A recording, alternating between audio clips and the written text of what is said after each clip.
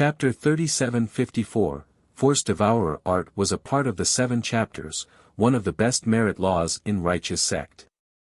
Just like its name, it could absorb all offenses regardless of their power.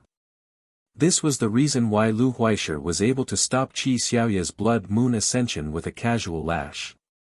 Go! Qi Xiaoya didn't give up and released more vitality. A resplendent tsunami emerged with loud fanfare. The Blood Moon emerged again, still pushing down with an unstoppable momentum along with the maelstrom. The power of this move was definitely awe-inspiring.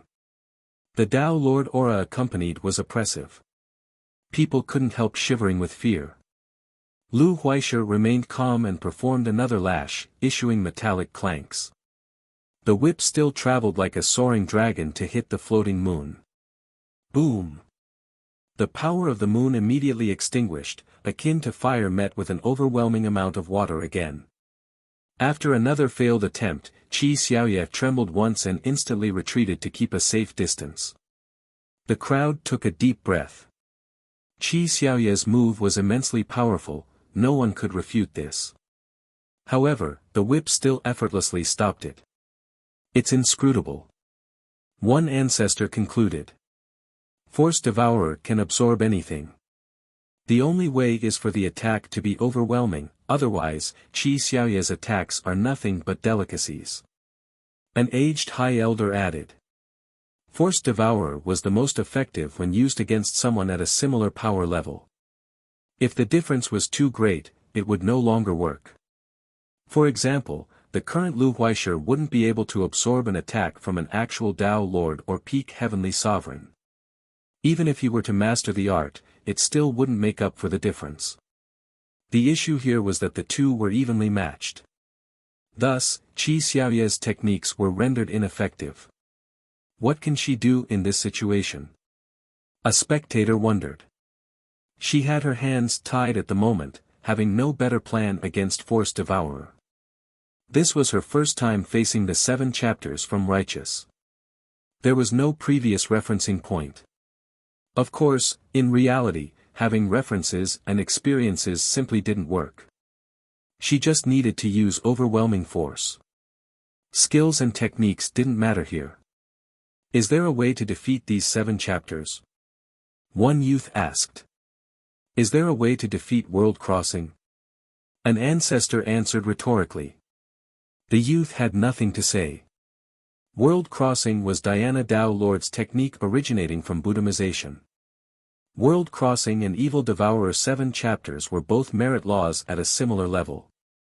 In history, no one has been able to stop World Crossing. One could be stronger and shoulder it, but to fully nullify it? Impossible. Therefore, if solving World Crossing was impossible, the same would apply to Evil Devourer 7 chapters.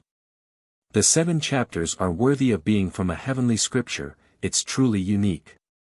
Qi Xiaoya has to admit. This is all I have managed to learn. The Scion's attainment is far greater. Lu Huaisha humbly said. How many chapters have he learned? Dugulan suddenly spoke. Ears seemingly became longer as everyone stared at Lu Huaisha.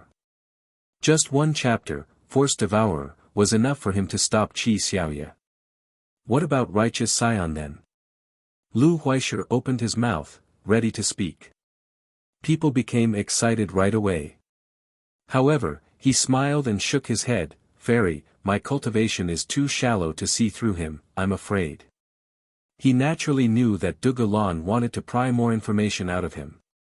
People became disappointed but understood his hesitation due to the contest. If he had learned 1 chapter, then the Scion most likely knew 2 or 3. Fairy, I can tell you that the Scion has learned at least 4 out of the 7. Su Tsueme, who has been standing to the side, suddenly interjected. The listeners trembled after hearing this. Lu Huaisha with only 1 chapter seemed strong enough. Even Dao Lord merit laws were ineffective. What would 4 chapters be capable of? Hu Ben and Phantom became serious. They were confident prior, but after seeing Force Devourer, their mentality slightly wavered. Dugulan was undeterred. She smiled and said, 4. Perhaps the scion has learned all 7. That's one possibility. Suimei didn't deny, you're quite knowledgeable. No, it's just that if the scion wishes to become a Tao Lord, it's essential that he knows all 7. That might be the first goal for any disciple from righteous and a qualification to prove their Tao. Dugulan responded. Truly logical, impressive. Su Tsuemei slightly nodded while pondering. The conversation between these two shocked the crowd. Just 4 chapters were dreadful already, but the entire thing? The scion would be unstoppable, right? One youth said. He's already unstoppable. Last year, he swept through all of righteous. An expert who has been to righteous before said. He wanted to add something else but decided to keep it to himself.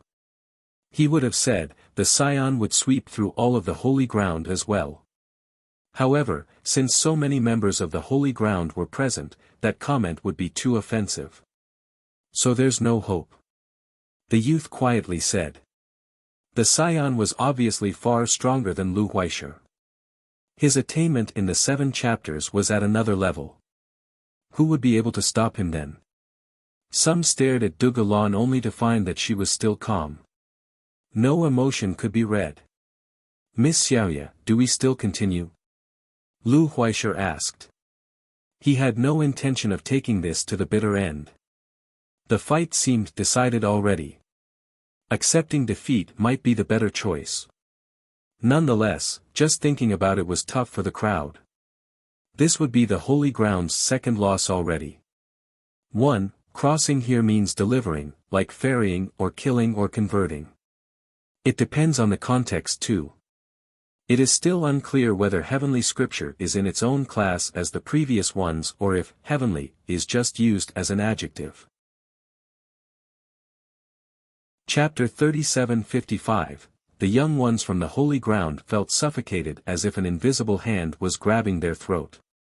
Qi Xiaoya's defeat would be another heavy blow to the academy. They stared at her, aware that the reputation and dignity of the holy ground relied on her. The 7 chapters are indeed special, I'm afraid I don't have a solution. Qi Xiaoya took a deep breath and said solemnly. The audience felt their hearts sinking downward. Is she going to accept defeat? They would never be able to stare a member of righteous sect in the eyes afterward.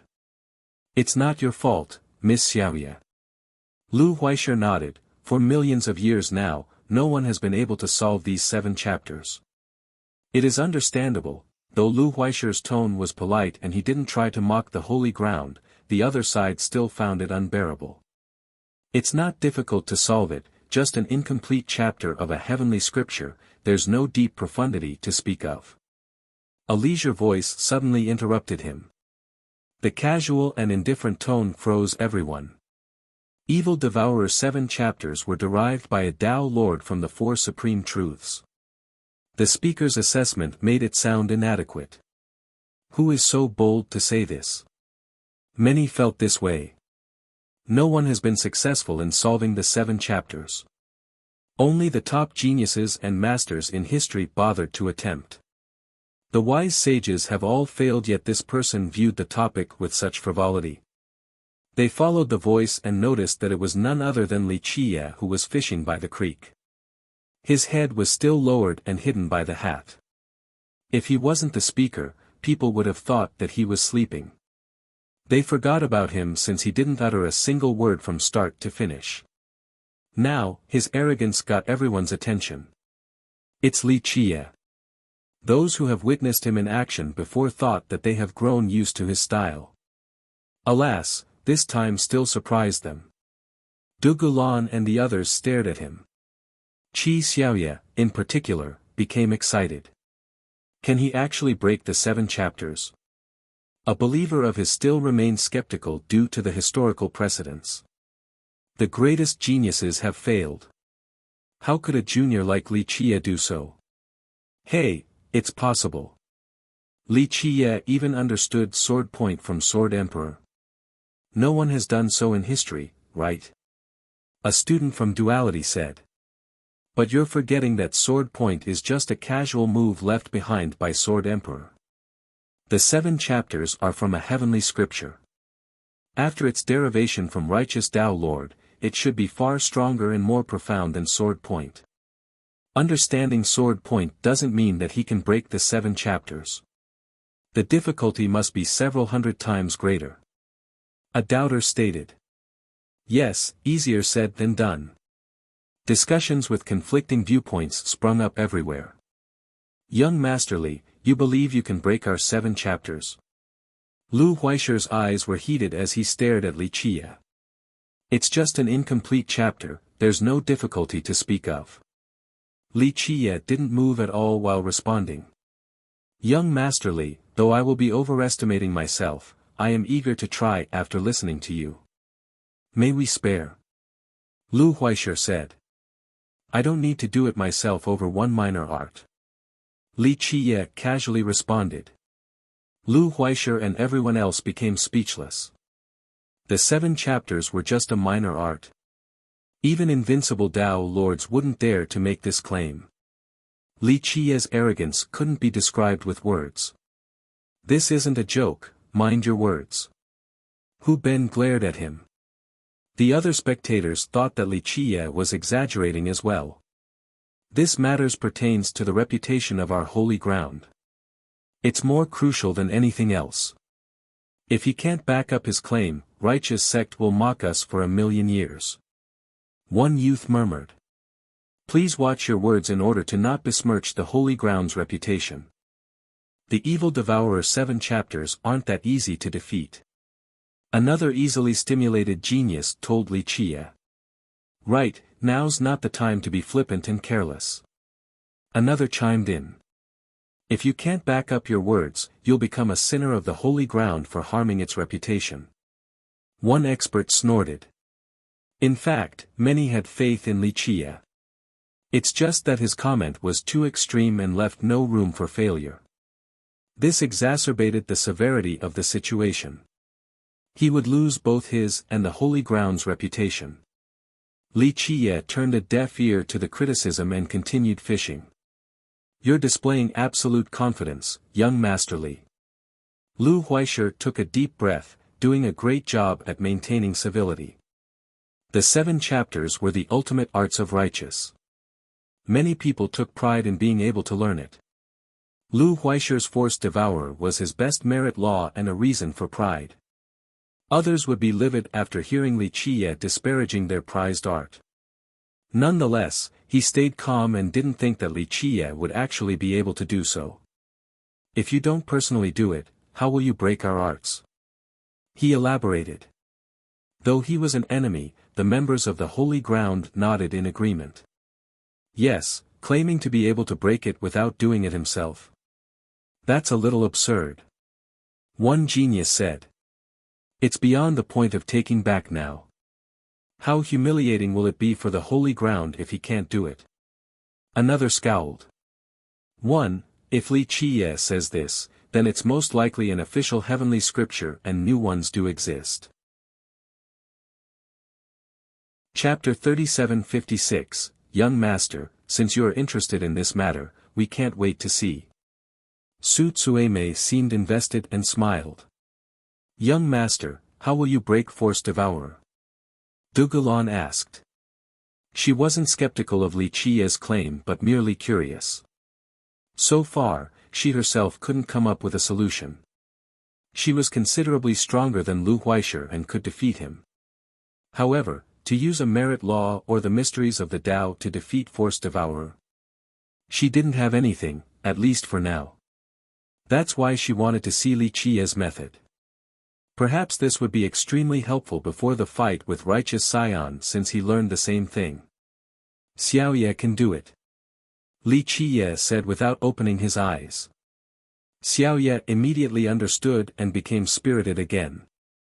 She cupped her first and said, I'm awaiting your guidance, young master. She then turned towards Lu Huaisher and said, Brother Lu, let us continue to decide the victor. Why not? I also wish to see. Lu Huaisher narrowed his eyes. He thought that if she acted as Li Qie's proxy, there was only a 20% chance of success at best.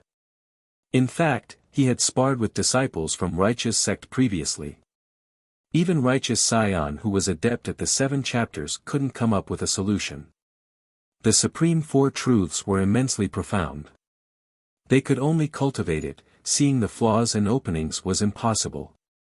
An outsider such as Wuxia most likely has never seen the chapters before, let alone learning them. This might be his first time seeing Force Devourer. How could Wuxia take his assertion seriously? Clank! The golden whip in his hand vibrated and issued a noisy aura, looking like a golden dragon. Let us get started. Wuxia told Qi Xiaoye.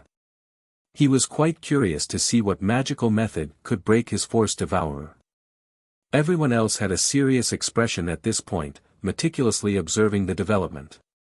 Qi Xiaoye stared at Wuxia since she was relying on him completely.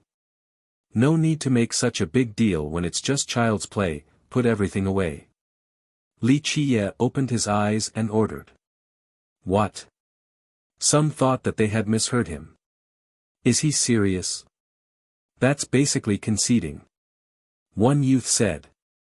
If Miss Xiaoye were to put her weapon away, she'll be completely defenseless and unable to resist. A genius added. They saw the power of the Scarlet Moon seal earlier along with the Blood Moon Ascension. They felt that these things kept her competitive. Otherwise, she would have lost long ago. Thus, not using these things was akin to surrendering. Not using the Tao Lord Merit Law and weapon. Experts from the last generation were puzzled. Remember, Wuxia had a top-level weapon as well. Is this a joke? Is she going to fight barehanded? Another questioned Wuxia. Hu Ben and Phantom's expression soured due to the lack of logic. Is this the right move? She could at least defend with the Tao Lord weapon. Phantom said. Wuxia's Force Devourer was devilish indeed. However, even if Qi Xiaoye couldn't break his defense, she could still guarantee her own safety. What Wuxia told her to do was akin to suiciding. No one believed that her body could handle the attacks from the whip. Don't play with someone's life. Hu Ben shouted, this is not a game. Just one mistake and Miss Xiaoye might die. The reputation of the holy ground will go down the drain as well. That's right, we have to take this seriously. Others agreed with this and nodded. Miss Xiaoye, do not listen to him. An older student from Duality said, your life's on the line with just one wrong move, please exercise prudence. This Li guy, he's actually toying with someone's life. The young ones criticized Wuxia's ridiculous choice. Of course, Wuxia didn't bat an eye despite the rampant criticism. Contrary to the mass, Qi Xiaoye actually recalled her seal and Blood Moon Ascension without any hesitation. She then stopped channeling her vitality and chaos true energy. This shocked everyone, Wuxia included. Is this safe? An ancestor wondered. Going defenseless against that golden whip was too much. Not to mention Qi Xiaoye, the ancestors here wouldn't want to fight Wuxia barehanded. Are you sure, Miss Xiaoye? Wuxia himself became worried. Though she was a capable cultivator, he thought that she had zero chance under these circumstances. Only death awaited. Thank you, brother, this should be fine. She calmly answered, having full confidence in Wuxia's guidance unlike the others. She virtually put her life in his hand.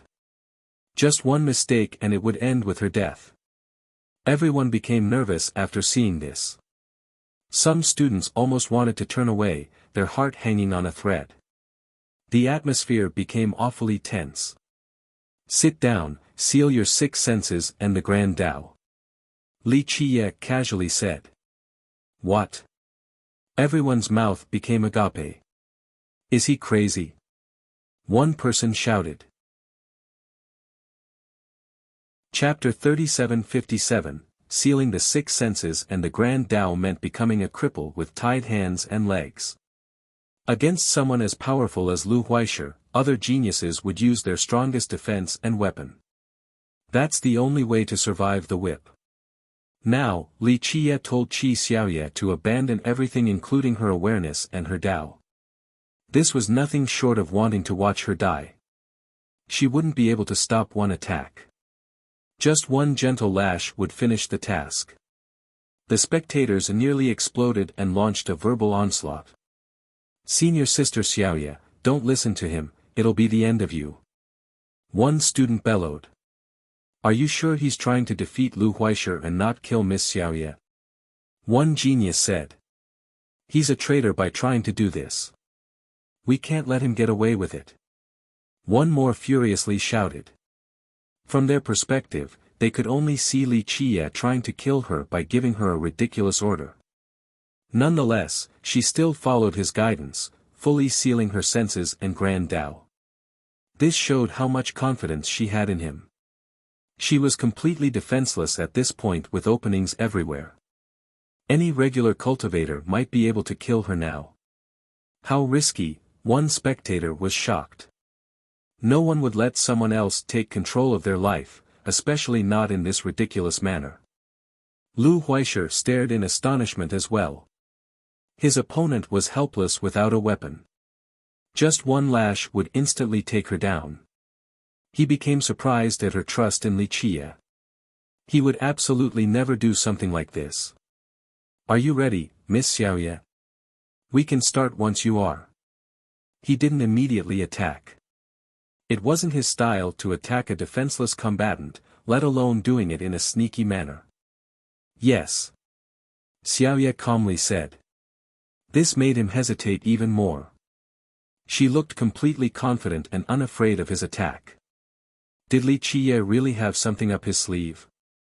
Huaishe became cautious and began ordering his whip to inch closer to her, testing the water. She still didn't move at all, as if she didn't sense the incoming whip. People started sweating for her as the whip drew closer. "Is this a thing?" One spectator said as the whip looked like a spirit snake trying to scout the situation and ready to deliver the fatal bite. The fight hasn't started, but anxiety still overwhelmed the spectators. It looked like a match between a venomous serpent and a helpless rabbit. "Excuse me then." Lu Huaishe didn't get anything from the scout, so he decided to make his move. In his mind, her Tao Lord weapon and merit law weren't enough to stop his force devourer. There was no way she could do anything now. Clank! The whip changed its movement and resembled a true dragon, lashing through the air to hit Xiaoye. He activated Force Devourer also. This turned the dragon-like whip into another legendary creature capable of absorbing all offenses. Even the slightest use of force would still be absorbed. Qi Xiaoye still remained unmoving as the whip came down. "Shit!" One spectator turned pale. "Sister, from above!" A duality student screamed. The members of the Holy Ground thought that she was finished. "It's all Li Qiye's fault." Another turned their anger towards Li Qiye. "He needs to pay for this." Others chimed in. In this crucial moment, Li Qiye's voice seemingly echoed in her mind, Tao with the heart, hand with the law. Others wouldn't be able to grasp this in a split second. However, Qi Xiaoye was different under her sealed state. Her mind was utterly empty, so it became clear to her, even the movement of the whip and the changes of Force Devourer. The imperceptible mistakes and flaws prior could finally be spotted. She finally made her move, gently closing her palm with the same force as one would when tying their hair. This action had no offensive or murderous intent. Nonetheless, it contained a profundity not privy to the spectators. The next thing that happened was a loud bang, and Lu Huaishe was blown away by his own whip. It nearly struck his head. He suffered a backlash from his own Force Devourer. It didn't stop Qi Xiaoye's retaliation, but rather, it devoured his own merit law. Nonetheless, he reacted fast enough to prevent his head from being split open by the whip. Chapter 3758, Eyes were wide open watching Lu Huaishe get blown away. The crowd couldn't believe their own eyes. Earlier, Qi Xiaoye used a Tao Lord weapon and merit law yet couldn't do anything to force Devourer. Now, despite being sealed and weaponless while sitting in the meditative pose, Qi Xiaoye managed to repel Lu Huaishe by just closing her palm. No one would have believed this illogical development without seeing it in person. Lu Huaishe himself found this astonishing despite personally experiencing it. There was no explanation for how she did it. What the hell is going on? A spectator regained his wits and murmured. What kind of top technique is this? So bizarre. One older expert added. All eyes were on Li Qiye because it was apparent that his guidance made the reversal possible. However, Li Qiye was still holding on to his fishing rod and had his eyes closed. Didn't I tell you? Li Qiye can make the impossible possible, that's just who he is. Someone who trusted Li Qiye prior laughed. Those who mocked Li Qiye or thought that he was being too arrogant felt their cheeks becoming hot as if he had just slapped them. Some ancestors had an awkward expression, they also thought that he wouldn't be able to break Force Devourer. The effortless manner of how he did it naturally shocked everyone. What technique was that? Another ancestor wondered, not seeing the profundity of Qi Xiaoye's slight hand movement. How was that enough to stop Force Devourer? Which sect is it from? Lu Huaishe asked while staring at Li Qiye. Alas, Li Qiye didn't say anything. Qi Xiaoye had no idea either, but she didn't ask. How interesting, it must have something to do with the secrets of Duality Academy. Su Tsueme clapped and smiled. The crowd became startled. Members of the Holy Ground had no idea. How did someone from Righteous see the clues? Some turned towards De Gulan. She might be the most knowledgeable of the Academy's techniques out of anyone here. We have a merit law like that? The students started talking among themselves. The student body was diverse, originating from all over the world. They also cultivated different merit laws. Alas, none could pinpoint this to any technique from there. It can be classified as being from our academy. Du Gulan pondered for a bit before replying, but no student has been fortunate enough to learn or understand it recently. The listeners exchanged glances right away. The students, in particular, became emotional. If this was indeed a merit law from Duality Academy, how did an outsider like Li Qiye understand it, unlike the rest? Very well, let me witness it again. Lu Huaishe didn't give up and walked towards Qi Xiaoye.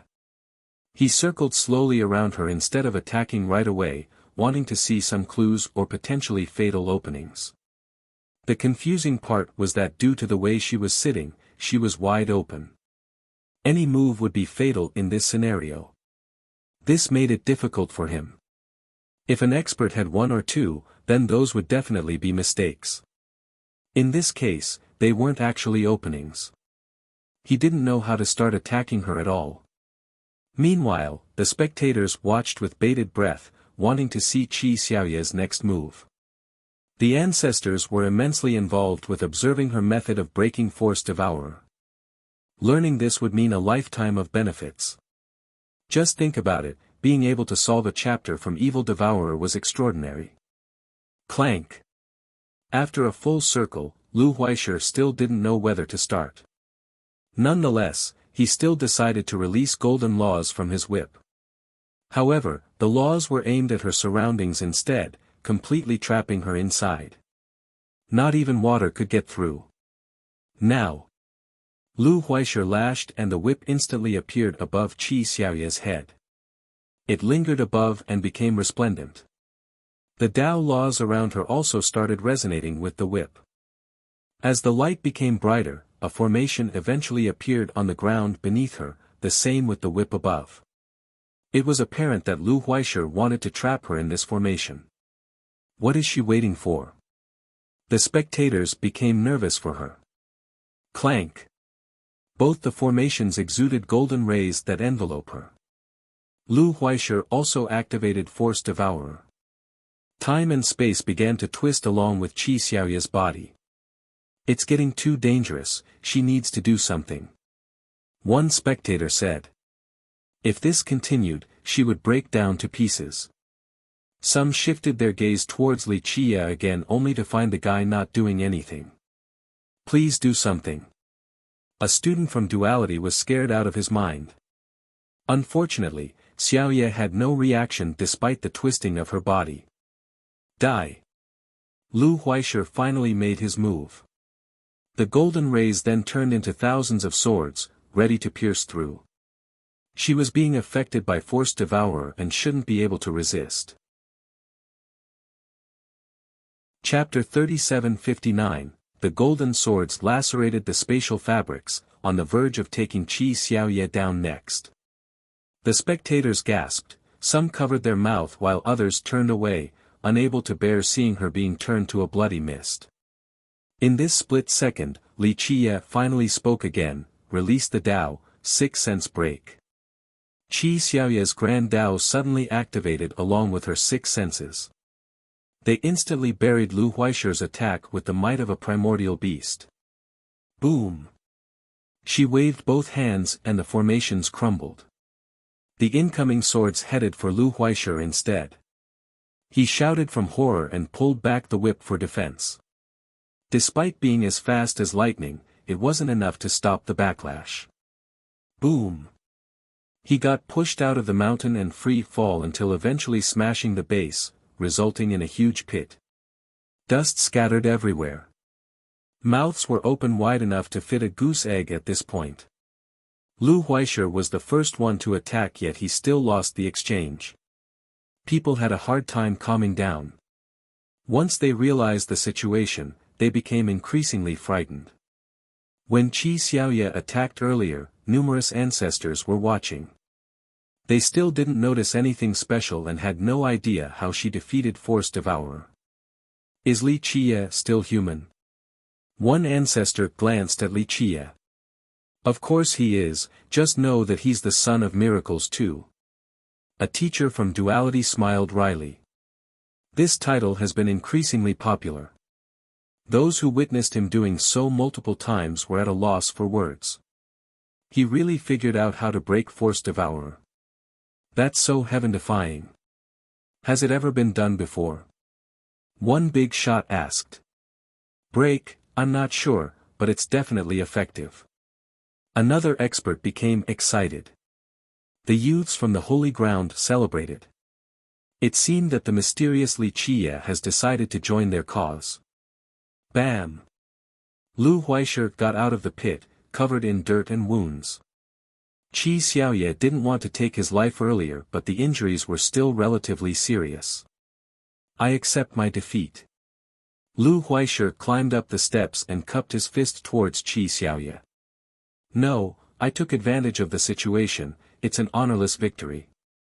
She returned the respectful gesture. The end of this battle was great news for the members of the Holy Ground. We finally won one. Someone heaved a sigh of relief.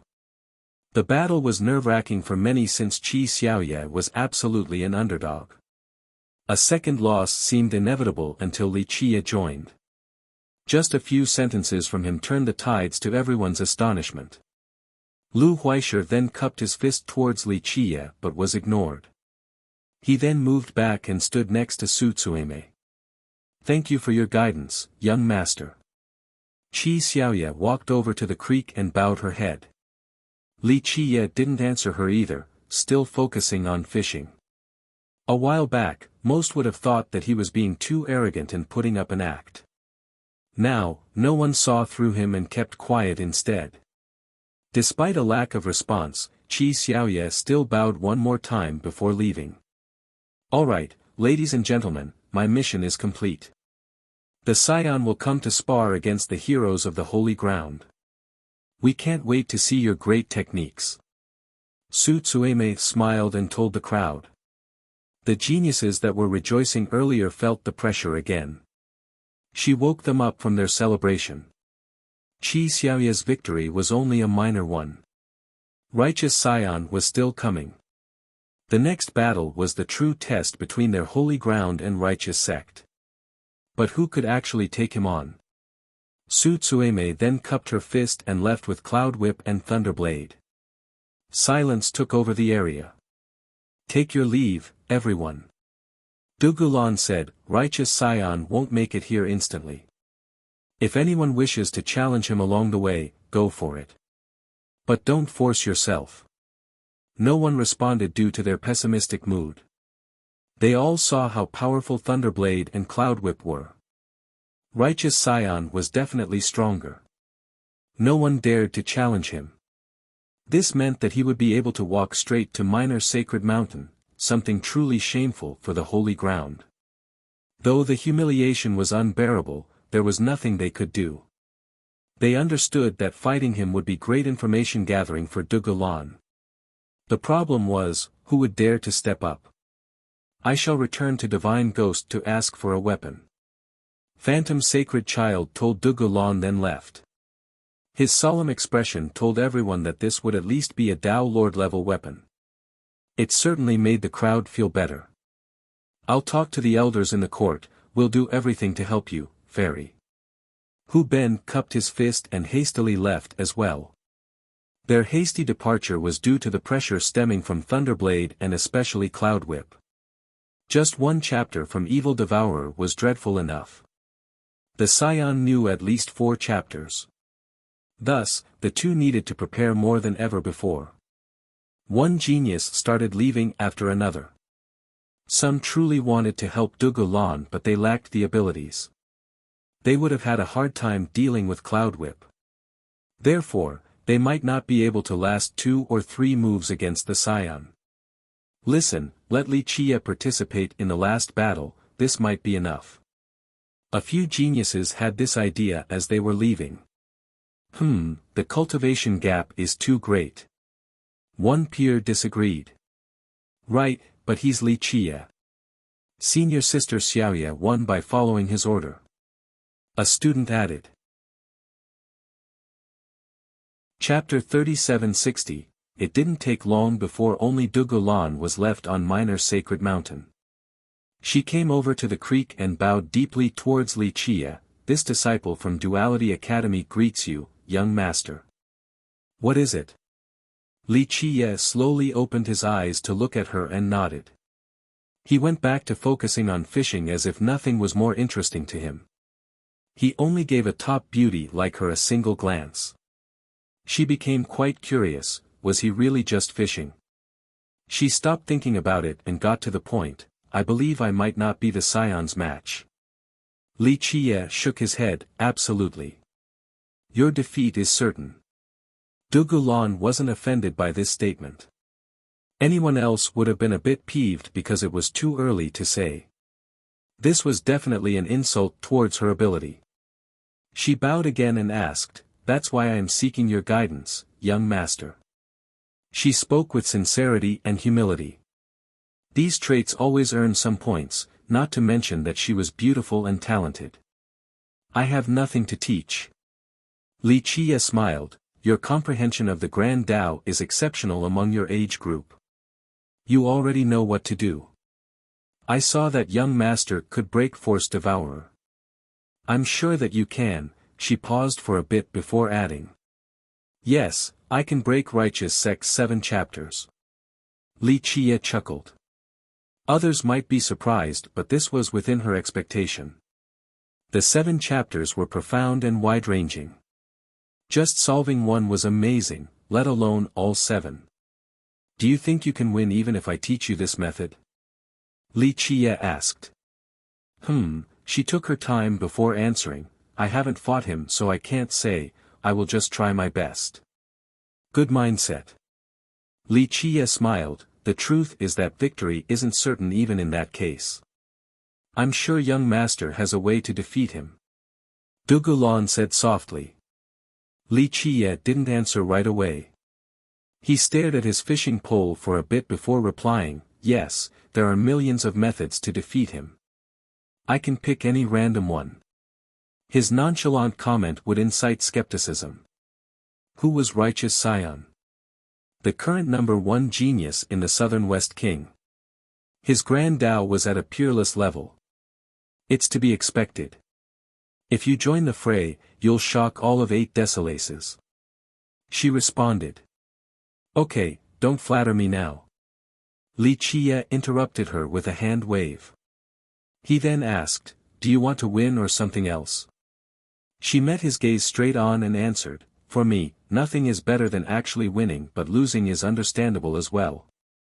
My cultivation is inferior and there's a large gap in our actual battle prowess. It's not shameful to lose to a better combatant. She paused for a bit before moving on. The only problem is that I'll be letting down my sect and the holy ground.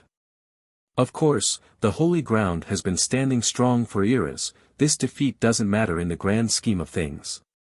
It's more of a personal shortcoming, that I am not excellent enough to do everything perfectly. She had a natural expression as she admitted this. Well said, well said. Li Qie laughed and approved of her. She smiled gorgeously in response. Young master, will you join? She asked afterward. Did you say that the holy ground will be just fine after this defeat? It still has all of its foundations and plenty of hidden experts. This contest is trivial and doesn't affect me in the slightest. Li Qie said. Yes, but given your status, you can represent the holy ground, you're its, Dugulan couldn't help but say. You're mistaken, I don't represent the holy ground nor Vitra. It's all a misconception, I only represent myself and have no other identity. Li Qie waved his hand. Nothing he had said surprised her until now. She stared at him with uncertainty. Young master, what do you mean? Li Qie stared implicatively at her and said, don't count on me for this battle, I'm not interested at all. You will bear the banner for this tough competition between the holy ground and righteous. Young master, I suddenly feel an overwhelming weight on my shoulders. It's suffocating. She took a deep breath and smiled wryly. Isn't that a good thing? It's time for you to rise up and reach the next height. Li Qie said. But shouldering the reputation of the holy ground is such a serious responsibility. She responded. The heaven tests the capable, that's all. Li Qie flatly responded. Will you come to watch the battle? She stopped convincing him to help. Don't worry, I'll come to show my support if I'm not occupied with important business. Li Qie paused for a moment before answering. She felt better even though he didn't promise anything. Just his presence would take the weight off her shoulders. With that, Li Qie closed his eyes again, seemingly falling asleep. She stopped bothering him and stared at the fishing rod. After a while, nothing was happening, no fish was biting at all. Some time passed and he stared at her, shaking his head. Holding the rod doesn't mean that one is fishing. She didn't expect him to speak to her again but agreed with the logic. He then began to pull back the string. Who knows how long it was, but this took forever and the hook was still nowhere to be found. The problem was, once it left the water, she noticed that it wasn't a fishhook at the end of the string. Chapter 3761, A bronze ring was attached to the string instead of a hook. It seemed strangely moist and shiny as if it had drunk enough water from the creek. It obviously couldn't drink or absorb water, it merely gave off that strange impression. After being filled, the ring seemingly came back to life as if it was sentient, ready to turn into a creature, such as a true dragon, and soar among the clouds. Dugulan became startled. She never saw this ring before but had heard of her master talking about it. She couldn't believe that he was using it as fish bait. His intent remained unknown. Initially, she assumed that it would be something strange like a hook without bait or having a strange shape. This didn't seem to be the case at all. His goal was something else entirely. Young master, what? She didn't know what to say, her eyes darting back and forth between Li Qie and the ring. Just fishing since I have nothing else to do. Li Qie chuckled. She naturally didn't buy it. The ring was peerless and had paramount significance in the holy ground. No one else would be as careless as him with it. Sigh, this crappy place is annoying me now, so troublesome. Should I just burn it to a crisp? Li Qie seemed unhappy about something. He then casually tossed the ring down the creek. Splash! The ring floated away with the string still connected. The ladder seemed to be quite long. She was still afraid despite knowing that he wasn't going to throw it away like this. Her next focus became his intent. Was there something special about this creek? She took a look at the water but didn't find anything peculiar. Nonetheless, he must have a reason for his action. Curious? Li Qiye smiled at her. I just don't get it. She stopped looking at the water and answered while touching her hair. Have you been to Sacred Mountain? Li Qiye suddenly asked. Sacred Mountain? She shook her head. No, few are qualified to get there, only the top characters of the holy ground. I heard that the 4 grandmasters have done so to meet the Supreme. Sacred Mountain was the ultimate symbol of authority at the holy ground, its true ruler. It remained elusive throughout history but still maintained a firm grasp. It was impossible to visit without an invitation. Those lucky enough to be eligible were amazing existences. That's why you don't understand. Of course, you might not even after going up there. Li Qiye smilingly nodded. She pondered in silence. It was too hard to understand someone like Li Qiye. Take a look at the land. Say, what if one day, all of it will be in your grasp? What do you think about that? Li Qiye casually asked. In my grasp? She was slightly jolted before regaining her composure, being smart enough to understand what he meant. She had impressive mental fortitude but it still took her a while to regain her wits. She took a deep breath and said, You're joking, young master. What if I'm not? Li Qiye stared at her. She became speechless, her mind empty. A while later, she answered, Young master, I don't think I'm suitable. Oh. Elaborate. He smirked. If that falls upon me, I'm afraid I'll lose to the Scion before the battle even starts. It becomes something more than just a personal duel. Winning is absolutely essential and I can't handle that, whether it be my state of mind or abilities. I rather fight while representing myself and nothing more. I know that I will most likely lose but fighting a top genius will be truly beneficial. I don't mind the loss of reputation in that case. She became solemn and continued, My goal is to seek the mysteries of the Tao and hope to reach the apex, not authority and fame. Correct. Li Qiye nodded and praised, You're not the most talented or the smartest but you truly know and follow your heart. This is quite rare. Your potential is limitless. You might lose to righteous Scion in the incoming battle but who knows what the future will bring. Thank you, young master. She bowed towards him. Go now. Li Qiye said and closed his eyes again. She bowed one more time before floating away. The news of the Scion's challenge spread across the holy ground. It didn't take long before the start of the event. Righteous Scion is here. The news of him setting foot on the border traveled like a storm and shocked everyone. Who would dare to fight him outside of Dugulan? He didn't bring an army for the trip, only a few followers.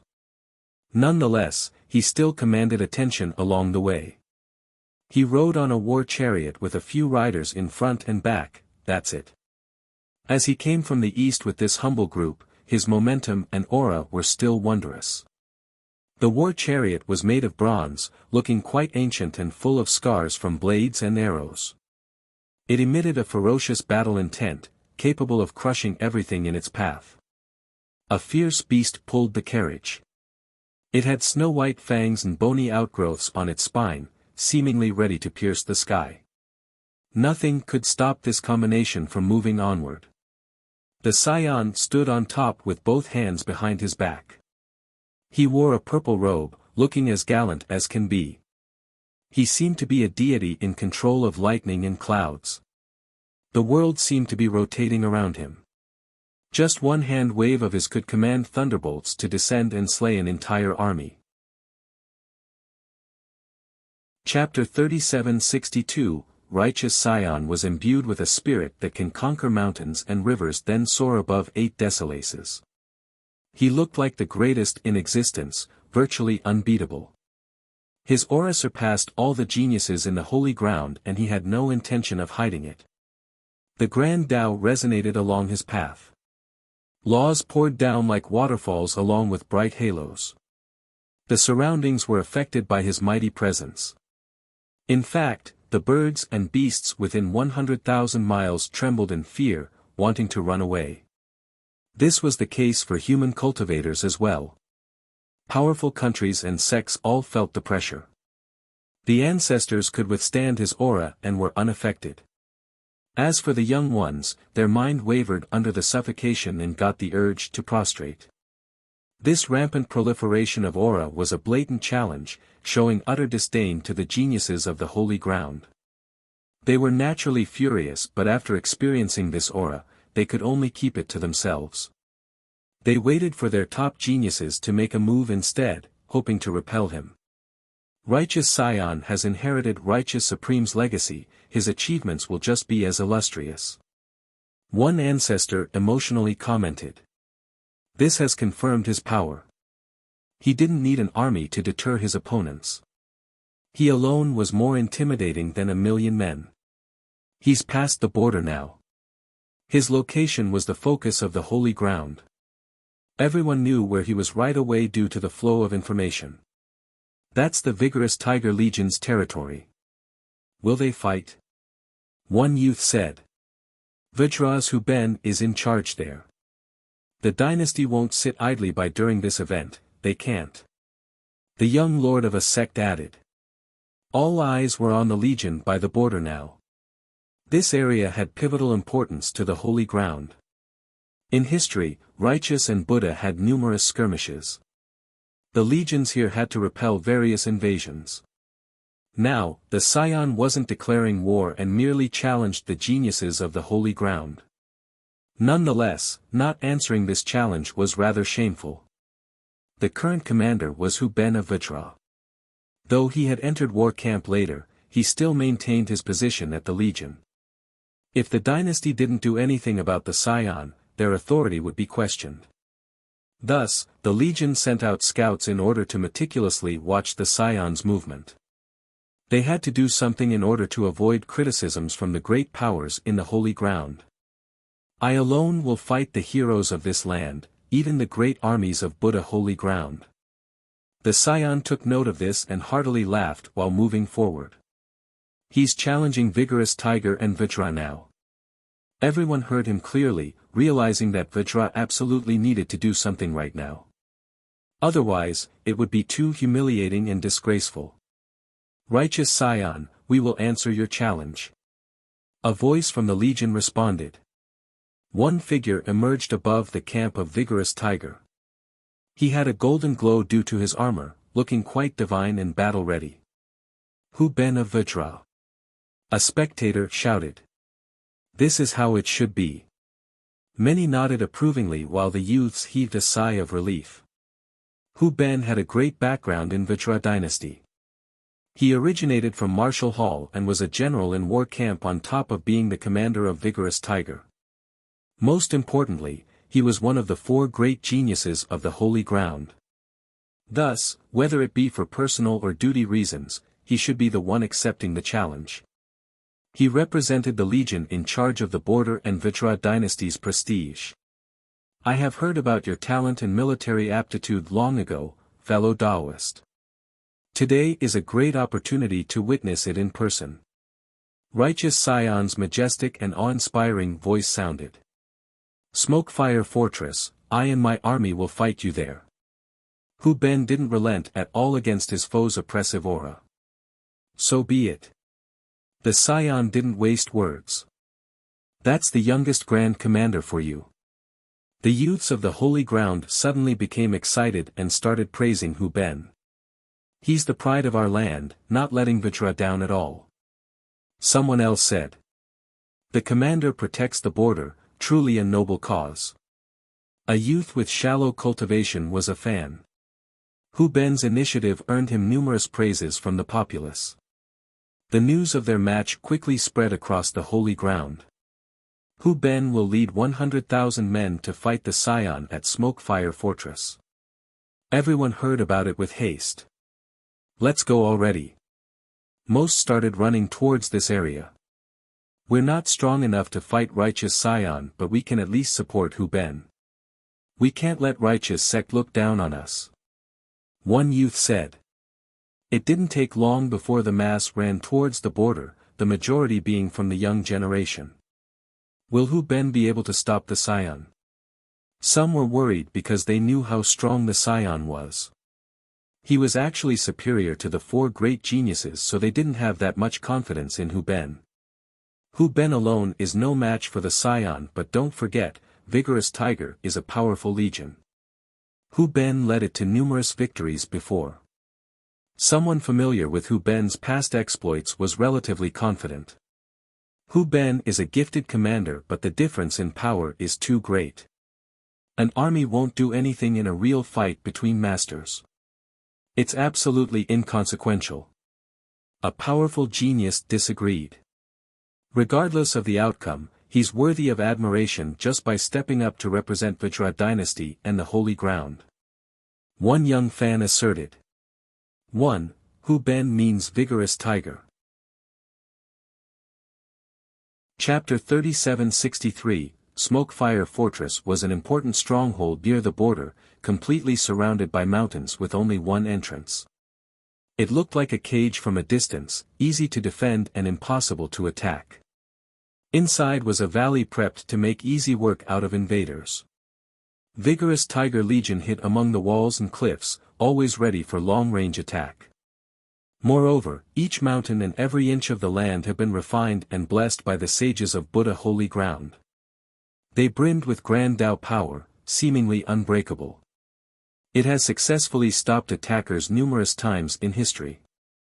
Righteous sect itself has lost numerous troops trying to take over this pivotal stronghold. Due to the peace recently, the borders were open for members of both sides. Thus, the entrance was still open despite the match between the Scion and Hu Ben. This was only a contest, not a declaration of war or an invasion. Under these circumstances, closing the entrance would show weakness and fear. Vice versa, leaving it open displayed confidence in spite of the Scion's power. Numerous experts from the holy ground were already here. The majority consisted of the young generation of the holy ground. Some cultivators from righteous sect came to watch the show. The latter wouldn't want to miss such a good opportunity to see their Scion in action. Therefore, it didn't take long before the stronghold was filled with people, whether it be the walls and cliffs or the sky. As for the members of Vigorous Tiger Legion, they looked different today. Each member wore golden armor and had surging vitality. Not one soul was weak. It became abundantly clear that only the elites were chosen today. The regular guards have been sent away. They knew how to fight and had great teamwork through rigorous training and ample battle experience. Hu Ben came prepared today. They naturally didn't want to lose, so they went all out. Is it possible to stop him? One youth wondered after seeing the impressive soldiers.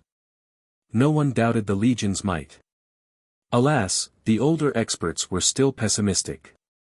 One of them shook his head. Their opponent is the Scion, a wondrous existence. This legion alone can't stop him. Nonetheless, the youth still believed in Hu Ben and his army, that they would put up a good fight. The sun slowly rose while the fortress was the center of attention. The Scion is here. The appearance of the Scion caused quite a stir. The battle will start soon. Another shouted. Waves of commotion resounded. Some spectators became serious while staring at the Scion. He came alone, wearing a natural expression despite entering a heavily guarded fortress. Despite his relaxed demeanor, others didn't have a good time. This was because he didn't hide his aura in the slightest. His grand Tao power ravaged the area like a deity from above. It swept through the crowd, the weaker members had a hard time breathing. In reality, the scion wasn't purposely aiming his aura at anyone in particular or trying to increase its oppressiveness. He merely let it roam free. Alas, he was just too strong, so it became unbearable. Some had no choice but to retreat in order to be at a safe distance. He didn't say a word or mock anyone while sauntering forward. Nonetheless, just this style of his was dominating enough. He resembled an apex existence looking down on everyone else. They felt like insects in comparison and shuddered. Those who have never seen him before found this a grand event. His aura was beyond words. No wonder why he was the chosen successor of Righteous Supreme. The most arrogant geniuses found themselves inadequate after seeing him in person. The number one genius indeed. One youth realized the gap without needing to fight him. Prior to this, a few still weren't convinced of his superiority. Now, they kept their mouths shut. A natural stronghold, hard to attack. The scion scouted the area. Those who met his gaze had a hard time standing straight. I hope that the holy ground has enough experts to let me go all out and not return in disappointment. The scion's next comment was overbearing. Despite not insulting the holy ground, he made it sound as if no one else could enter his sight. The geniuses from the holy ground became vexed, but they were helpless, too weak to stand up to him. If anyone were to call him out on his arrogance yet fail to back it up, they would be throwing away the holy ground's reputation. That would be awfully unwise. I apologize for the lack of reception since we are armed, scion. A calm voice came from the high wall. Everyone looked over and saw that it was Hu Ben. He looked gallant like a great general, clearly someone adept at commanding a great army. Chapter 37-64, Hu Ben's appearance relieved the crowd. At the very least, the holy ground gained some face back. It would have been disgraceful if Righteous Scion walked straight to Minor Sacred Mountain without anyone stopping him along the way. Now, Hu Ben, a commander of Vajra and one of the four geniuses, accepted the challenge at Smokefire Fortress.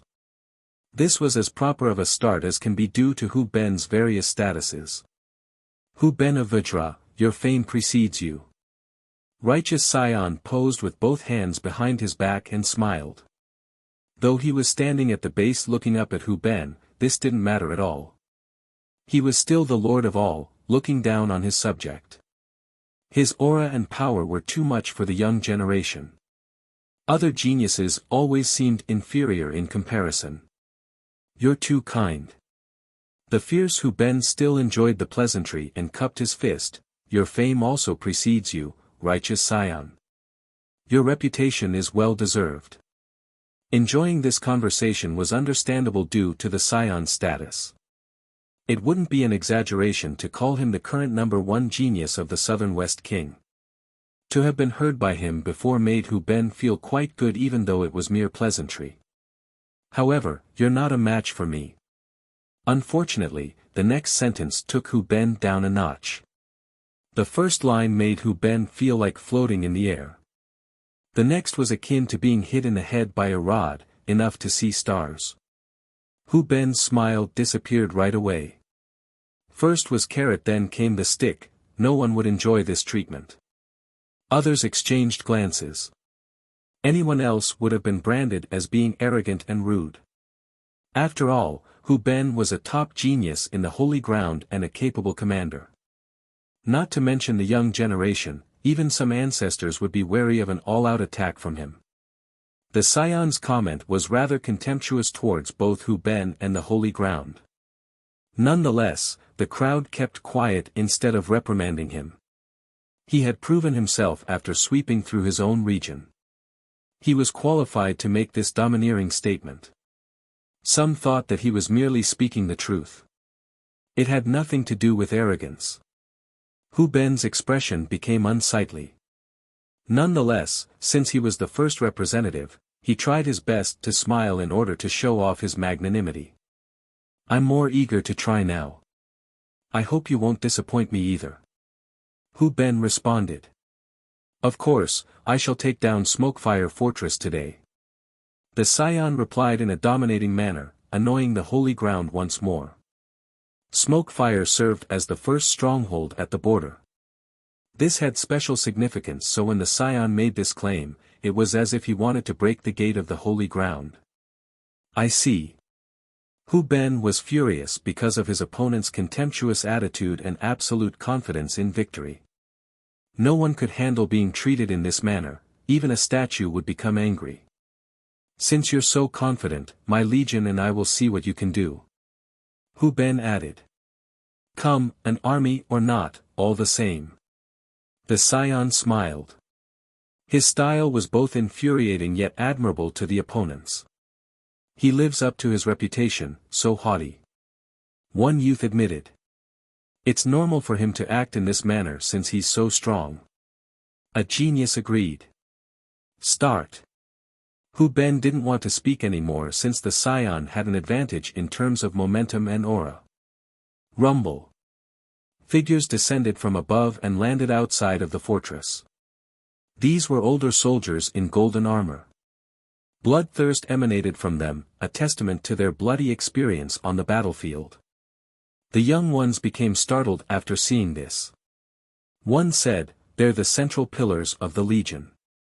These men play a great role in helping the Legion keep the border safe." Some saw hope after seeing the soldiers surround righteous Scion. Maybe there was a chance since Vigorous Tiger had so many experts. This seems lacking. The Scion glanced at the combatants. You'll find out soon enough. Hu Ben raised his hand. Creak. Platforms with crossbows on top began to rise from the walls. The crossbows were unique and emitted a frightening aura. Smokefire crossbows. Someone shouted, the dynasty asked powerful heavenly sovereigns to make them back then. This was one of the stronghold's strongest offenses. The dynasty invited numerous sovereigns for the sake of creating these crossbows. If you don't mind, I will use everything possible for this battle. Hu Ben said. This was supposed to be a duel between geniuses, but Hu Ben was using Vajra's military power as well. Of course, the Scion didn't actually mind. That's fine, I want to see your famous leadership. The Scion smiled. Hu Ben was actually quite frustrated. He was obviously not a match in a one-on-one fight. However, he had his legion and the resources of the stronghold. He thought that this would be enough to put up a good fight. I'll be starting then. He said seriously. The spectators watched with bated breath, hoping for a miracle. Chapter 3765, Go. The Scion smiled as he glanced at the surroundings, still looking composed. Open the fortress. Hu Ben glared at his foe and roared. This confused some spectators. The gate was open, what did he mean by that? Loud rumbles and dazzling lights occurred in the next moment. The entire fortress started quaking and the area beneath the Scion suddenly sank downward. In fact, the fortress was below ground now, creating something akin to a large cooking pot with the Scion in the center. The fortress itself was sleek and smooth like a mirror before the astonished spectators. What is going on? Most were confused. I heard the sovereign spent a lot of time preparing this back then, meteoric beam. It's rarely used. One ancestor said with a solemn tone. The Scion in the center wasn't frightened at all. He was cool and collected despite knowing that a sure-kill move was coming. Be careful, Scion. We'll be starting the mechanism soon. Hu Ben said. I know, go ahead, I'm ready for it. The Scion smiled. Start. Hu Ben scowled and declared. Buzz. Something seemed to be rubbing against the mirror-like surface of the fortress, causing it to become even brighter. An unknown power has been activated and time suddenly halted. Everyone saw a magnificent scene in this split second. Everything was frozen in the vicinity including the lights. The latter suddenly turned into countless arrows. At the same time, the ground beneath the Scion emitted an irresistible sucking force. All the light arrows started shooting towards him at an unbelievable speed. They twisted together to form great beams with enough destruction to pierce through all affinities. Even the hardest substance would be reduced to nothingness. The spectators were amazed because this was a method consisting of borrowing the powers of the word. Moreover, the Scion's location has been locked on. Dodging and fleeing weren't possible this late into the attack. The beams came from above just like lightning bolts. If they made contact, they would pierce his head. Boom! The beams made direct contact, washing over the Scion like heavenly waterfalls and drowning him. Nice! One spectator shouted after seeing the direct hit on the Scion's head. The destructive power of the beams was unquestionable. Everyone in the crowd thought that their head would instantly explode upon contact. Meteoric beam, that sounds about right. Another spectator said. The members of the Holy Ground became excited and felt great about the situation. One opened his eyes wide and stared at the beams. Will he die from this? Most thought that he would definitely survive due to his mighty strength. However, injuries should be possible. Rumble. The beams were suddenly pushed up. The spectators clearly saw the Scion become enveloped in a pulsing divine light brimming with Tao laws. This defensive barrier fully nullified the beams. He started pushing the beams upward, going against the currents. The confrontation of the two forces resulted in loud explosions and earthquakes. I can't believe it. Someone commented. The Scion faced the attack directly with his own power, letting the beams actually hit him. That's righteous Scion for you. Others took a deep breath. He's very close to reaching the golden avatar. He'll become an heir soon and will have a chance to prove his Tao. One ancestor remarked. It became obvious that the Scion has broken through the Grand Tao sacred physique realm. After breaking through this realm, cultivators would have two paths. The first was Tao Lord Golden Avatar, the other was Myriad Tao Heavenly Physique.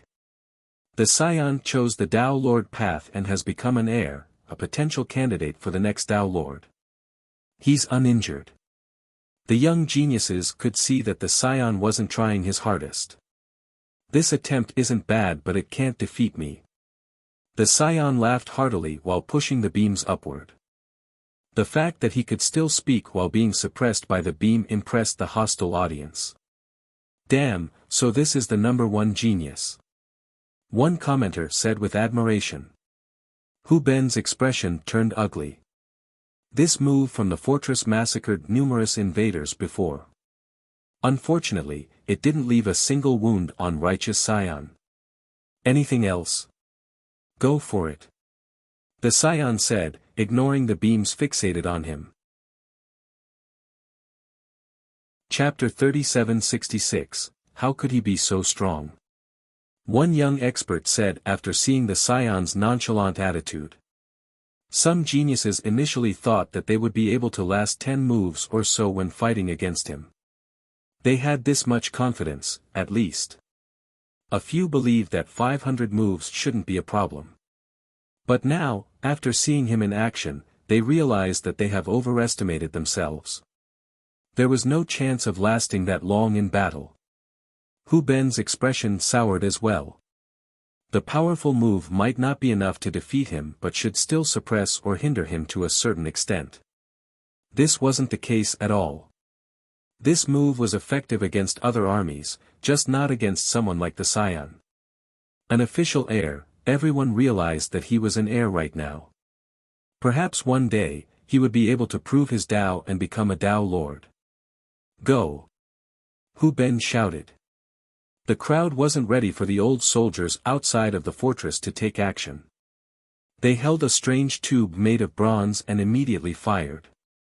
Rays came out first before people heard the wind-breaking noises due to the speed of the rays. Clank! Clank! Clank!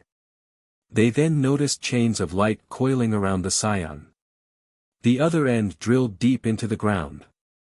The arm-thick chains were quite magical, fully trapping the Scion while stabilizing by connecting with the earth. Their thickness made them quite heavy, but no one felt this way due to their incredible speed. This allowed them to coil around him in no time at all. Great! Many spectators applauded after seeing this. Seal him! One youth jumped excitedly to the air. This is a once-in-a-thousand-years opportunity. Incredible! Another cultivator shouted.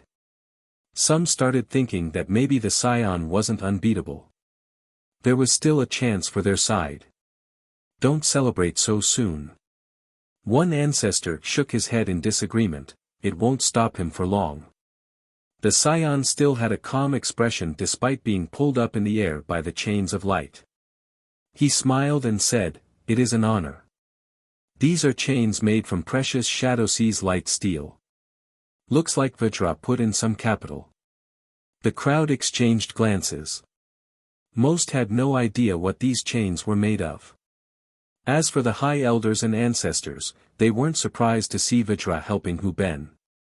The bronze tubes used by the older soldiers didn't belong to the Legion. The dynasty made an exception for this battle. After all, Hu Ben, more or less, represented Vajra. Though his defeat seemed likely, he couldn't lose in an ugly manner. That's why the dynasty gave him its support. Fire! Hu Ben didn't care about this and gave the command. Creak! The crossbows on top of the wall aimed straight at the scion and released large arrows. Their size didn't diminish their speed. They left behind afterimages along the way before instantly hitting the scion. The crowd was in awe at their power and speed. Most importantly, they instantly exploded the moment they struck him. Deafening blasts destroyed the spatial areas around the scion. Spatial remnants broke down into colorful pieces, just like blossoming fireworks. Boom! Finally, a black hole manifested and immediately collapsed afterward, sucking everything within. The spectators did everything they could to run away. Incredible crossbows. Some who saw the power of these weapons for the first time became amazed and frightened due to their destructive capabilities and speed. Damages came from multiple aspects: the explosions from the arrows, the collapse of space, and the sucking force of the black hole. One could survive, but injuries seemed unavoidable. Yes. More people applauded. He didn't have a chance to retaliate against the continuous attacks. Well done. One genius became excited. Hu Ben did well to seize the opportunity. Another praised Hu Ben. Many thought that the consecutive attacks were well done. Hu Ben didn't hesitate in the slightest and had the style of a capable commander. The actual result didn't matter. He managed to impress the older cultivators as well. Others would find it difficult to have a better plan. Boom! The collapsed space was torn apart. One foot stepped out first, then the person, righteous scion. A golden dragon coiled around him along with a golden aura. The creature breathed in and out, seemingly ready to devour 10,000 worlds. Scales began to latch onto the scion. The dragon itself emitted the aura of a Tao Lord. Everyone felt as if he was the chosen one and they needed to prostrate right now. Heaven Devourer Dragon Guard. An ancestor shouted. An invincible technique from righteous sect. Another master blurted out. Yes, created by Heaven Devourer Tao Lord. Most from the previous generation were amazed and envious. The Tao Lord used to be a serpent demon that managed to reach the Tao. For the sect, righteous Tao Lord left behind the 7 chapters while Heaven Devourer Tao Lord left behind this ultimate defensive merit law. Of course, he left behind other Tao Lord level merit laws as well. Nonetheless, this draconic defense was the most popular. Chapter 3767, The Transcending Youth walked out of the collapsed space, completely unharmed. Not even his robe was damaged, his hair was still perfectly tidied. He didn't bother to block the previous move yet still nullified it. The members of the Holy Ground became frightened. Even the ancestors took a deep breath. The scion was sealed earlier by the chains before the barrage of arrows. This should have done something to him. It's tough enough breaking down the draconic defense, let alone defeating him. One ancestor solemnly said. Who in the holy ground can actually stop this monster? An experienced big shot shuddered. Not to mention the young generation, even some ancestors thought that they wouldn't have been able to escape unscathed just now from Hu Ben's plan. No wonder why there was a rumor of him beating righteous sect master. An expert murmured. The sect master of righteous was obviously powerful, the ruler of the land with great authority. Nonetheless, this youth bested him. Hu Ben has no chance. This became apparent to the crowd. In reality, this was obvious before the start of the fight. Hu Ben couldn't match up with the Scion in terms of power and cultivation. Nonetheless, they remained relatively optimistic and clung to a sliver of hope. After all, Hu Ben was a famous genius and a capable commander who should have been able to last up to several hundred moves. Unfortunately, they realized that the gap was too great after the start of the battle. Righteous Scion is untouchable in the young generation. Others had no choice but to put their pride away and accept this reality. Not just the young generation, few in the previous generation can take him down. One ancestor shook his head. Silence and pessimism permeated the air. The youths of the holy ground felt as if there was something heavy pressing down on them. The previous statement meant that the Scion was at another level. If he could take another step forward, he would be similar to the four grandmasters. Hu Ben pondered quietly while being stuck in this predicament. He had underestimated the Scion's power by a considerable margin. He knew that defeat was inevitable. Alas, it was hard to get off a tiger. Giving up wasn't an option now since he represented Vitra. This must go all the way. That was a decent attempt. The Scion floated up in the air, looking domineering, but if that's all you can do, I'm truly disappointed. He stared straight at Hu Ben, but the rest of the crowd was affected as well. None thought that he was being arrogant at this point. I hope the other geniuses of the holy ground can have better plans. He stated in a matter-of-fact manner, perhaps with no intention of insulting his opponent. Alas, others construed it as disdain. Hu Ben was one of the four geniuses of the holy ground yet still didn't earn any respect. This meant that other youths couldn't get into the Scion's sight. They assumed that he was mocking them for being incapable. Hu Ben's expression soured. He has never been treated in this manner before. Of course, the frustrated youths couldn't do a thing since the Scion's power far exceeded theirs. Don't worry, our fight is not finished. Hu Ben said seriously, the holy ground has plenty of capable cultivators. It's just that I am lacking. Others approved of this message from Hu Ben and gave him a thumbs up. I hope so. The Scion laughed, let us continue then, do you dare to accept one move from me? This froze the listeners, especially Hu Ben. From start to finish, the Scion hasn't done a thing. He assumed a passive state and merely let Hu Ben do whatever he wanted. What would happen once he started attacking? Would Hu Ben be able to handle it? Hu Ben felt his scalp tingling. He wanted to give up but the situation didn't permit. He took a deep breath and said, we are ready to accept your attack. He pointed out that it would be both him and his army working together. That's fine, you can do as you please. The Scion said. We're ready then. Hu Ben felt better because they had the defensive advantage with the fortress around. Clank. The Scion immediately summoned a lance after Hu Ben finished speaking. It had a silver glow akin to the shine of bones. There was a tinge of gold as well. The spectators became intimidated by its sharpness. They even heard a roar as if a white tiger was in front of them. This lance's name is White Tiger, it's not a supreme weapon or anything but still presentable. The Scion introduced. How is this just presentable? It's close to being a Tao Lord weapon. The third Tao Lord of Righteous created this for his disciple. One ancestor blurted out. It belonged to a top sect master from Righteous once. Another expert knew the history and power of this lance. Chapter 3768, The lance was infinitely close to being a Tao Lord weapon.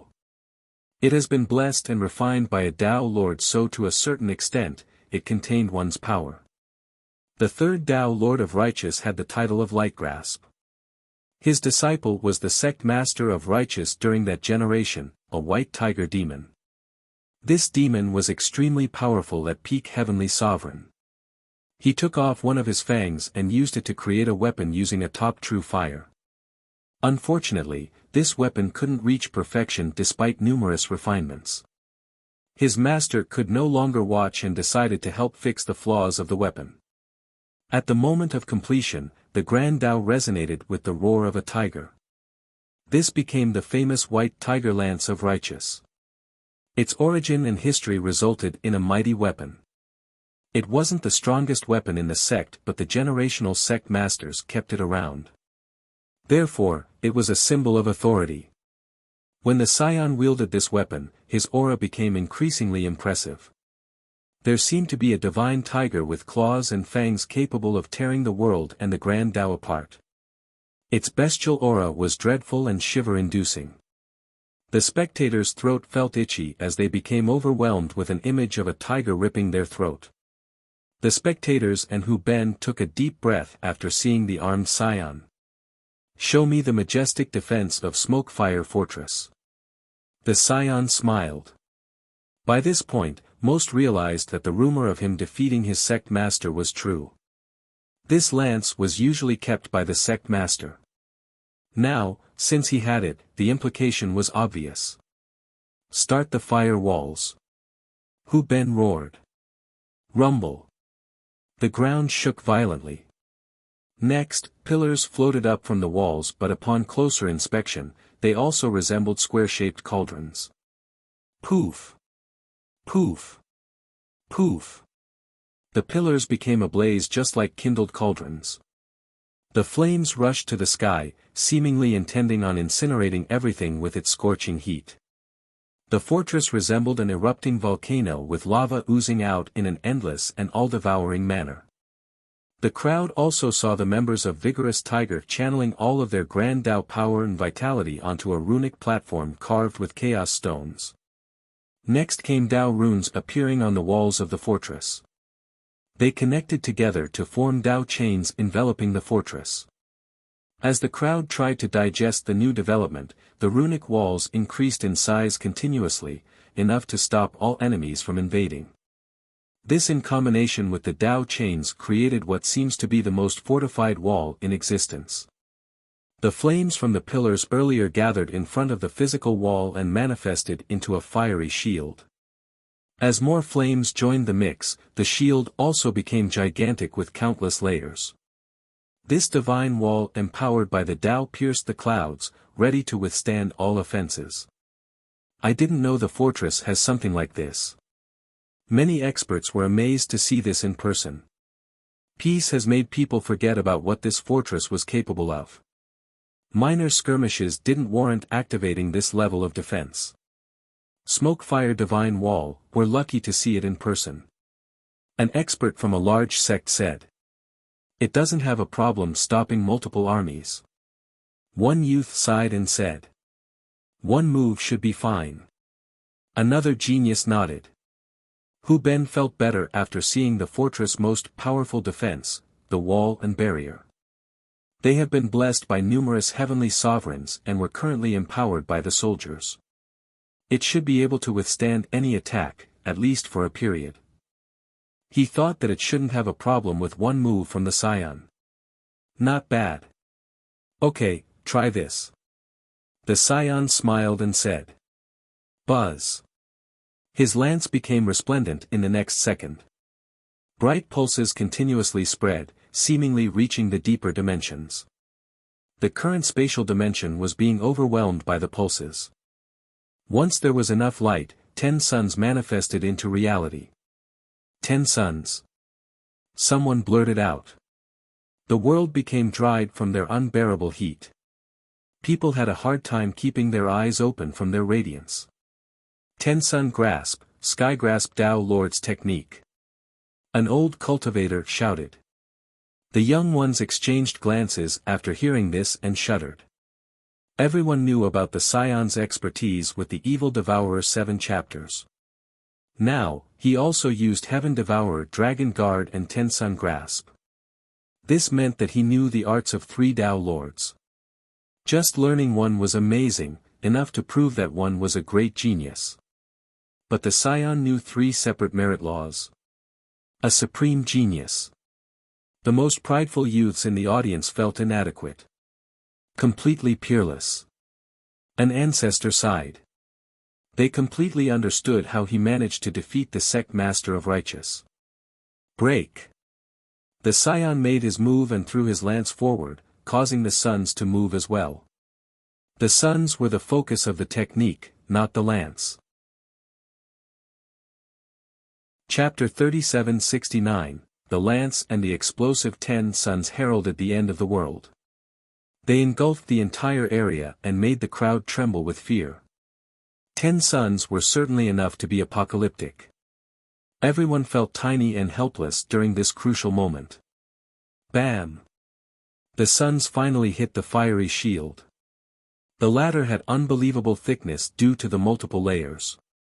Alas, this still couldn't stop the 10 suns. The shield crumbled to fiery pieces and sparks. The crowd couldn't believe it, this was enough power to sink the earth.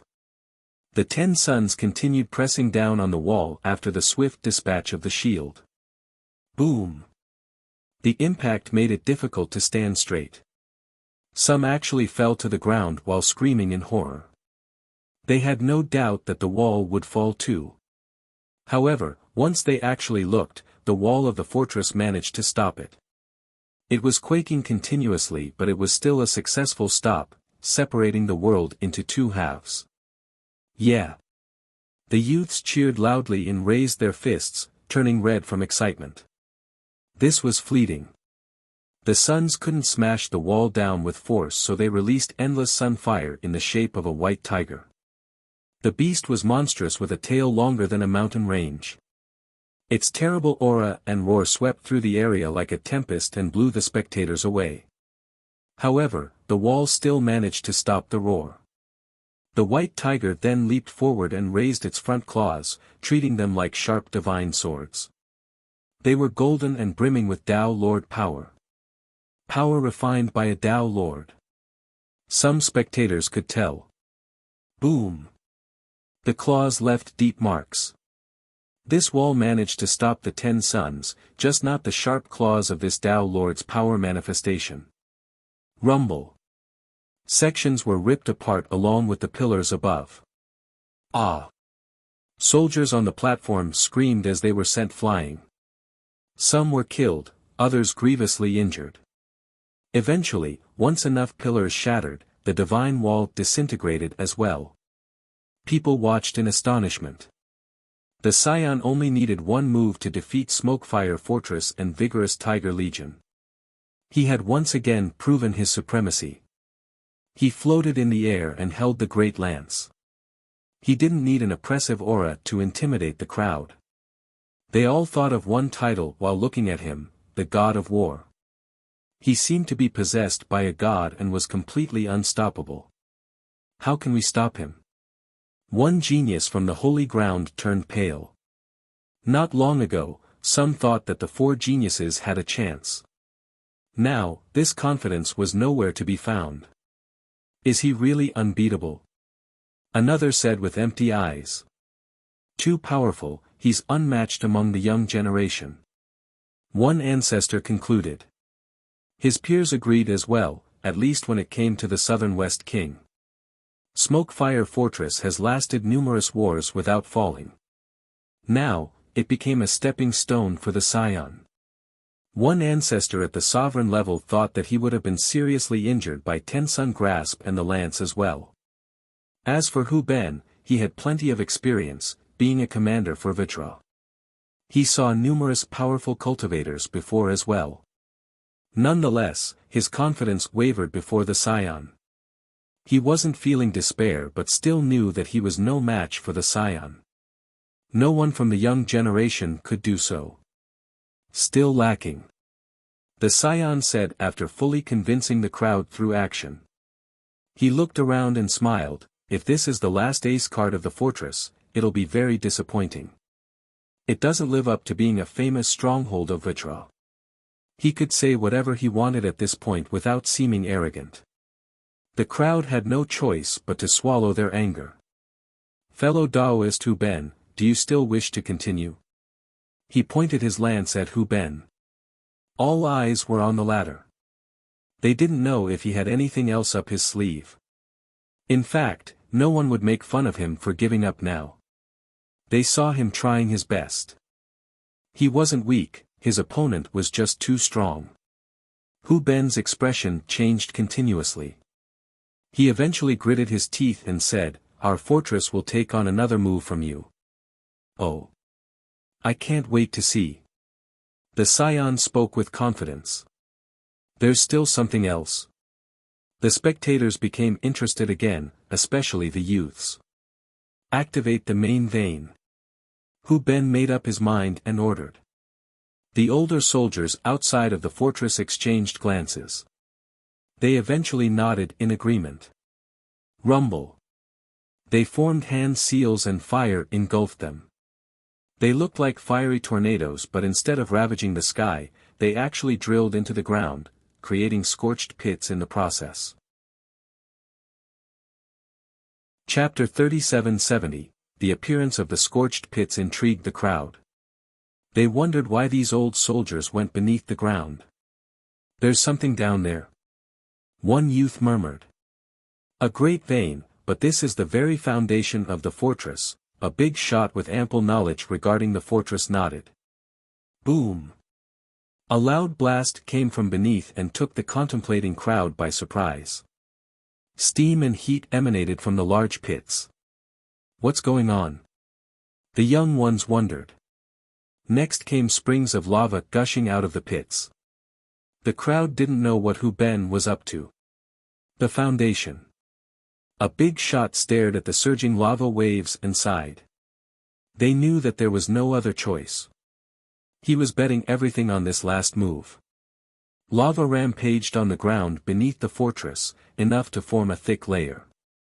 Rumble. More explosions came from below along with cracking noises.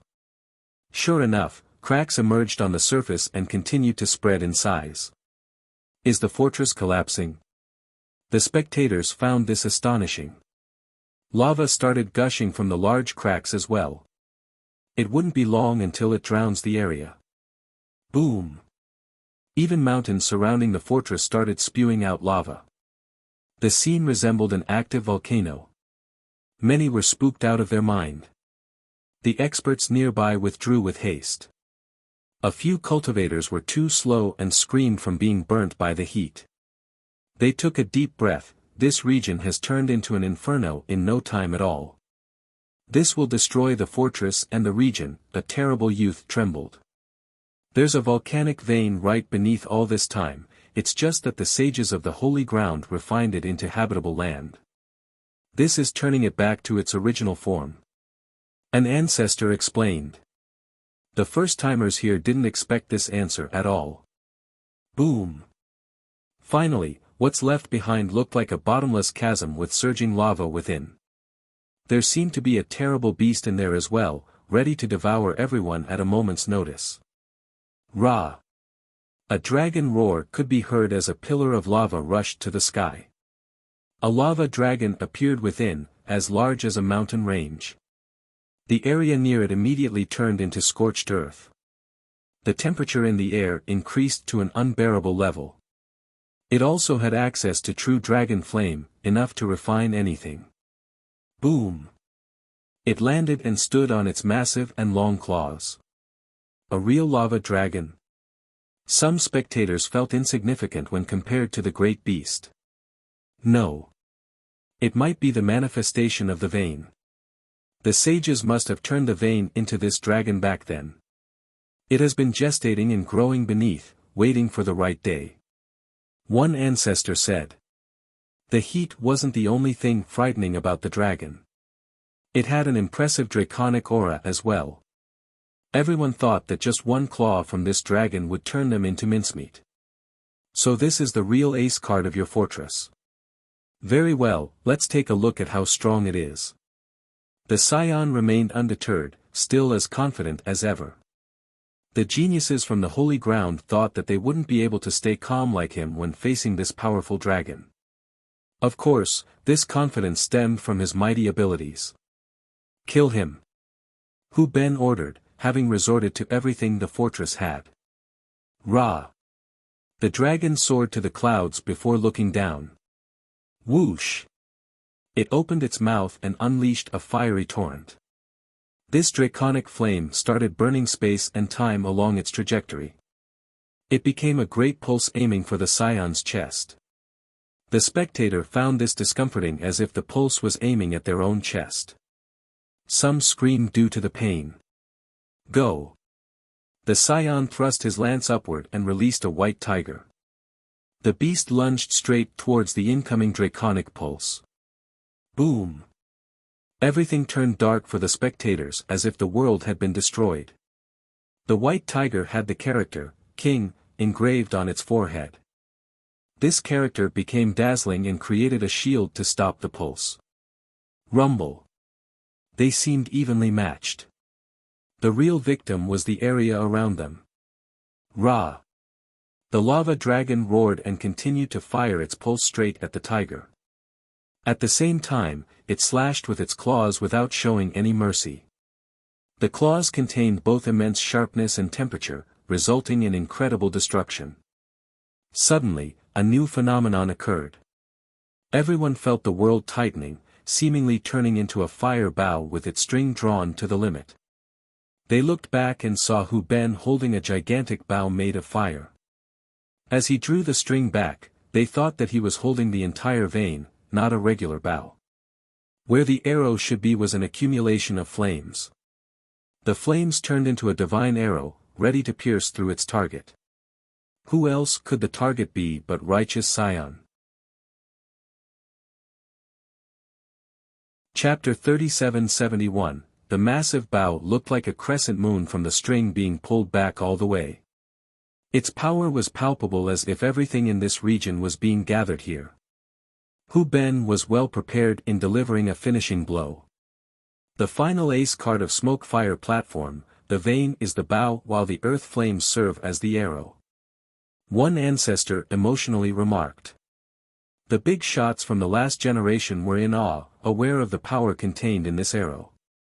Being struck would have terrible ramifications. This wasn't an actual weapon, just part of the fortress foundation in combination with the lava dragon. Ra! The dragon's claw slashed the white tiger's forehead. Boom! The word, King, on the tiger's forehead, was crushed. Thus, the barrier crumbled right away and the tiger was torn apart. The dragon then came for the scion, wanting to tear him to pieces without mercy. This is the best opportunity. One ancestor shouted. As the dragon was on its way, Hu Ben also released the string and fired the fire arrow. This arrow melted space and time along its path, akin to snowflakes touching a molten blade. Its target was the scion's throat. Whoosh! It was inches away from his throat before people heard the wind-breaking noise. They felt sharp pains all over from the gales. The two fatal moves from the dragon and the arrow made contact with the scion at the exact same time. This resulted in total spatial devastation. The spot where he stood melted and became something akin to a quagmire. Hell yes! Some started cheering after seeing this. Hope resurfaced once more on the side of the holy ground.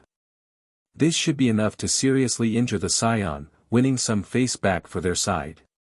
What a magnificent and splendid attack! One youth heaved a sigh of relief. Hu Ben is worthy of being one of the four, his ability is commendable. A genius clapped excitedly. The top ancestors nodded approvingly as well. Yes, Hu Ben's plan was masterful. This celebratory mood permeated the crowd. Unfortunately, they stopped laughing a while later. After the spatial quagmire dispersed, the scion appeared before them again. There were no serious injuries contrary to their expectation. In fact, there was no sign of blood. Only his clothes and hair were slightly disorderly. They saw him holding a spear made out of bones to block the dragon's claw. As for his other hand, he was gripping the supposedly fatal arrow earlier. This arrow contained incredible power, yet his 2 fingers stopped it from piercing his throat. The distance of 1 inch made all the difference. Astonishment and speechlessness struck the crowd. Hu Ben's ultimate attacks didn't harm the scion at all. Hu Ben turned pale as a result. His opponent's strength was insane. This was an impressive attack. Unfortunately, it's not enough to kill me. The scion smiled and activated his power, becoming dazzling along with his skeletal spear. Whoosh! The spear pierced through the lava dragon and slew it. Next, he added force to his 2 fingers and broke the fire arrow. The arrow, bow, and dragon were one, the foundation of the fortress. Since 2 have been destroyed, the bow exploded as well. Hu Ben was sent flying as a result, smashing through several peaks while vomiting blood. His armor and bones shattered. He ignored his wounds and leaped backward. This swift maneuver made him spit out blood again, but he didn't dare, instantly disappearing into the horizon. Everyone watched Hu Ben run away like a dog without a master in silence. The youths opened their mouth but no words came out. They weren't in a position to criticize him since he had actually done quite well. They might not have done any better. Hu Ben had tried his best and still lost. His opponent was just at another level. Old geezers like us might not have been able to pull off a more powerful attack. One big shot commented. Thus, fleeing after doing everything he could wasn't disgraceful. Not satisfying at all. The scion chuckled while floating in the air. The geniuses of the holy ground lowered their head, not daring to challenge him. It would be futile anyway since their defeat could be far worse than Hu Ben's. Rumble. He called for his chariot and went on the move again. While he looked around, no one dared to meet his gaze. Finally, his eyes focused on the direction of Minor Sacred Mountain. I hope this trip won't end as a disappointment. With that, he crossed through Smokefire Fortress and entered the holy ground. The crowd continued to stare at his departing figure in a daze. Who can stop him? One genius became pessimistic. Chapter 3772, Sun rays illuminated the gurgling creek with a golden hue. As the water rippled, it appeared as golden powders were floating along the currents. Splash! A carp leaped out of the water and shared the same glow. Li Chia sat on a boulder, asleep and looking like a statue. Minor Sacred Mountain was quiet without anyone coming to disturb him from his Zen state. The young cultivators in the holy ground and even the older experts have left to observe righteous Scion. Thus, serenity returned to the mountain. After seeing the fall of Smokefire Fortress, numerous experts and big shots were on the move. This had nothing to do with stopping the Scion. They merely wanted to watch all the battles possible in order to see his power and benefit from it. The fortress event made it clear that they wouldn't be able to stop him. In reality, very few older experts could beat him in battle. Thus, the young ones would only be asking for humiliation by challenging him. The Scion traveled across the land in a haughty manner. He flew above numerous sects without hiding his aura.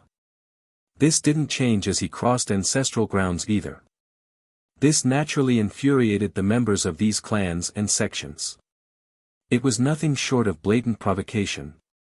Not only that, he even visited the well-known sites of the holy ground. These places contained vestiges and memorials of the old sages. He seemed to be purposely provoking his opponents by doing so.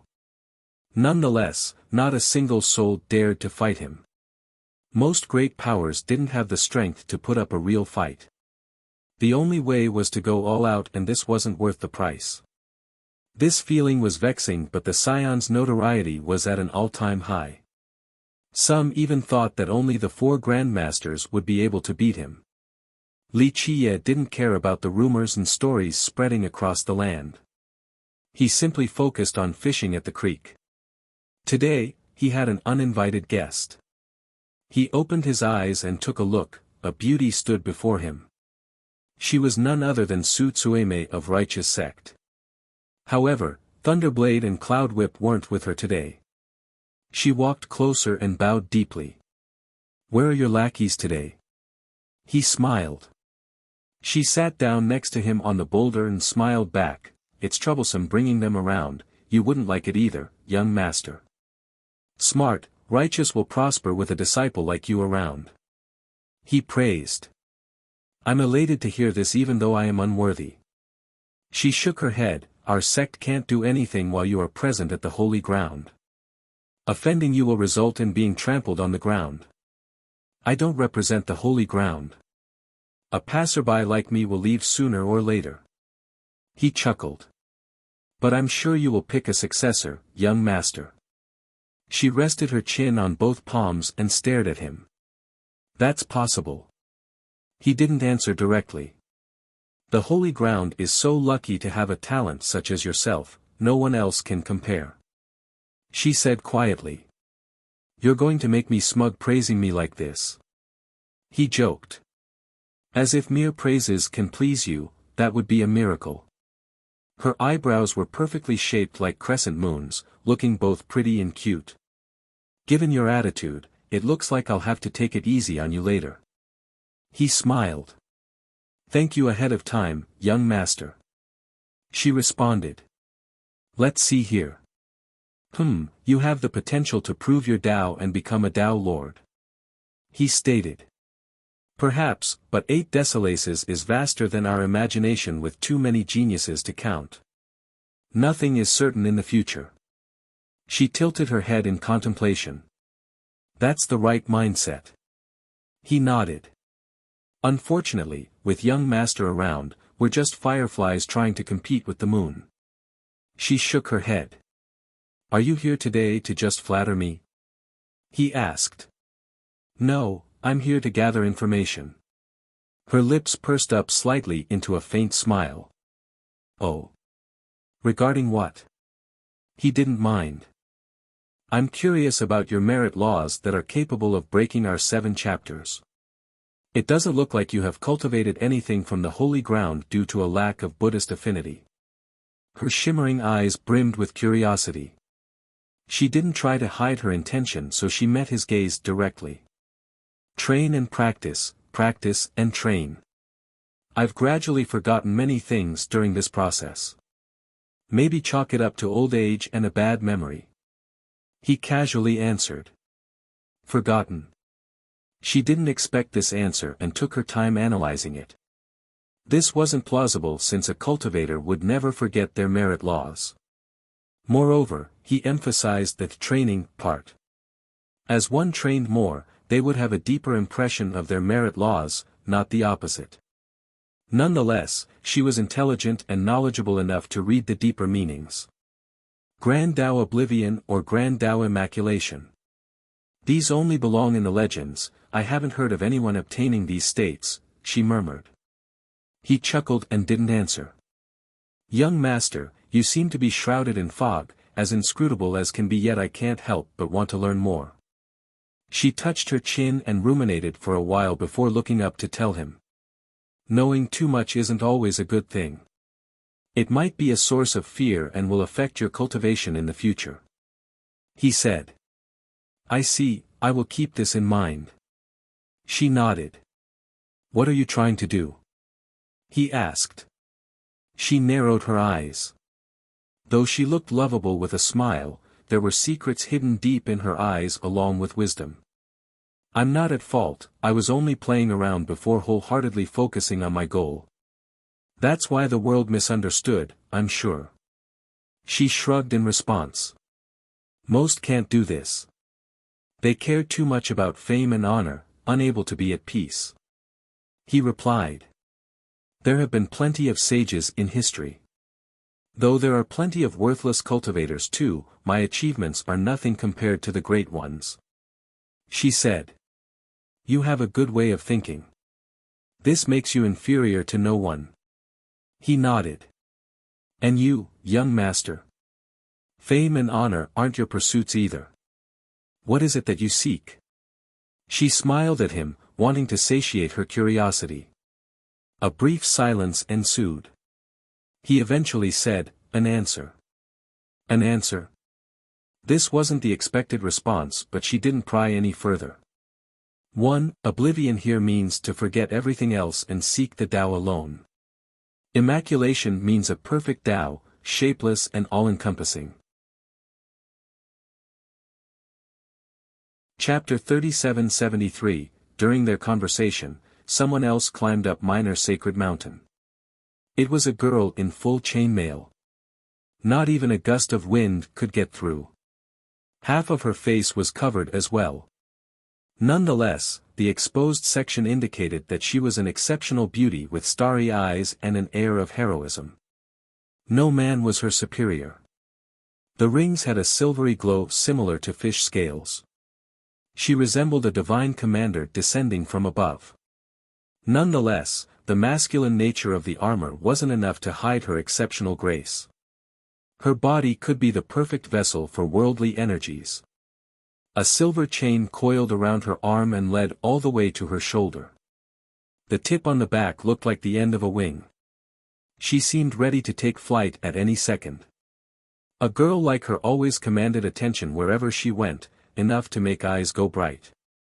People would make way for her after sensing her commanding presence. This disciple greets you, young master. She traveled up the steps and bowed her head respectfully. Li Qie glanced at her and shook his head. Miss, I'm afraid you got the wrong person. I don't know you and you're not my disciple. Fairy Dugu advised me to come and see you, young master. The girl said. All right, looks like someone is giving me more trouble. I'll never have peace at this rate. Li Qie chuckled and nodded. One of the 5 heroes of duality, Rivercross Lock, Wei Qianqing. Su Tsueme stared at the newcomer and said, seemingly amused. The girl looked over at the unfamiliar face and was surprised, and you are? I'm nobody important, just a disciple from righteous sect. Su Tsueme responded, but I have heard of you before, Garrison Commander Wei of Blackwood Cliff. Everyone knows who you are. Wei Qianqing was one of the 5 heroes of duality. However, she was older and not from the same class as the rest. In the past, she was the first sister of duality, not Dugu Lan. She was nearing graduation when Dugu Lan's group joined. However, even though she had left, the academy didn't have another to be the 5th member of the 5 heroes. That's why she remained listed as one. After her departure, Dugu Lan became the first sister since she was the strongest. She came from a noble and distinguished clan in Metropolis, the Wei. They always had members working as notable officials in every generation. Qianqing chose the military branch and joined the army to train. She was already strong and quickly soared through the rank, becoming a general first, then the commander of Blackwood Cliff. Keep in mind that Blackwood Cliff was pivotal to the Holy Ground. Not just anyone could be selected as its commander. Miss Su. She has heard the events so far and knew who Su Tsueme was despite it being their first meeting. I'm only here to sightsee, don't mind me. Su Tsueme said with a smile. Qianqing heard that Li Qie was the golden saber messenger of Vitra. Why was he talking to Su Tsueme? You didn't come here for nothing. Li Qie said. I am here to ask for your help, young master. Qianqing stopped thinking about other issues. I'm afraid I won't be of use. Li Qie shook his head. No, you can, young master. I heard that you can control chaos primal beasts, that's why I need your help. She said. Oh. He smiled. Qianqing hesitated to speak because Su Tsueme was around. I guess it's time for me to leave. Tsueme touched her chin in a cute manner. Speak. Li Qie ordered. Qianqing took a deep breath and revealed, from my observation, the water in black tides will recede soon. Su Tsueme, who has been nonchalant all this time, became startled. Highly likely. Qianqing didn't wish to divulge this to an outsider, especially not someone from Righteous Sect. Alas, she had to obey Li Qie. The signs are pointing to sooner than later. She elaborated. It's a serious matter. Tsueme had a solemn expression. This was surprising to Qianqing. She didn't expect to be taken seriously right away. This wasn't her first time delivering this message. She told numerous big shots before, but they didn't give a damn. They thought that it wouldn't happen so soon. But now, this girl actually trusted her. The girl's sincerity made a good impression. Black Tides was one of the 7 forbidden zones. Its water receding was a monumental event. It hasn't been that long since the last generation. Tsueme frowned. It had done so once during the end of 8 Stallion Dao Lord. Why is it doing it again now? This is too early. It should be several generations each time. Every few generations, the water would recede and monstrous creatures would come on shore. The most recent occurrence was during the end of the most recent Dao Lord's generation, 8 Stallion. I told His Majesty and the Grandmasters. All the influential characters disagreed. Qianqing smiled wryly. Of course, she understood the reason why they thought that she was mistaken. It hasn't been long enough yet. In that case, something odd is going on. Tsueme commented. Qianqing appreciated the trust shown, so she smiled. Looks like you have done your homework on Black Tides. I've only heard about its legends. Tsueme shrugged and answered, when the monsters come, Blackwood Cliff will bear the brunt. Yes, the monsters always start at the cliff. Qianqing agreed. She turned towards Li Qie and said, millions will die in this scenario and the cliff will fall. Without reinforcement from the dynasty, my troops alone can't last. That's why I need your help, young master. If you can control the chaos primal beasts, you'll be able to assist us and save the citizens. How many beasts do you think it'll take to hold Blackwood Cliff? Li Qie chuckled. Qianqing didn't have a response for this. Even Buddha Supreme couldn't protect the cliff. Li Qie added. In the previous event, Buddha Supreme personally came to fight against the invading monsters to save Blackwood Cliff. The battle lasted for a long while, eventually seeming futile. Fortunately, Righteous Supreme showed up in the nick of time. The two worked together and pushed the horde back for a period of time. Alas, they seemed to be endless. Finally, 8 Stallion Dao Lord came and the trio successfully protected Blackwood Cliff. Chapter 3774, The Stand of the Trio shocked the world. Because of this battle, Buddha Supreme was renowned for his heroism and power. Future descendants would never forget his majestic style. Nonetheless, though the trio certainly showed their might, some thought that they were lucky. If the water didn't rise back, the trio might have not been able to defend Blackwood Cliff. This was mere speculation and also an indicator of the monster's power. In another repeat, it would be a disaster for the Holy Ground and the rest of the South because the Dao Lord was no longer around. Buddha Supreme has been missing as well. Who would be able to stop the monsters in their absence? That's why Wei Qianqing didn't know how to answer Li Qie. Her troops alone stood no chance, hence her attempt to ask Li Qie for help. However, these chaos primal beasts wouldn't be enough against a full invasion. I can only do my best. Even if I can't defend Blackwood, I'll buy enough time for the citizens to evacuate. She said softly. Yi, the chaos primal beasts can't save your Blackwood, but there is someone capable of this. Su Tsueme smiled and winked. Who might it be, miss? Qianqing was surprised. The first people that came to mind for her were Buddha Supreme or Righteous Supreme. However, they weren't people she could meet whenever she wanted. Buddha Supreme's whereabouts have been unknown. Right under your nose. Who else can it be but the young master? Su Tsueme smiled. Qianqing thought that Su Tsueme was playing around. She initially wanted the help of the Chaos Primal Beasts but realized that this was futile. If the beasts couldn't do it, neither could Li Qie. She had heard of Li Qie's tales before but still thought that his cultivation was still too shallow. Going against those monsters required true strength. Nonetheless, Su Tsueme didn't look like she was joking. Please show me the right path, young master. She bowed towards Li Qie. She had no other option left and was desperate. She had reported this matter to Archaic Sun King but the king disagreed along with the other influential officials. Protecting the citizens and your garrison. Not difficult at all. Li Qie responded, but if you wish to fight against black tides with your legion, that's an egregious overextension of your ability. Young master, you have a plan. Just protecting the garrison is more than enough. She became ecstatic. She naturally knew that protecting the entire cliff was impossible.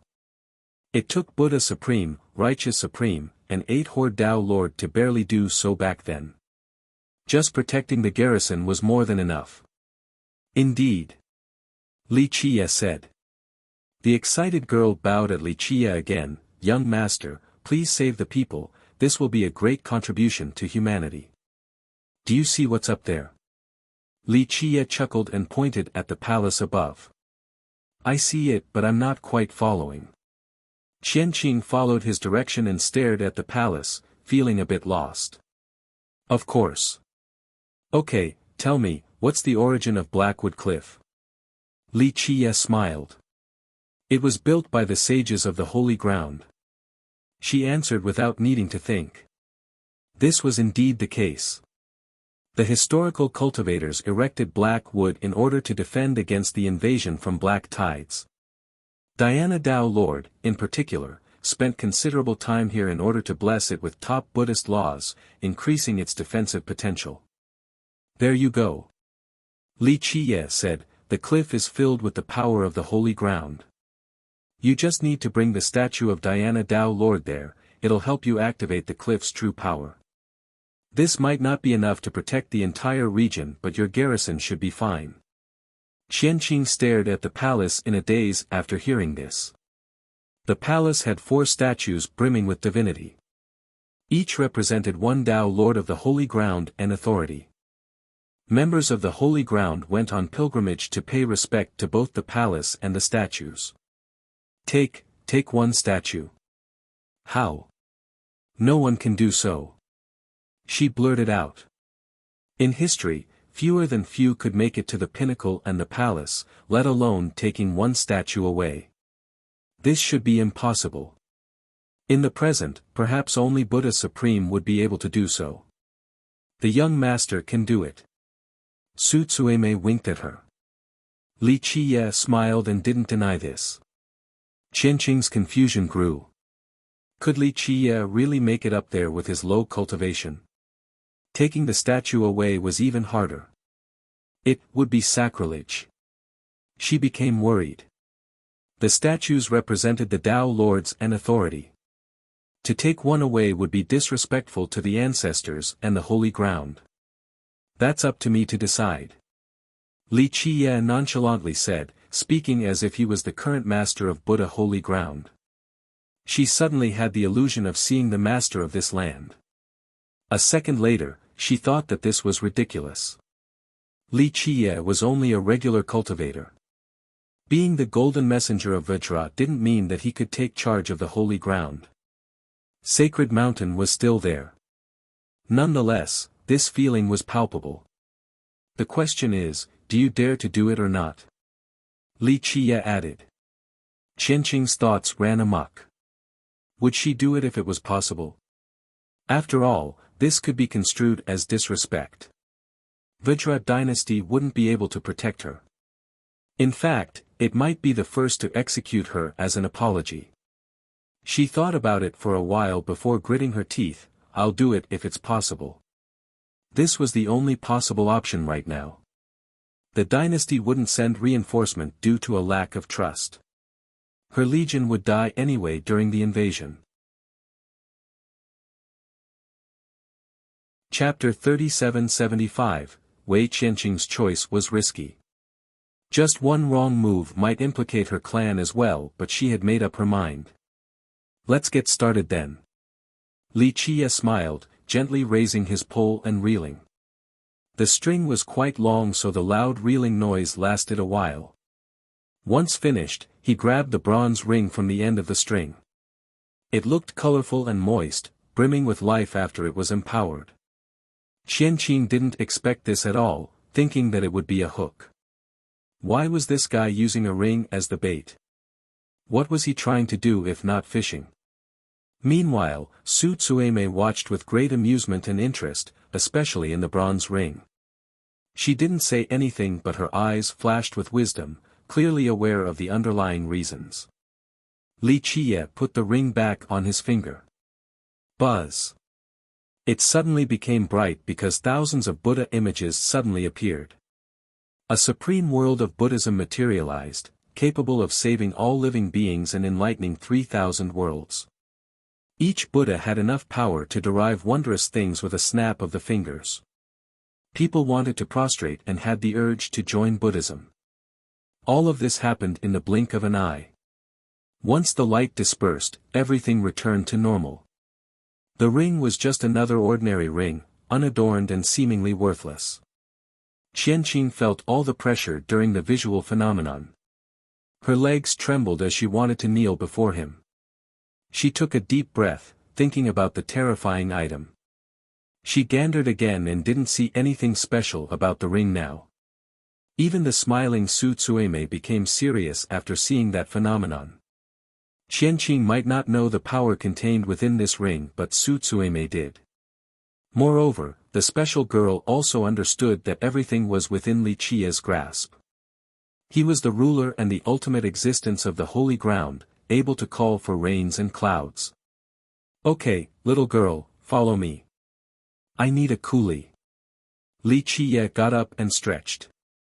I am ready to obey and offer my service, young master. Tsueme stopped thinking about the implications and bowed respectfully. Qianqing disagreed with this but had to find the right words. She quietly said, I don't think this is proper. Why not? Li Qie nonchalantly replied. Because Miss Su is a disciple of righteous sect. Qianqing spoke her mind. This concern was warranted because taking a statue from the palace was sacrilegious enough. Now, to bring Su Tsueme along. It could absolutely be considered as traitorous, a crime punishable by clan extermination, hence her worries. Su Tsueme only shrugged, looking ready to follow Li Qie's orders. I'm afraid that no one will be able to help you if something were to happen, young master. Qianqing warned. I've decided, it'll be fine. Li Qie didn't care at all and smiled. Qianqing was overwhelmed by his confidence and actually believed that he could take charge in this matter. This feeling caught her off guard. Meanwhile, no one paid attention to minor sacred mountain because they were fixated on righteous Xi'an.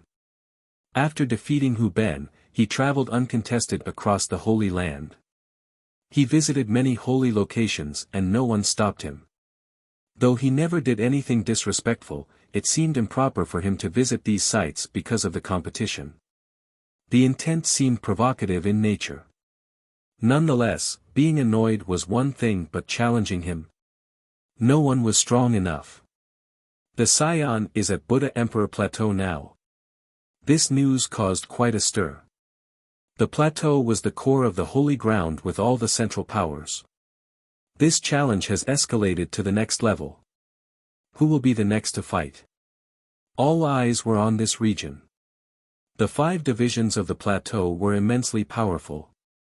Most geniuses came from the various sects in this place as well. They had to do something in order to uphold the holy ground's reputation. Maybe Phantom Sacred Child? One person murmured. Phantom came from Divine Ghost Division and was the strongest genius there. He was a top candidate to fight. I don't think so, he might be waiting to help Duga Lon up in Minor Sacred Mountain. Someone else speculated.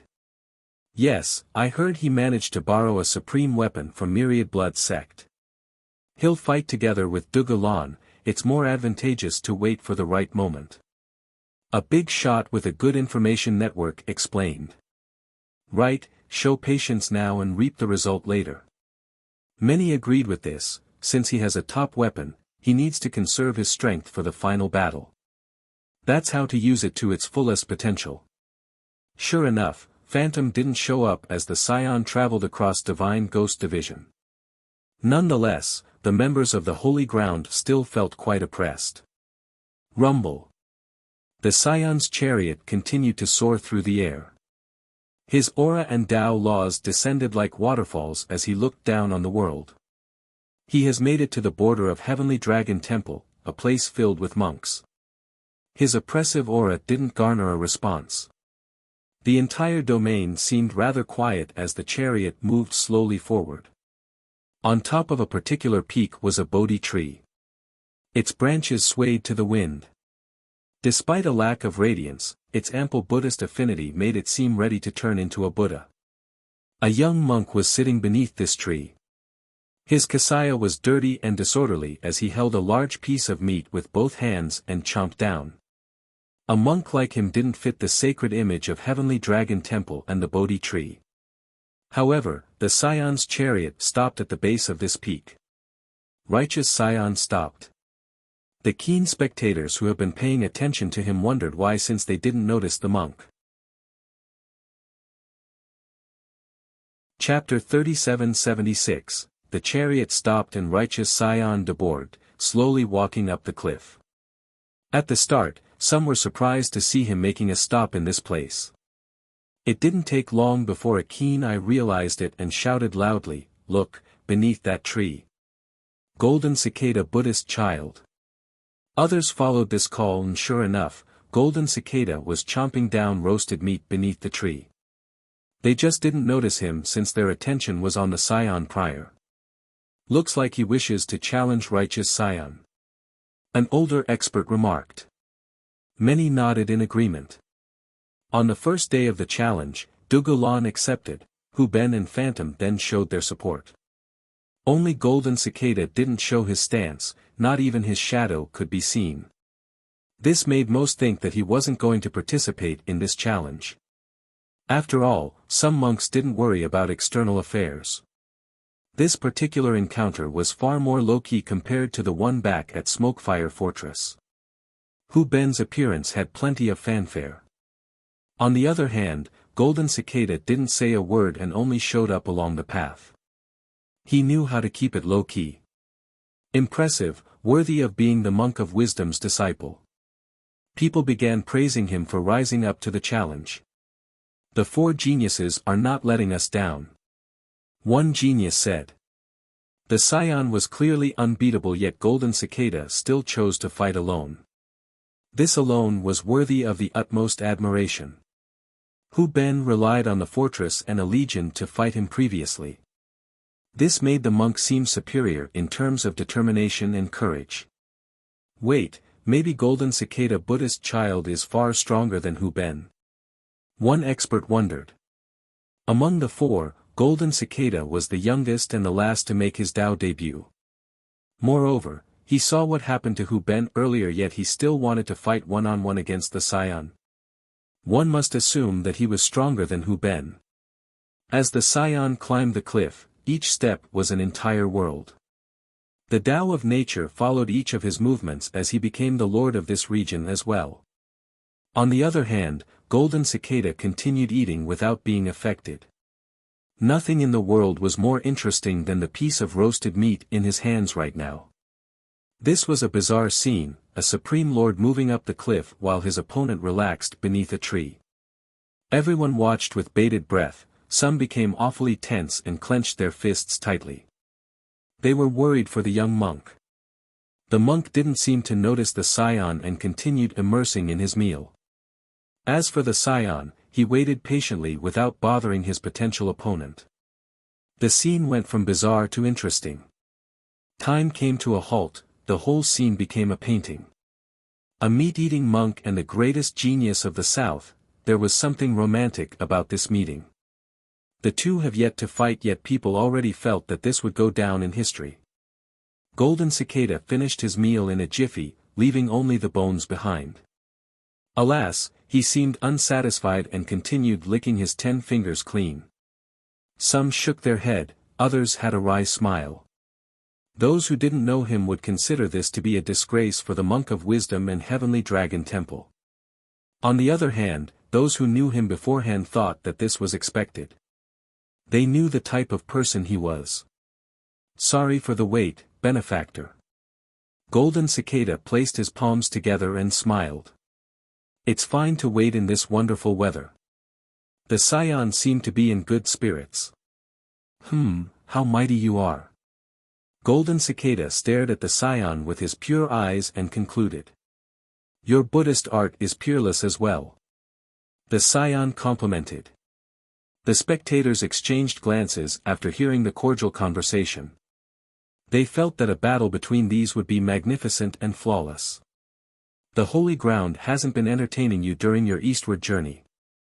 A monk normally abstains from these matters, but today, I have no choice but to bother you. Don't worry, one of my biggest wishes this time is to see world crossing. It is an honor to fight you, Buddhist child. The scion laughed heartily. I have only learned 10% or so at best. Golden Cicada smiled. This confirmed to the crowd that he had started learning it. World crossing was Diana Dao Lord's derivation of Buddhamization. Both Buddhamization and evil devourer were merit laws belonging to the Supreme Four Truths. Thus, this became a competition between two great merit laws of the famous scripture. I've barely scratched the surface as well. The scion earnestly said. Normally, he acted with pride and arrogance. This humble response was a striking contrast to his usual demeanor. Of course, he wasn't trying to be humbled towards the monk. This was only to show respect to the Supreme Four Truths, a series of invincible arts in history. That's good, 10% versus barely scratching the surface, a perfect match. Nonetheless, I have favorable conditions today, please excuse me for that. The holy ground is blessed with boundless Buddhist affinity, I will not miss the chance to see it in action. Let's get started. The scion chuckled. Today, he no longer dared to be careless against his foe. Ra! Having said that, a golden dragon materialized and coiled around him. Heaven Devourer Dragon Guard. People recognized this merit law right away. The scion has already put on a defensive line before the start of the battle.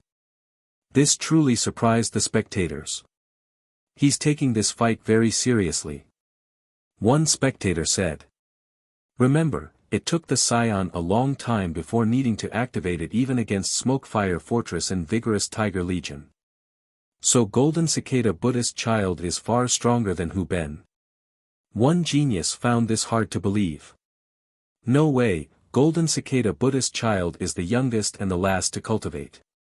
He could be stronger but definitely not by a large margin. Another expert felt the same astonishment. Remember, this is Buddhist holy ground. An ancestor explained, Heavenly Dragon Temple is the orthodox branch, that's why they have world crossing. Numerous powers and dynasties have taken charge of the holy ground in the past. Alas, none ever had access to this art.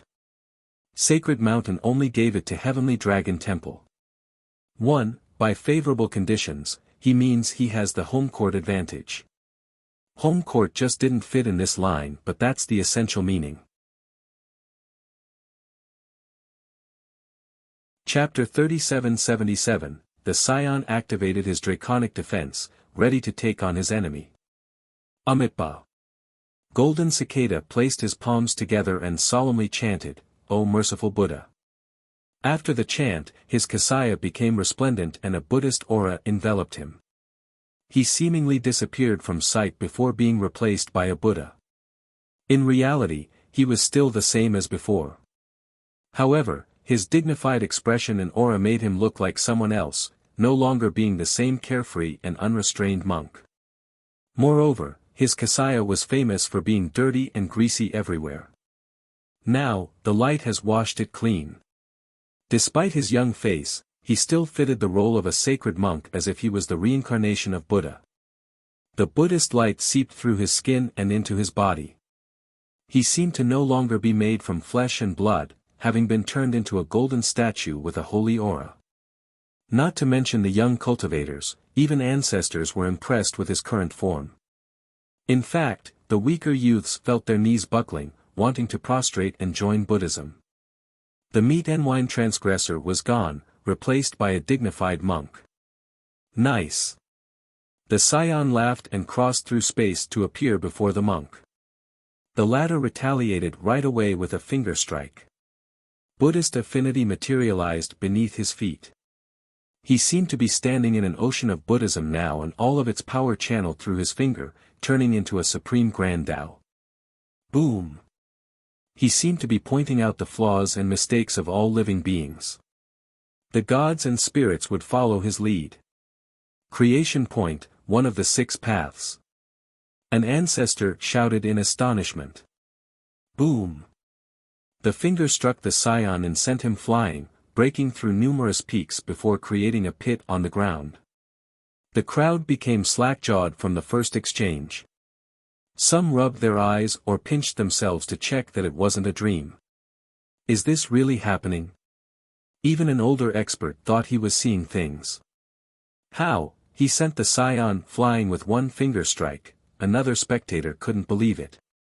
Their disbelief was understandable due to the perceived power difference. The scion has left a deep impression after taking down Hu Ben's legion and the fortress. Both Golden Cicada and Hu Ben were part of the 4 geniuses. The former was also the youngest, so this result didn't make sense. Creation point is one of Buddha's 6 paths. A big shot from the last generation took a deep breath. The 6 paths were top merit laws created by the Holy Ground's progenitor, Buddha Tao Lord. This art belonged to Sacred Mountain, and Golden Cicada shocked everyone by using it. Even the Vajra dynasty, the current ruling power, didn't have these merit laws. On the other hand, Heavenly Dragon Temple taught the youth these great techniques. Heavenly Dragon Temple has always been trusted by Sacred Mountain. An ancestor from another sect became jealous.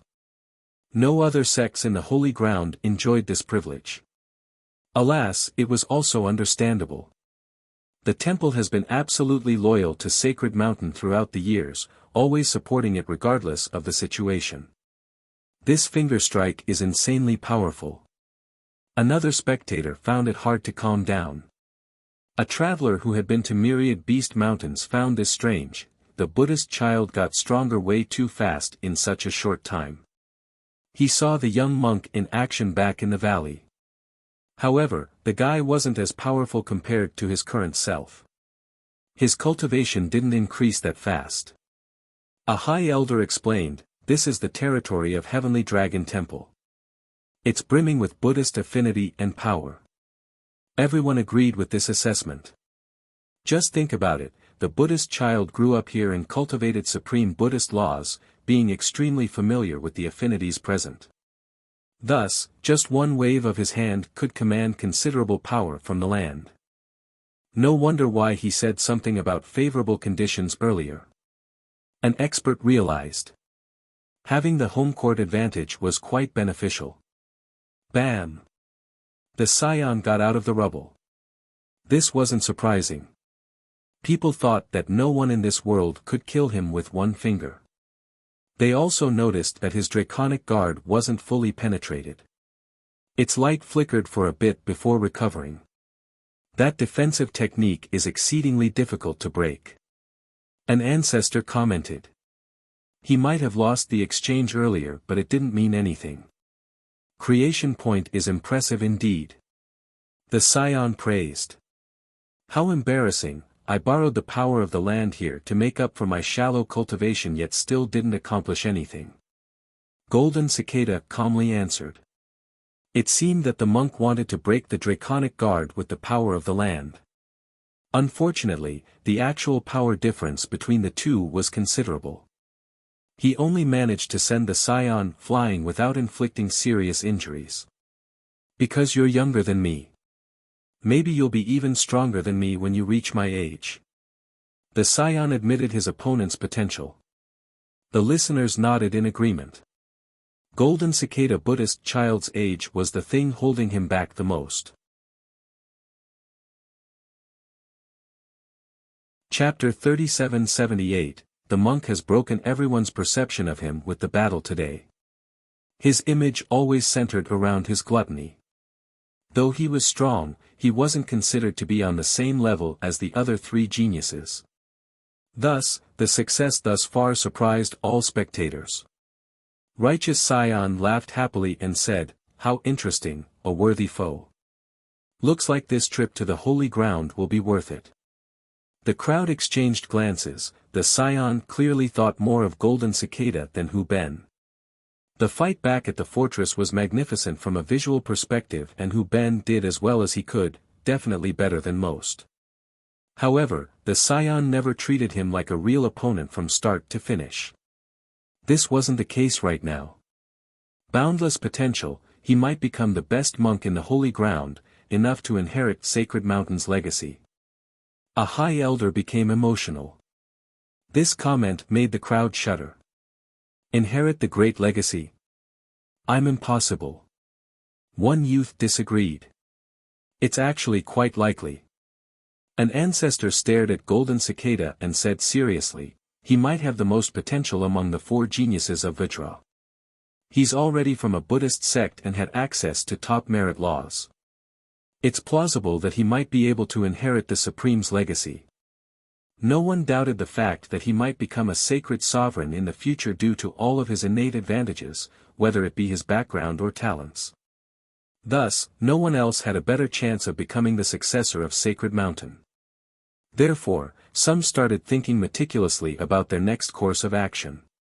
It would be best to befriend him as soon as possible to benefit themselves and their sections. Meanwhile, Golden Cicada placed his palms together, not feeling complacent from the praise. "You're too kind, Scion. In terms of power, I am far inferior, merely being protected by the wise sages. Truly embarrassing. That's no big deal." The Scion was in a great mood and said, "Let's see how many moves it'll take for you to force me to go all out." Clank. Having said that, he summoned White Tiger. This wasn't the first time the crowd saw this lance of his. Its aura rampaged as if a Tao Lord was here in person. "Let's go." He leaped into the air and thrust his lance straight at his opponent. Boom! 10 suns instantly appeared and accompanied the thrust. "This move again." A few spectators shouted since they had seen this tyrannical attack back at the fortress. "O merciful Buddha!"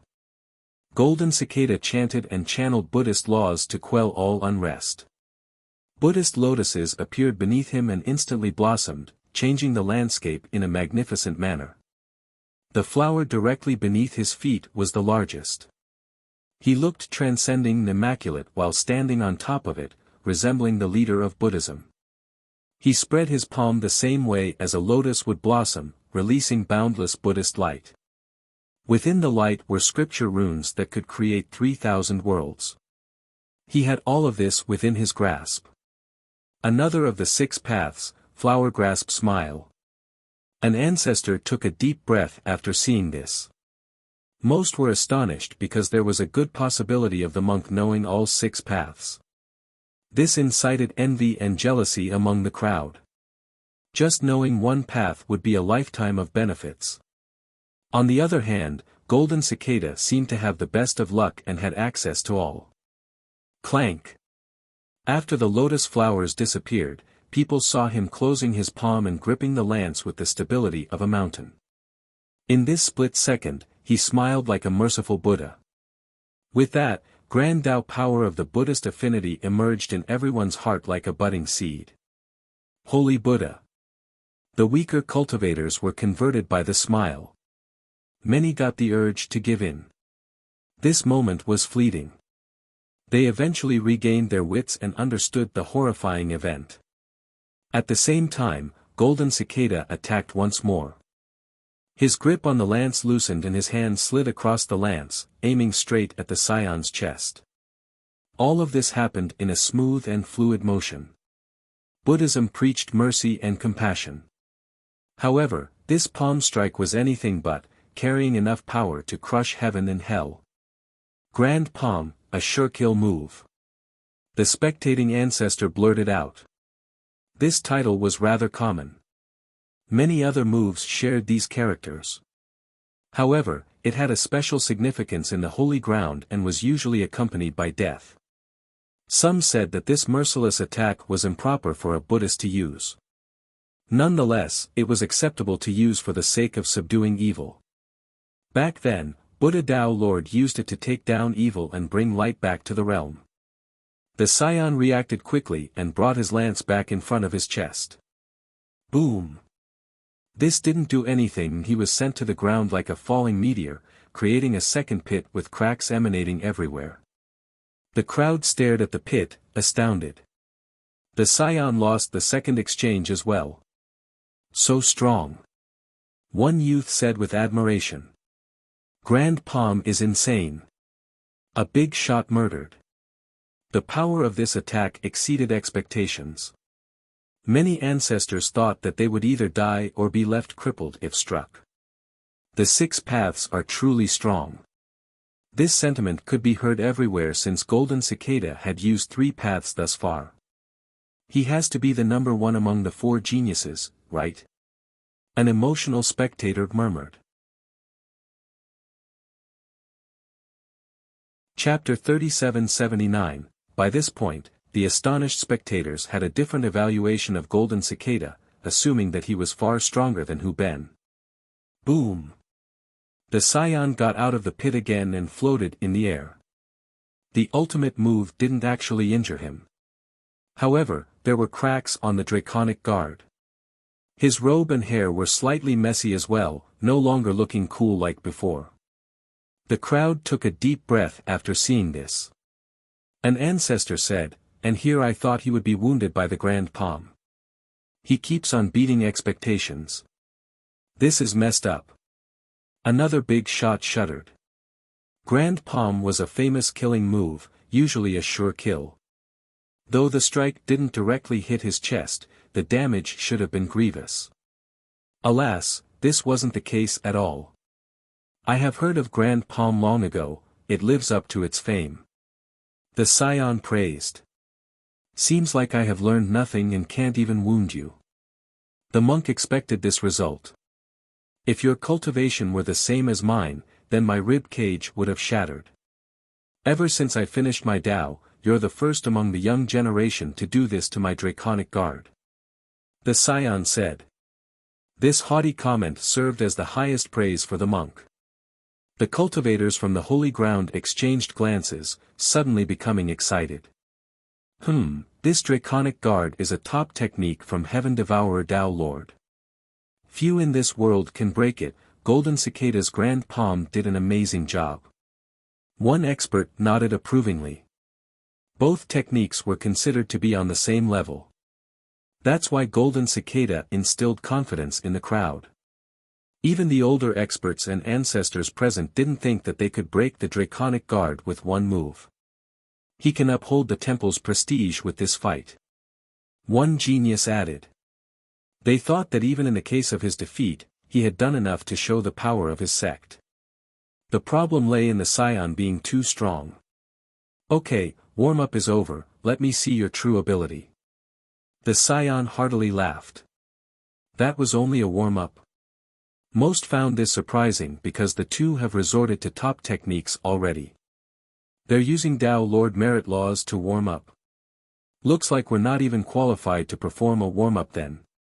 One proud genius smiled wryly. The young ones took pride in their top techniques. Alas, these techniques couldn't compare to the Tao Lord level ones. Thus, the scion's comment was hurtful, albeit truthful. Amitba, I've heard of your peerless prowess long ago and can't wait to see what you can do, scion. Golden Cicada had a solemn expression that didn't match his youthful face. Buzz. His kasaya lit up again and released Buddhist hymns and chants. The temple's inside heavenly dragon resonated and sent out Tao characters flying towards him. He looked like an ocean capable of taking in everything. What merit law is this? Someone whispered. He's borrowing the power of Heavenly Dragon Temple. A big shot quietly answered. The characters eventually turned into an external golden Kasaya. One could hear countless chants empowering the regalia. Several images of various Buddhas appeared on the surface, seemingly wanting to protect Golden Cicada. Lankavatara Award, a great scripture left behind by an enlightened monk. Other monks have chanted for it for generations now, empowering it. An ancestor elaborated. The spectators didn't need to know this scripture to be aware of its power. Golden Cicada's defense looked unbreakable as he resembled a golden statue. Incredible Buddhist affinity. The scion laughed, blessed by countless monks. Penetrating this won't be easy. You're being humble, scion. My attainment is limited, so I can't borrow all the blessings of the great monks. As for you, you have finished your grand Tao and don't need to borrow external forces. Golden Cicada said. The big shots exchanged glances after hearing this. Righteous Scion's Tao is finished. One of them said. This is expected, he's an heir now and should have his own grand Tao. Another replied. In order to become a Tao Lord, one needed to create their own grand Tao. Otherwise, using someone else's merit laws, regardless of how powerful, would still render the practitioner inferior to those in the past. If I didn't have my own power today, I wouldn't be able to break this. The scion confidently said. Boom! He channeled his power and Tao laws descended like waterfalls. Chaos energy ravaged and tore the sky vault apart. Primordial power also manifested. All three affinities gathered around him. The crowd became startled since they felt their own Tao laws being affected by his eruption. They immediately became suppressed as if he was holding them by the throat. This is his grand Tao. A big shot gasped. He has yet to use it, just the activation alone suppressed virtually everyone in the audience. Amitba. Golden Cicada placed his palms together, then unleashed a dual palm strike. Boom! With this attack, 6 paths became one and the yin and yang joined forces, creating a cycle of death and rebirth. Space and time were refined as a result. Fleeing to another dimension or spacetime was futile. Reincarnation seal. A different ancestor bellowed after seeing this. Chapter 3780, Boom. The seal's suppression rendered escape an impossibility. The crowd felt their power being sapped away along with their soul into that endless cycle. Once sucked inside, the soul would be broken down to nothingness. Their traces in this world would forever be erased. This made them scream in horror. Treasures and merit laws still couldn't escape the cycle of life and death. The most powerful cultivators would become helpless. They finally got a taste of a mighty and dreadful Buddhist art. However, the scion remained undeterred. He chuckled and raised both hands, pulling the power of the celestials and myriad laws. Boom! The waterfall-like grand Tao was pulled before him in order to receive the incoming seal. The scion looked determined to take this move directly instead of dodging. Surprisingly enough, there were no deafening explosions, only faint booms. The sweeping Tao waterfall slowly engulfed the seal, akin to a snake eating its prey. Boom! Finally, the entire seal disappeared after losing the contest. What the hell? Someone bellowed. The ultimate seal was actually devoured. Force Devourer. One ancestor knew its origin. That's Force Devourer. Others exchanged glances.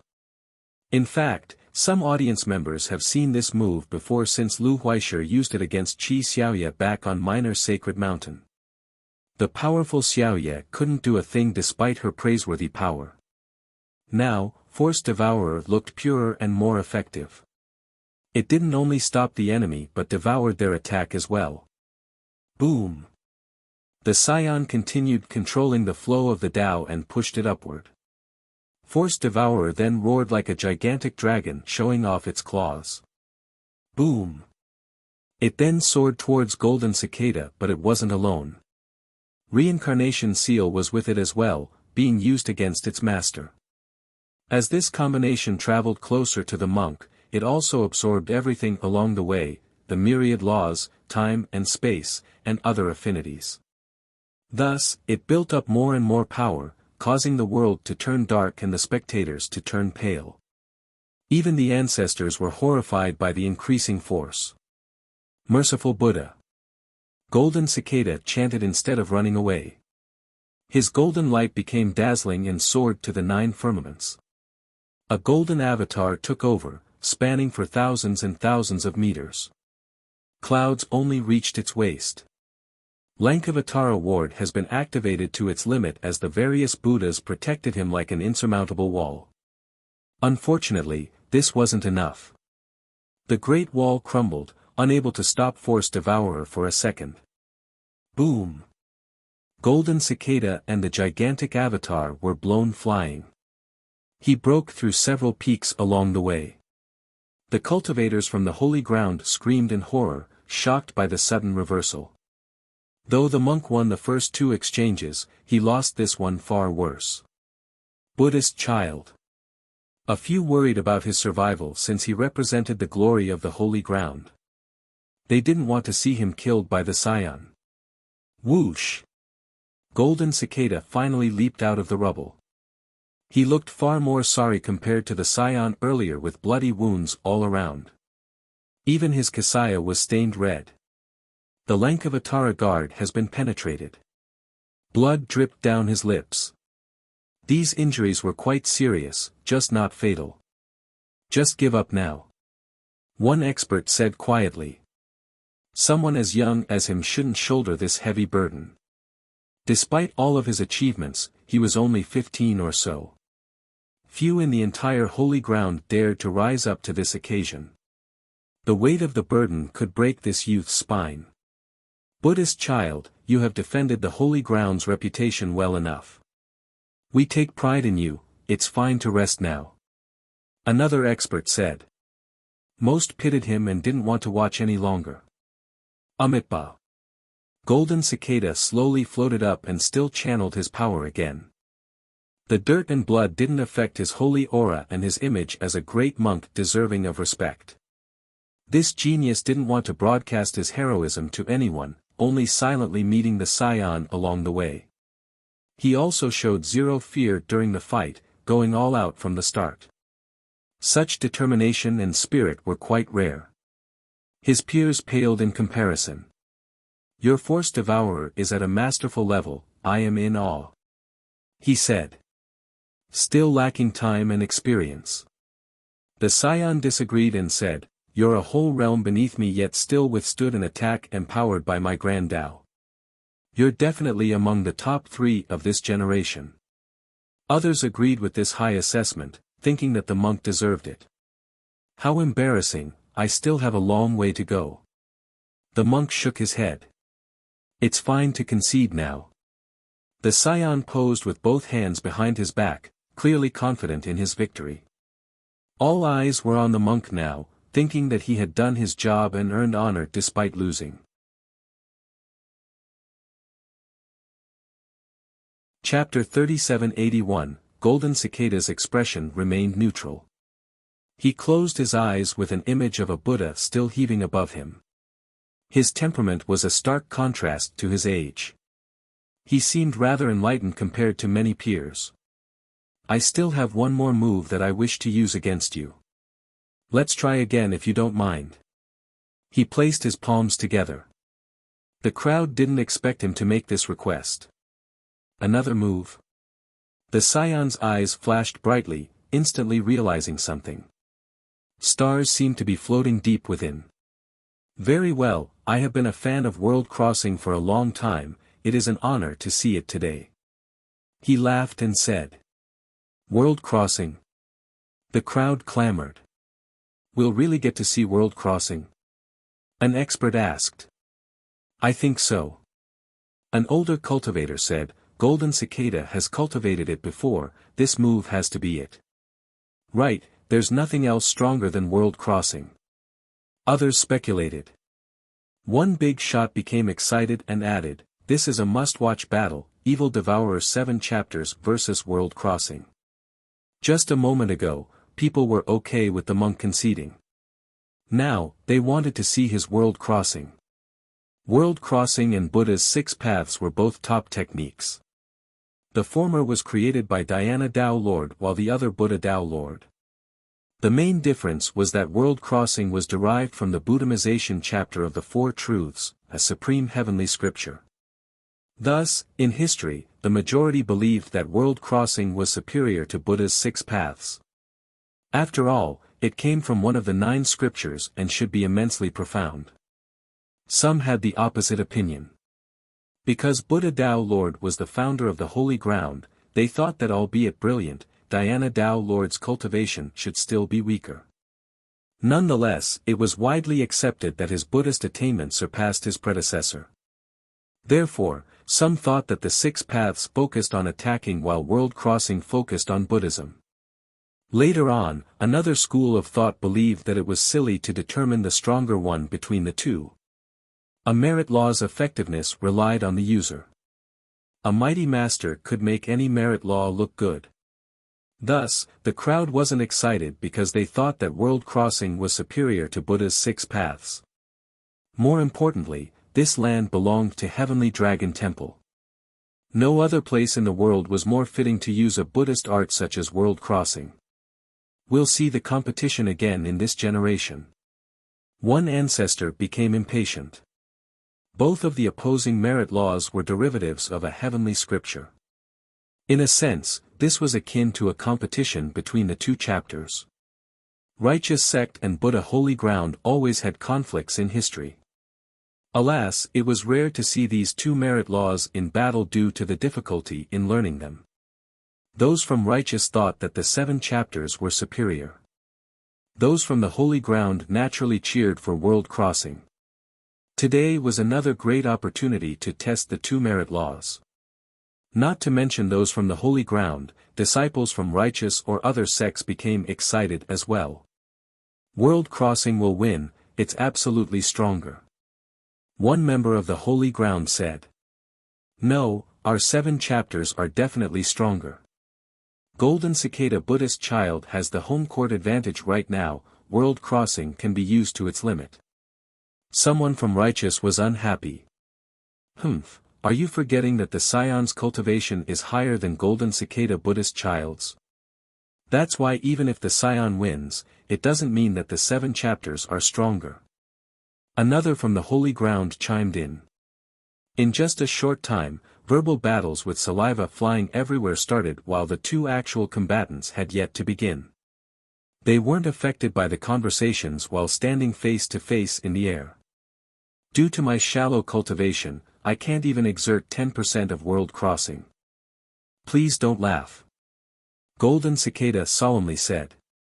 I haven't finished training the 7 chapters either, I'm sure I'm not any better than you so I won't be laughing. The Scion responded. The crowd thought that these 2 were lucky to fight each other in battle. Finding the right opponent could be difficult at times. Let's begin. Golden Cicada placed his palms together, looking like a wise monk. Buzz. His Buddhist radiance intensified once more but this time, it was different from the previous. The light seemed rather gentle with flickering flames. They were as pleasant as a gentle spring breeze. Clank. Clank. Clank. Buddhist bells suddenly sounded, sounding ancient yet natural. They came from the various temples in the region and had a soothing element. The spectators stared at the temples near the border. There were millions of them yet they all emitted the bells in unison. The sounds harmonized into strong currents, eventually culminating in an ocean of bells engulfing the entire holy ground. The listener's mental state found an unprecedented peace. The bells were ringing on their own accord without needing monks to strike them. In this split second, Golden Cicada has used world crossing. The bells seemed to be sentient and answered his call. All existences stopped to listen to the peaceful bells. In fact, those in battle suddenly sheathed their swords. Their bloodthirst subsided, replaced by tranquility. They thought that there was no reason to fight. Some wanted to go back home, others wanted to join Buddhism. The powerful ancestors became shaken and reacted. They knew that world crossing was starting to convert them. They hurriedly protected their mind in order to not be affected by the bells. The scion narrowed his eyes, then nodded approvingly. He then focused on stopping the bells from attacking his mind. The top experts knew that world crossing was formless. The monk didn't need to directly attack with techniques to defeat his foes. The weaker-minded enemies would actually surrender. Winning without fighting, this was the best strategy. World crossing meant wanting to convert all living beings. Chapter 3782, The ancient and peaceful bell tolls turned the world into a paradise. Alas, the more capable cultivators were scared out of their mind, not wanting to drown in this peace. This was the power of conversion. For the experts here, they would be without physical injuries even during a forceful conversion. Alas, it would have negative effects on their mind, going as far as weakening their Tao heart in the future. The bell tolls were only the beginning. As they permeated the land, Buddhist light spanned for 10 million miles. Various rays floated in the air like threads and bathed everyone with motherly warmth. This feeling was nothing short of pure happiness and true satisfaction. They slowly closed their eyes to enjoy this unprecedented moment. Numerous cultivators became immersed in the light, losing awareness of their current situation. As for the powerful ancestors and high elders, they maintained their wits but were still shaken. Time to leave. Many fled to a safe distance while taking their juniors with them. After leaving the radius of the light, they finally relaxed to watch the fight. That was close. One ancestor had cold sweat all over. Powerful beings like them had a hard time dealing with this affinity. Most importantly, world crossing hasn't fully activated yet. What's going on? The juniors taken away were confused by the change of scenery and looked around. World crossing is truly powerful. No wonder why Diana Tao Lord never needed to fight in the legends. All of his foes submitted wherever he went. An ancestor said. A junior like Golden Cicada using world crossing was so effective already. What about the Tao Lord himself? The legends might be true. With the influx of the light and bell tolls, diagrams appeared above the temples in the region. Heavenly Dragon Temple wasn't a single architecture, just another name for Heavenly Dragon Division. It consisted of around 88,000 temples or so, and all of them were activated with diagrams and runic characters. This was truly a magnificent and shocking spectacle. These images and characters turned the area into a Buddhist kingdom, no longer recognizable compared to before. The majestic Buddhist affinity could be felt in this great kingdom. The conversion force grew stronger. The weaker cultivators within the radius started prostrating in the direction of Golden Cicada. Amitabha. An image of a supreme Buddha appeared in the kingdom along with a chant. The stars seemed to be rotating around this being, the vast cosmos flowed next to him. He exceeded everything in size, capable of grasping the world in his palm. The chant released a higher concentration of light. Many cultivators were immediately turned into pious followers by this great Buddhist Lord. Merciful Buddha. They prostrated on the ground with tears streaming down their cheeks. The conversion affinity was solely focused on righteous Scion. Nonetheless, the remnant waves still affected those nearby. These waves had limited power, but they were still caught and converted. Those who managed to get away stared at the prostrating mass in astonishment. Golden Cicada could have converted all of them without any difficulty. So strong, a young cultivator turned pale. World crossing is from a heavenly scripture, its power far exceeds a regular Tao Lord merit law. One ancestor solemnly said, moreover, Golden Cicada Buddhist child is using it while in Heavenly Dragon Temple, the best possible location for it. This merit law had no offensive technique or movement. In fact, the foes would feel happiness and joy, a type of killing without spilling blood. Buzz. Buddhist light appeared around the Scion after the emergence of the Holy Kingdom. In any other situation, this could be construed as a positive experience, that the Scion was learning a top Buddhist art. This wasn't the case right now. It meant that the conversion was occurring within him. If he couldn't handle this force, he would lose and become the Buddhist child's loyal follower. Activate. He roared and channeled his grand Tao again. Tao laws started flowing along with endless chaos true energy inside his body in an attempt to crush the spreading Buddhist light. Pop. Pop. Pop. His grand Tao power seemed to be pushing the light back. Alas, each time he destroyed it, the light would appear again with greater intensity and brightness. It became obvious that his grand Tao was of no use. Damn, even the mighty Scion can't stop world crossing. A big shot from the last generation took a deep breath. Break.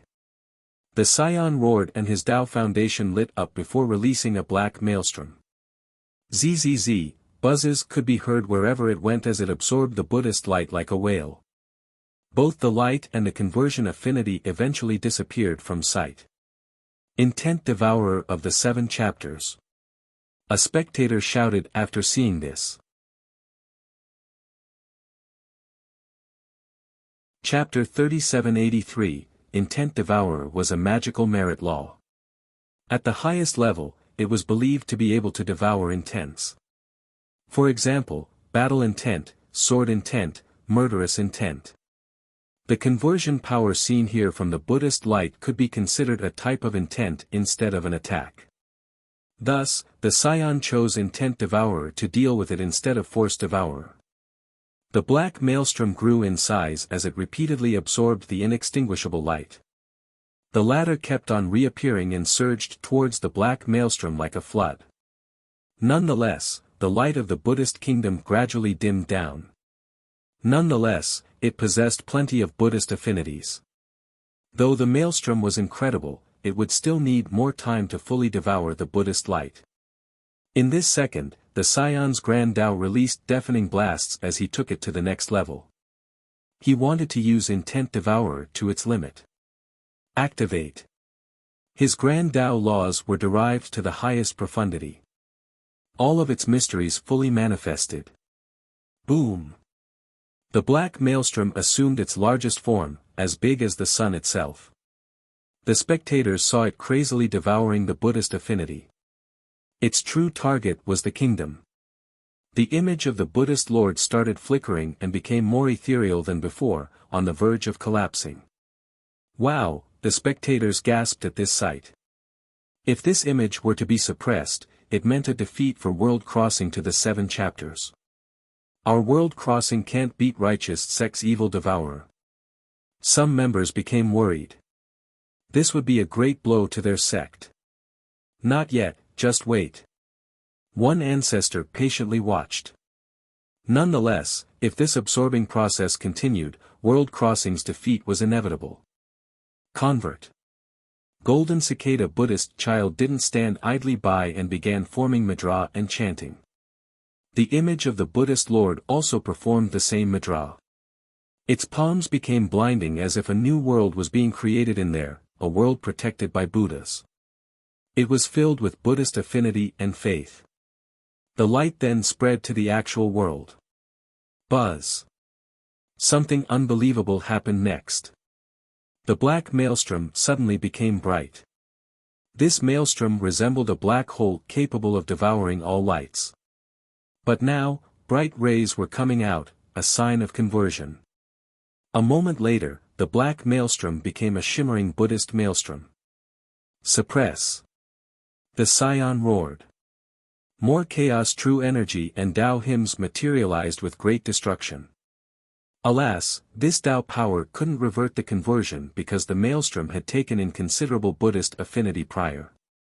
This overabundance worked against his grand Tao and cultivation power now. Zzz, his body started being invaded by the light once more. It seemed to be turning him into an avatar of Buddhism. His robe became golden, akin to a bronze statue. I can't believe it. The crowd was shocked to see this reversal. They all thought that Golden Cicada was on the verge of losing. But now, it seemed that the Scion would have a hard time stopping the conversion. Righteous Scion was too careless earlier with the absorption, that's actually helping him now. The absorbed affinity is converting him from within. One ancestor explained. This gave the Holy Grounds members hope, so they cheered loudly. World Crossing still had a chance of victory. As the light around the Scion intensified, his body seemed to be turning into a statue. The conversion looked to be inevitable at this point. Dao decapitation. In this crucial moment, the Scion shouted and released his 12 palaces and true fate. A supreme grand Dao floated around his true fate and released primordial energy. The true fate then burst with a force capable of creating an entirely new universe. After his shout, the supreme grand Dao left his true fate and crossed through space, instantly appearing before the image of the Buddhist Lord. This was a slash consisting of using the true fate as a sword, capable of severing the 9 firmaments, ending the reincarnation cycle, and forever changing history. Seal. Golden Cicada's expression soured as he retaliated with another Madra. The image duplicated his action and created a seal capable of separating heaven and earth in order to stop the slash. Alas, this was proven to be futile. Whoosh!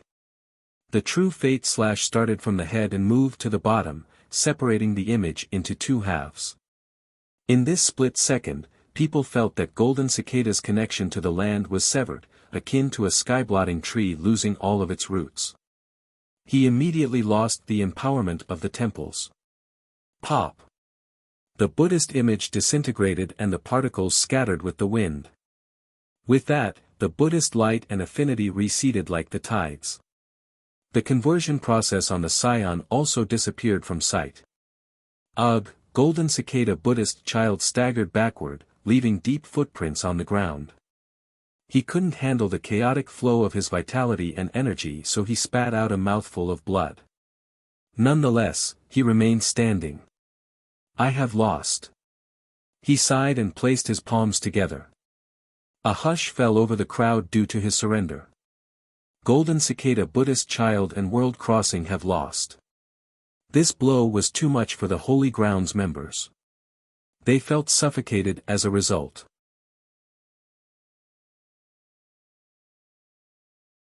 Chapter 3784, Various emotions filled the heart of the Holy Grounds members. Golden Cicada Buddhist child thoroughly showed his worth and abilities. Though he lost, he gained honor in the process instead of criticism. His power was as clear as day. Not to mention the young generation, even some powerful ancestors felt inferior. Alas, he still lost in the end because the Scion was insanely strong. I enjoyed the battle. World Crossing is unique indeed, truly worthy of admiration. The Scion happily smiled in great spirits.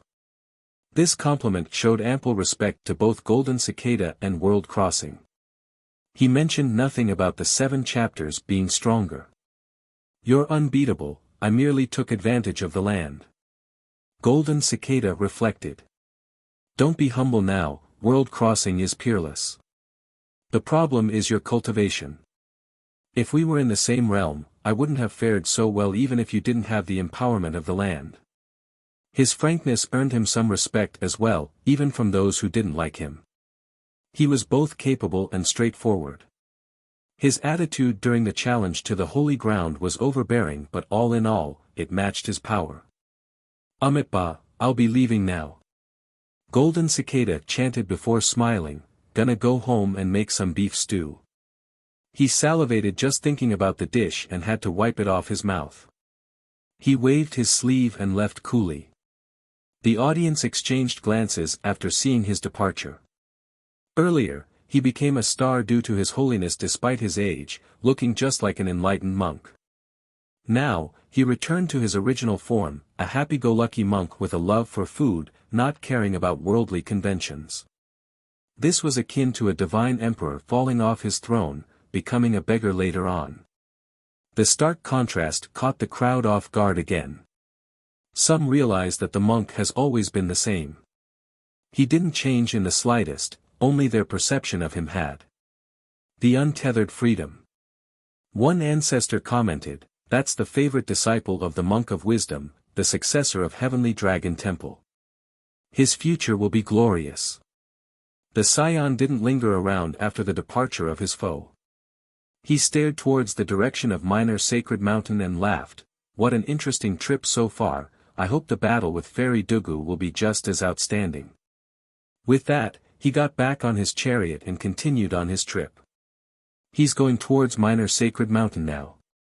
Everyone knew his goal, the destination where Dugu Lan was waiting.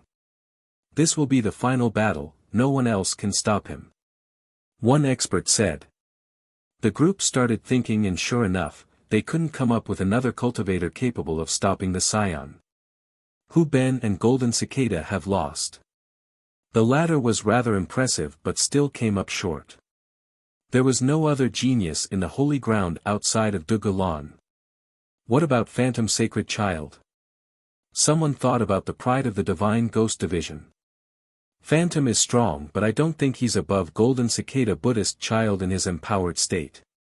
That's not enough to stop Righteous Scion. An expert mused. I heard he tried to borrow an invincible weapon, I wonder if he got it or not. One youth wondered. He did, but it isn't enough. He should team up with Fairy Dugu instead. That's the only way to have any hope. Someone knowledgeable from the previous generation nodded. Will Fairy Dugu keep up with the scion? Another question to which no one had a response. Of course, they hoped that she would win or at least tie.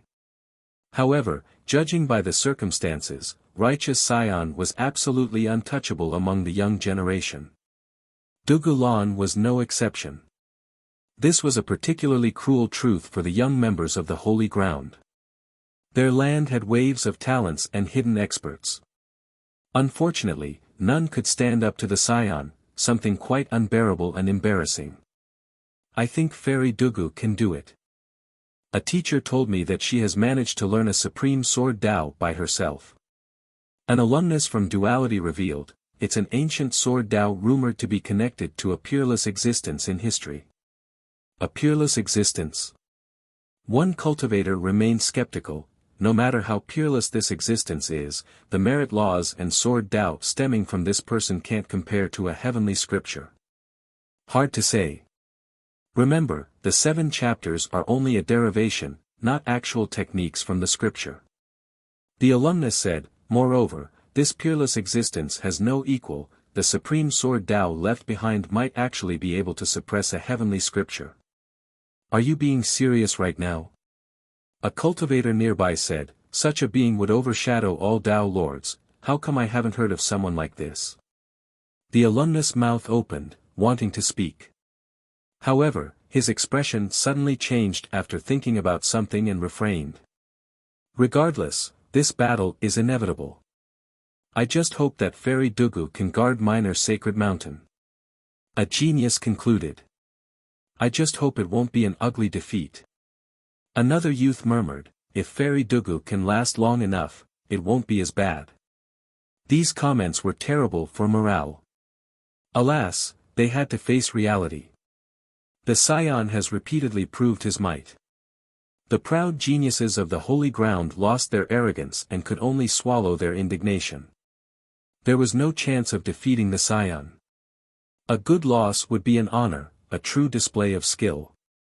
This was their expectation and hope for Fairy Dugu, that her battle would be more brilliant than Golden Cicada's. They didn't have that much hope in her being able to defend Minor Sacred Mountain. By this point, it became abundantly clear that she was the last stand. Thus, no one stopped the scion as he entered Metropolis Division. Chapter 3785, Righteous Scion's trip across Metropolis was rather peaceful.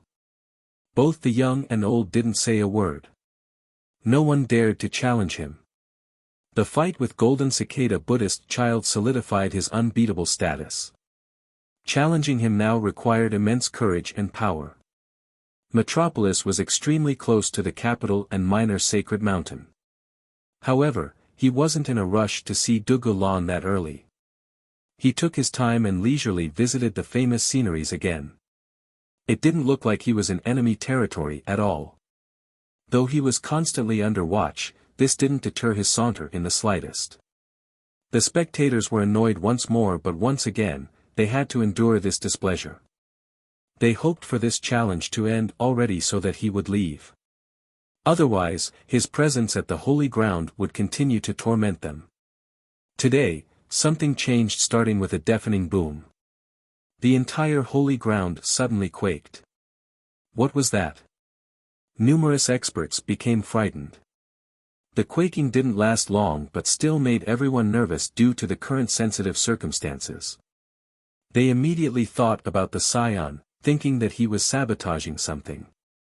However, those closest stared at him and he certainly didn't do anything. He himself was surprised during the quakes. Buzz. During their astonishment, Buddhist rays all over the holy ground shot to the sky. However, they suddenly fell back down a while later. Everyone felt that the power of the holy ground was shrinking. Their own power was leaving too, along with the land's power. This sensation scared the hell out of cultivators. As members of the holy ground, their merit laws and Tao foundation were built upon the land. Thus, if the land's foundation suddenly collapsed, their cultivation would suffer immense setbacks.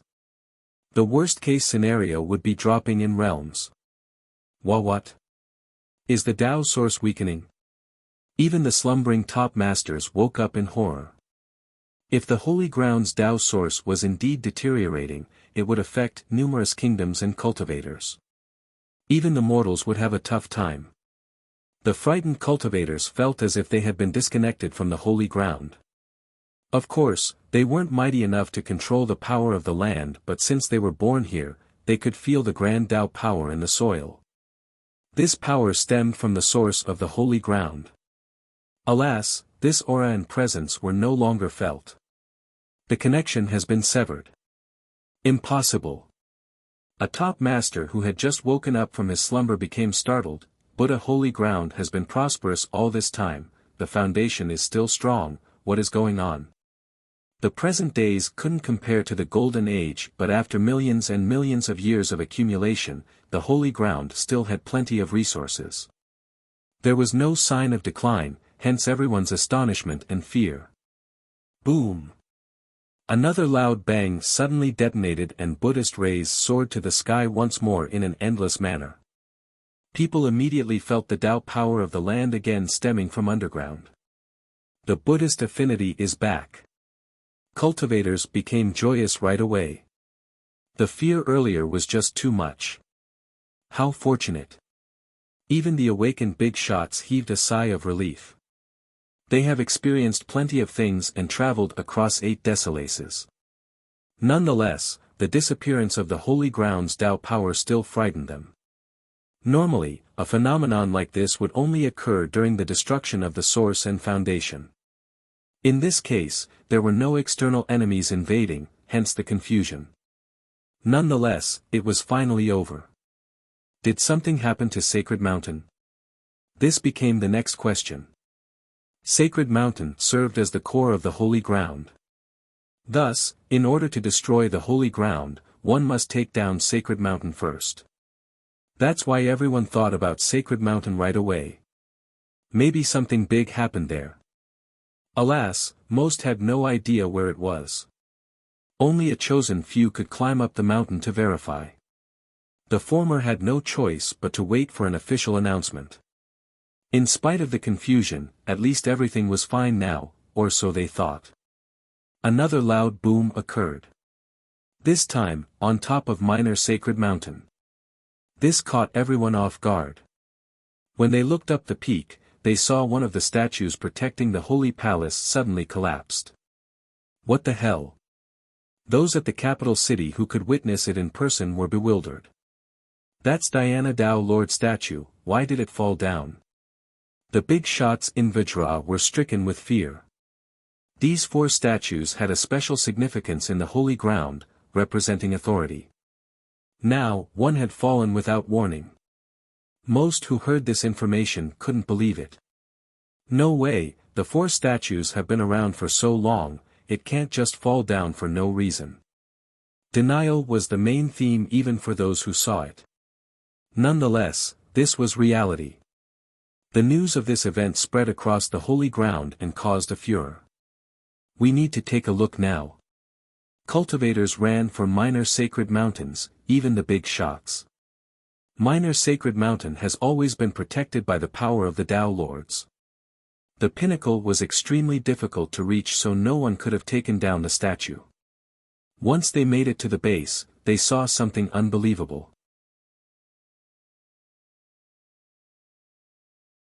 Chapter 3786, Numerous experts gathered beneath Minor Sacred Mountain, their jaw nearly dropped to the ground.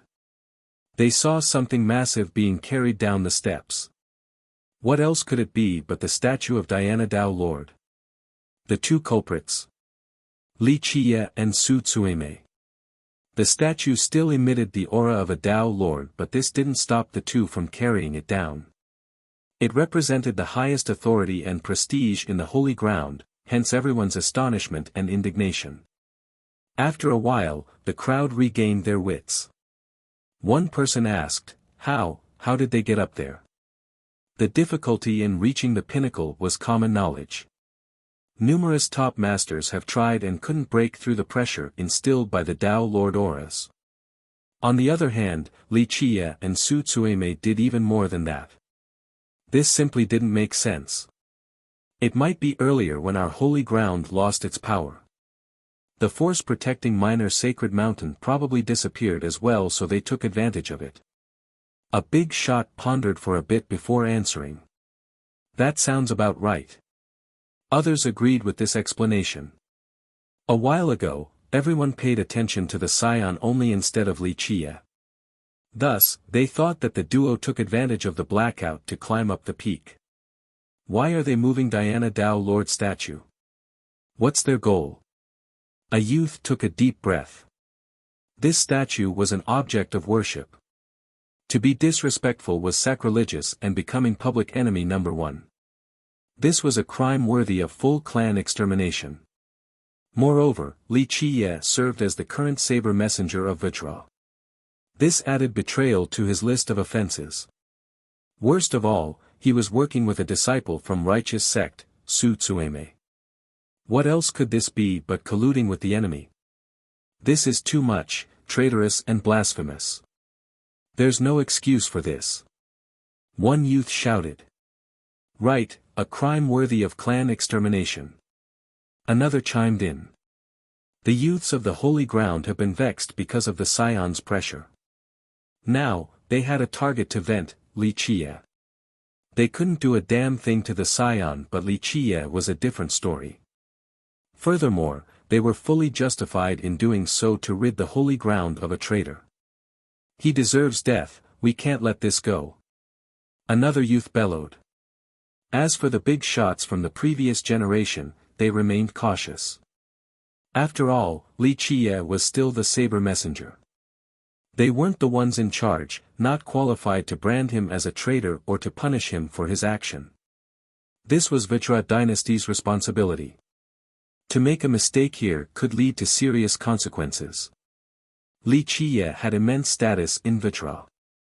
The only one among the crowd who had a different opinion was Wei Qianqing. She was astonished just like the rest, albeit for a different reason since she witnessed the entire thing. She knew that these two didn't utilize the downtime of the holy ground at all. In fact, they had already made it up before the sudden disappearance of the Buddhist affinity. They started carrying the statue down Minor Sacred Mountain before others got here.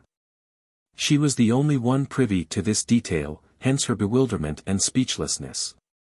Fewer than few could successfully make this arduous journey, yet Li Qiye brought someone else with him. He pushed down the statue without any resistance as well. The duo brought the statue down to the base. Li Qie put it down and patted his palms. The spectators finally noticed how large the statue was. Everyone had to raise their head to get a good look. Li, what are you doing? How dare you take the statue away and disrespect the ancestors? One bold youth shouted at Li Qie. This is more than that, he's colluding with the enemy to steal the ancestral statue, a crime worthy of death. An expert who hated Li Qie added. Death? He needs to be flayed for days and have his clan exterminated. Others started chiming in. The crowd nearby furiously criticized him, but he didn't give a damn. He stretched lazily and glanced at them before smiling, so many here to play. If you want to kill me, come then, show me what you can do. He exerted his dominance and showed his disdain towards them without trying to defend himself. Wei Qianqing smiled wryly after hearing this, not knowing what to say. She initially wanted to speak on his behalf, but he had just offended everyone. Given this situation, even if she were to say anything, their saliva would drown her out anyway. His response silenced the crowd for a bit. He was being too direct, so it caught them off guard. They expected him to at least have an excuse. We're all busy people. Li Qie continued amidst the silence, I don't have time, so just attack me. Your intent doesn't matter, just come so we can end this fast. The crowd exchanged glances. Everyone knew that he was weak, only an enlightened being or so. Anyone here could actually defeat him. Nonetheless, his previous battle exploits still deterred them, so no one wanted to take the risk. Rumble. A cavalry arrived in a boisterous manner and interrupted their rumination. Chapter 3787, The cavalry instantly surrounded the area and created an impregnable iron wall. Their formation was impeccable, their movement immaculate. The training necessary to have such great teamwork impressed the crowd. However, a murderous atmosphere took over. The soldiers' spears gleamed brightly in a chill-inducing fashion. The tips clearly have tasted blood numerous times in battles. This cavalry looked like the bringer of death. War camp. Everyone understood that this group was part of war camp. Just these elites could absolutely take down another army. The third prince. Someone else murmured after seeing the commander. The third prince rode in front and had full armor on, looking gallant and heroic just like an experienced general. Both his appearance and aura were impressive, always garnering a good first impression from others. On the other hand, the crown prince seemed lacking in comparison. This was the reason why he had numerous supporters in Vajra. They thought that a talent like him would have a bright future, able to lead Vajra to greatness. Li Qie, do you know what you have done? The group surrounded Li Qie and the prince shouted. The crowd thought that Vajra dynasty was finally taking action. Was the prince representing Vajra? You wish to play? Li Qie chuckled. Taking the ancestral statue and colluding with the enemy, one crime after another, all are unforgivable. Your clan shall be exterminated. The prince coldly uttered. Some found this surprising. One of them murmured, the third prince is in charge of Vajra now. Do the ancestors support him? In terms of status, Li Qie was above the third prince. The latter should never do something like this without the support from ancestral temple. Do you think you are qualified to carry out the punishment? Li Qie smiled. The prince turned red. A royal member like him has always been held in high regard. Moreover, his prestige was considerable since he had the court support. Nonetheless, Li Qie was indeed above him right now. This was truly frustrating. He still doesn't have dominion yet. The spectating experts understood right away. It seemed that Li Qie was indeed a traitor. However, the prince lacked the authority to question and accuse Li Qie. Since you're Vajra's saber messenger, the dynasty needs to maintain order by punishing you. I shall take up this responsibility. The prince roared, wanting to find a perfect reason to eliminate Li Qiye for the sake of his future. Li Qiye had done something unforgivable and unsalvageable. Those who back him up would be dragged down too. Thus, the prince didn't want to miss this godsend opportunity. Okay, you alone or the entire cavalry? Li Qiye tapped the saber hanging by his waist, looking very amused. The soldier's expression froze after seeing this. The third prince ordered them to come, but ultimately, they still needed to obey Vajra before any single person. Without ancestral temple's permission, they couldn't do anything to Li Qiye regardless of his heinous conduct. This was the privilege of being the saber messenger. The third prince looked embarrassed.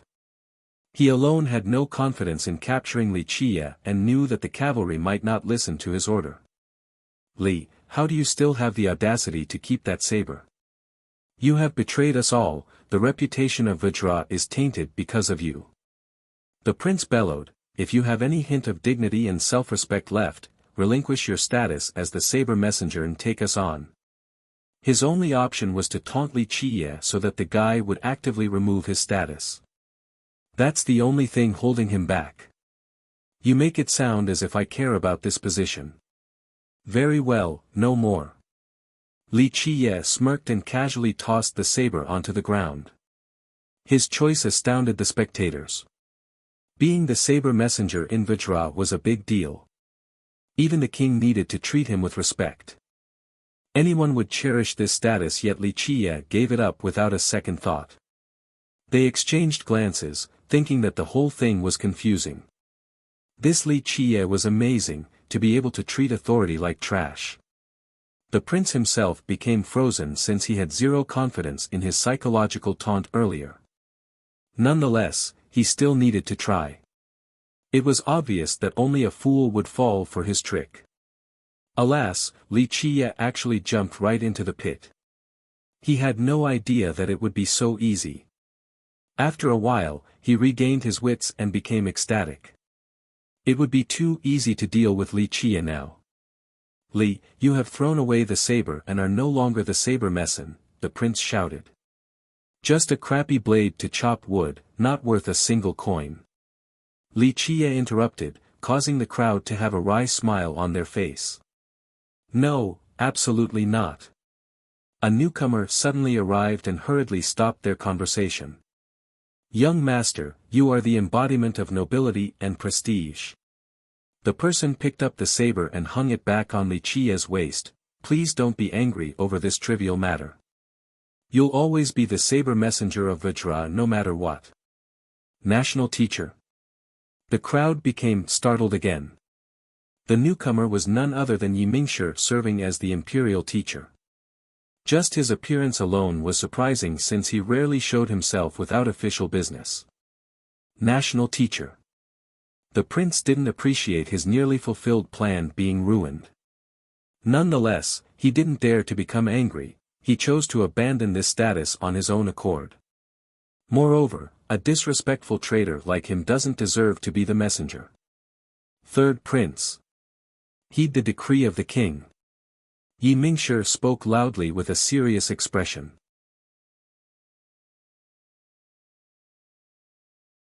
Chapter 3788, Yimingshi had an imperial decree in his hand. It pulsed in a dazzling manner with the totems of Vajra dynasty. A regal aura manifested and suppressed the area. Everyone understood that this decree was real. This regal aura required the seal of the dynasty. Many got on their knees. Even the top experts and ancestors slightly bowed to show their respect. The majority of the kneelers came from Metropolis. After all, this division had the highest number of nobles and officials. Their clans might not have any current members in the court, but the dynasty still greatly affected them. The members of the other divisions didn't need to work for Vajra. Nonetheless, Vajra was still the current ruler of the holy ground with the permission of Sacred Mountain. Thus, some ancestors didn't need to give Vajra any face, but they chose to be respectful to Sacred Mountain. As for the cavalry, they immediately prostrated and started shouting, "Long live the king! Third Prince of Vajra, you have mobilized the army without permission. Withdraw right now. Your punishment will be house arrest for 3 years. Yi Mingshi loudly read the content. What?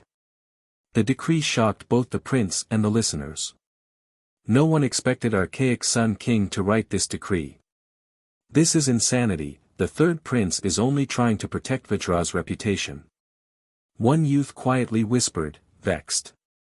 The young ones didn't dare to voice their disagreement, but they felt that this decree was incorrect. Archaic Sun King must be senile. An older expert said quietly, Li Qie deserves death for his crimes so far while the prince is trying to restore order to Vajra. Why would he protect Li Qie and remove the prince? As the saber messenger, what Li Qie had done thus far could negatively impact Vajra's authority or even cause a serious disaster. Numerous other powers coveted Vajra's position. This would be their chance to make a move.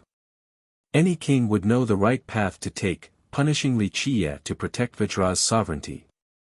In this case, archaic Sun King did the exact opposite. This didn't win him any love from the crowd, especially the young members of the noble clans. How idiotic, who would want to work for such an incapable ruler? A big shot from the last generation criticized the king. Many felt the same way, that the king couldn't tell right from wrong. This would ruin Vajra's long-running foundation. His incompetence isn't a recent thing.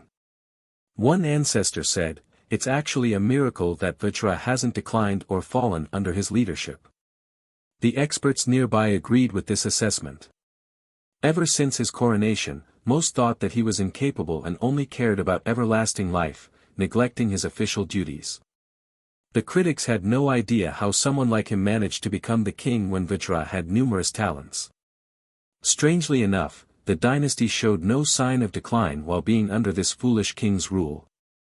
This could be considered a miracle. The third prince's expression became as ugly as can be after hearing the decree. Being under house arrest for 3 years meant the end of his future. 3 years weren't long for cultivators but for his situation. Anything could happen in 3 years. For example, the death of archaic Sun King and the crown prince would take over. National teacher, there must be a mistake. The prince became agitated. Your Highness, an imperial edict is never mistaken. Yi Mingshi flatly responded. Though Yi Mingshi wasn't from Vajra, he still had immense influence in the court. This was due to his own power and the trust of the king. The prince had to resist. National teacher, Li Qie is a lawless villain and an obvious traitor. He failed to carry out the duty of a saber messenger and ruined the dynasty's reputation in the process. What I'm trying to do is to rid Vajra of this stain. From all angles, the one who should be punished is Li Qie, not me. I have nothing but loyalty for Vajra and have shown it on the battlefield, risking my life to contribute. He was quite heated towards the end because this could be the end of his imperial ambition. He had to do everything possible to prevent this. That's right. Other youths from noble clans chimed in to show their support. They have always wanted him to be the next king for Vajra's sake. His Highness has nothing but meritorious contributions on the battlefield, he shouldn't be treated this way. Treacherous conspirators must have whispered poison into His Majesty's ears. People like this deserve death. Another young expert shouted. Exactly, get rid of the sycophants. The crowd got riled up again, kill them and prove the prince's innocence. By this point, even the members from the other divisions spoke up for the third prince. He always had a good relationship with other influential cultivators. Thus, their support came due to personal benefits on top of an amicable relationship with the prince. The prince has the people's heart. An older expert nodded approvingly. In recent years, everyone was aware of the prince attempting to build a powerful faction. This was a successful endeavor and absolutely crucial if he wanted to defeat the crown prince. Overcoming the traditional successive rule was far from easy. In fact, the crown prince was also watching from far away with a frown. Your Highness, it looks like the third prince is out of favor. His Majesty has confined him for 3 years, clearly forbidding him from competing with you. The throne is definitely yours now. An old follower behind him said. As the Crown Prince's servant, he naturally became excited since his status would rise as well. That's not the case. The Crown Prince shook his head, this is younger brother being favored. How can that be?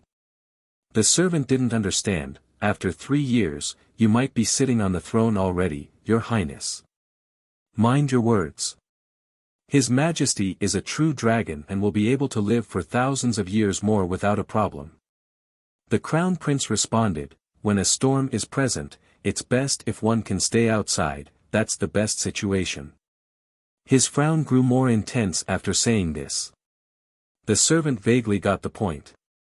The Crown Prince was worried because he thought that a period of 3 years was both short and long, depending on the circumstances.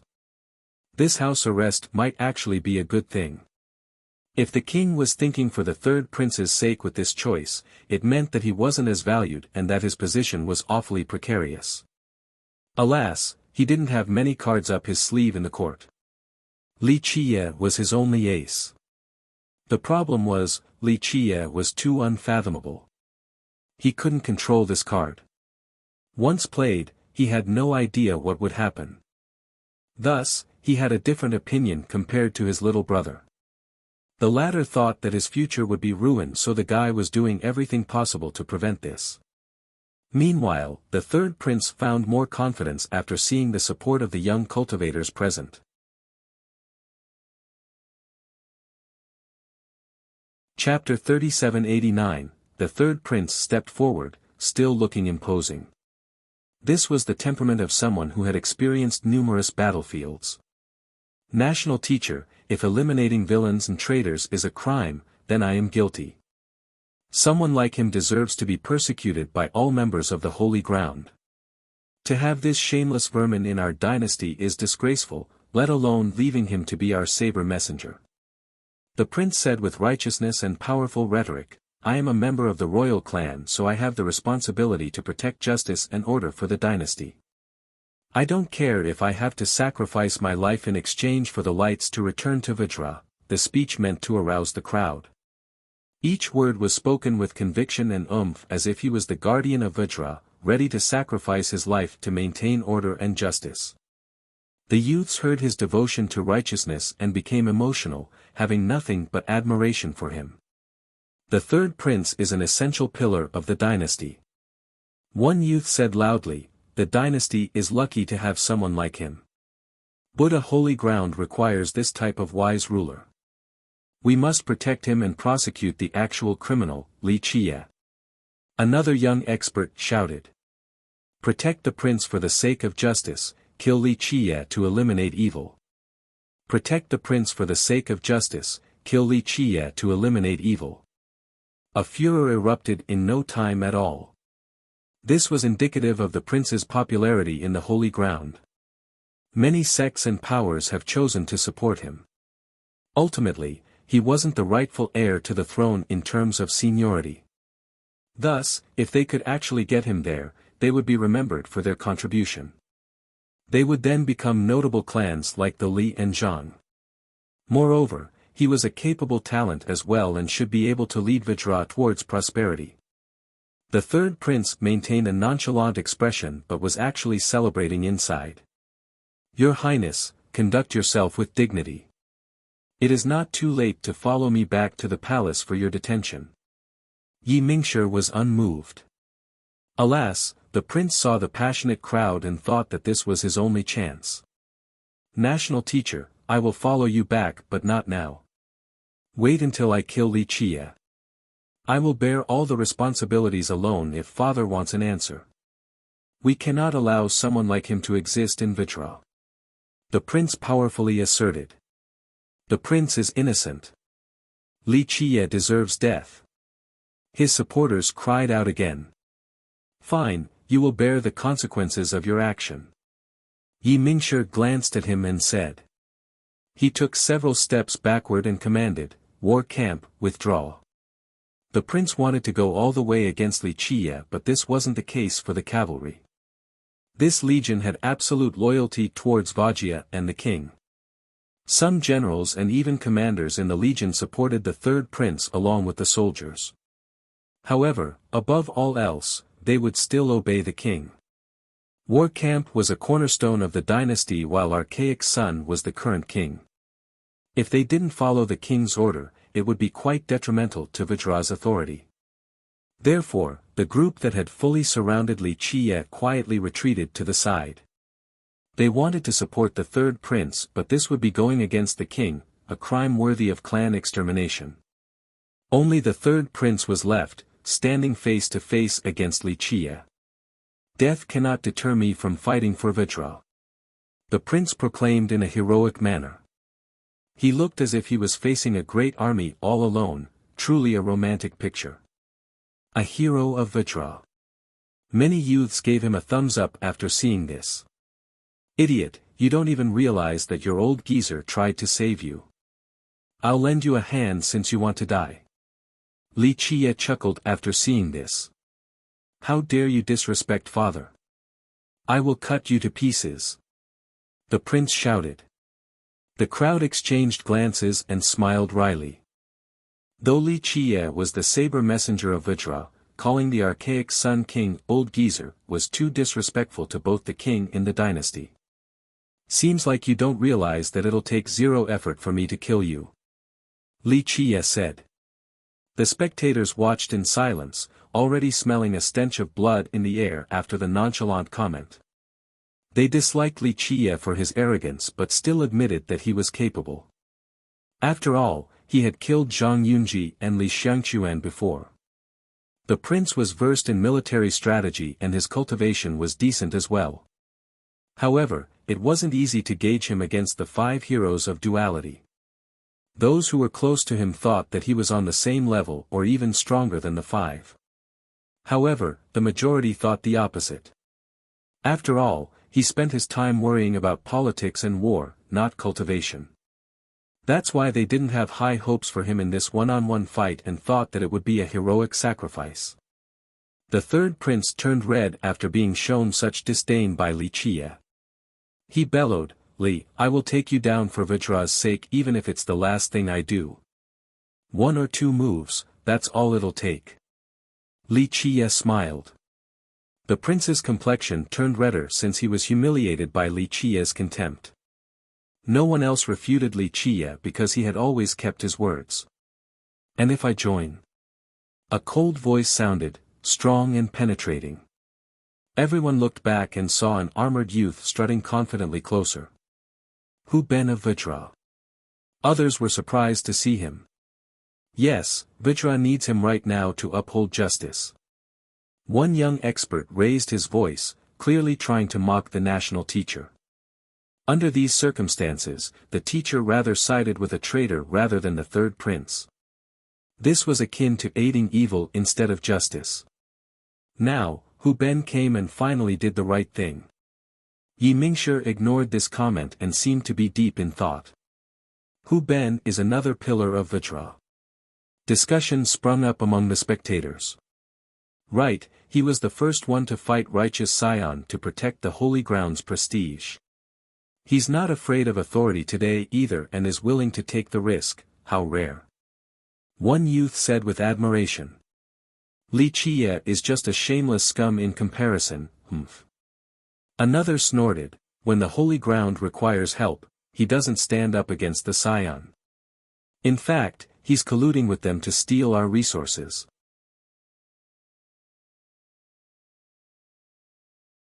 Chapter 3790. Hu Ben's support for the third prince earned him adulation and respect. They thought that he was a crucial pillar of the holy ground. This was understandable due to his fight against the Scion. He led the vanguard and took charge when no one else did. Though he lost, it was an honorable defeat and actually heightened his status. Today, his choice might offend archaic Sun King, something potentially detrimental to his own well-being. Nonetheless, he did so without any hesitation while thinking of the bigger picture. Conversely, Li Qiye didn't do anything to oppose the Scion nor lend an inch of his strength for the holy ground. Worst of all, he conspired with Su Tsueme, a disciple from Righteous, to steal Diana Dao Lord statue. The experts here reviled him for his conduct and didn't hide their distaste. Of course, Li Qie ignored their comments and showed zero emotion on his face. He glanced at Hu Ben and smiled, "Come together. 2 or 3 moves if I'm feeling nice, just 1 if otherwise." "What, 1 move?" The crowd clamored in response. "Li, you're too arrogant. Who do you think you are? The ultimate cultivator in history?" Another couldn't help but shout. "Too much bravado." Someone else said. Everyone knew that Li Qie's methods were out of this world, but needing just 1 move to defeat his 2 foes was still hard to believe. Just the 3rd prince alone, sure, definitely possible. On the other hand, to do so against Hu Ben seemed rather implausible because they had seen Hu Ben in action back at Smokefire Fortress. Does he think he is Righteous Scion? This is way over the top. One youth snorted. Even the Scion might not be able to beat Hu Ben with just 1 move. Everyone saw that previous battle, right? Another chimed in. Meanwhile, Hu Ben had an ugly expression, a usual occurrence for those tasting Li Qie's contempt. "I see." He laughed from being too angry and said, "Everyone says our holy ground is full of hidden masters. Well, I can't wait to see the true dragons and white tigers today. Which will be able to defeat me so fast?" He had fought against the top dog of the young generation and gained insight into his own abilities. Thus, not to mention 1 move, Li Qie wouldn't be able to defeat him within 3. "Hu Ben, teach this arrogant fool a lesson, don't let a wretch like him live in the holy ground." A fan shouted. "That's right, this scum deserves 1,000 deaths. Kill him and maintain order." Others started joining in. Some of these youths were furious and wanted to chop Li Qie into mincemeat. On the other hand, Su Tsueme stood aside with a calm expression. She shook her head, thinking that these speakers were idiots. Wei Qianqing felt worried for Li Qie. This happened because of her and now he was against the entire dynasty. She thought that this might end with Li Qie's death, and it would be a gruesome one. "Looks like quite a few of you want me to die." Li Qie smiled amusingly and beckoned the aggressive crowd, "Come now, show me your determination and ability." He had no issue with challenging the entire holy ground in a haughty and carefree manner. The crowd exchanged glances. No one really wanted to step up to face Li Qie. Of course, they had no problem running their mouth enthusiastically, but to actually step on the stage? Li Qie had insane schemes and methods. Moreover, the holy ground had other talents such as Hu Ben. It wasn't their turn to worry anyway. Pa! It is disgraceful for Vajra to have a degenerate like him as part of the court. One of them said with disdain. These cultivators knew perfectly what to say to match the situation. But to tell them to fight to the death over justice? That's impossible since their personal benefits haven't been negatively impacted. This was Vajra's personal issue, they didn't need to risk their lives. So this is what people mean when they say the holy ground is full of hidden dragons and crouching tigers. They forgot to add one last part, turtles hiding in their shell. Li Qie laughed and said, "No wonder why Righteous Scion looks down on you bunch, capable tongues yet shaky hands." The crowd glared angrily at Li Qie with fire in their eyes, wanting to incinerate him into ashes. Of course, the glares were fully ineffective. "If you wish to challenge all the heroes in the holy ground, I will work together with Brother Hu Ben to see your wondrous techniques, yes?" A cold voice uttered.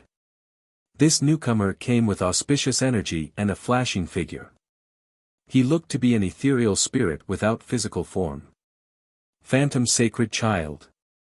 Everyone recognized this youth. Now, the other side looked quite impressive with the third prince, Hu Ben, and Phantom. Humph, even Phantom Sacred Child has lost his patience because of this Li's arrogance. He needs to be taught a lesson. One member of Divine Ghost Division scowled. Phantom Sacred Child is known for his friendly temperament and patience, he's only doing this because Li Qie is unbearable. A young genius remarked. Some experts started wondering.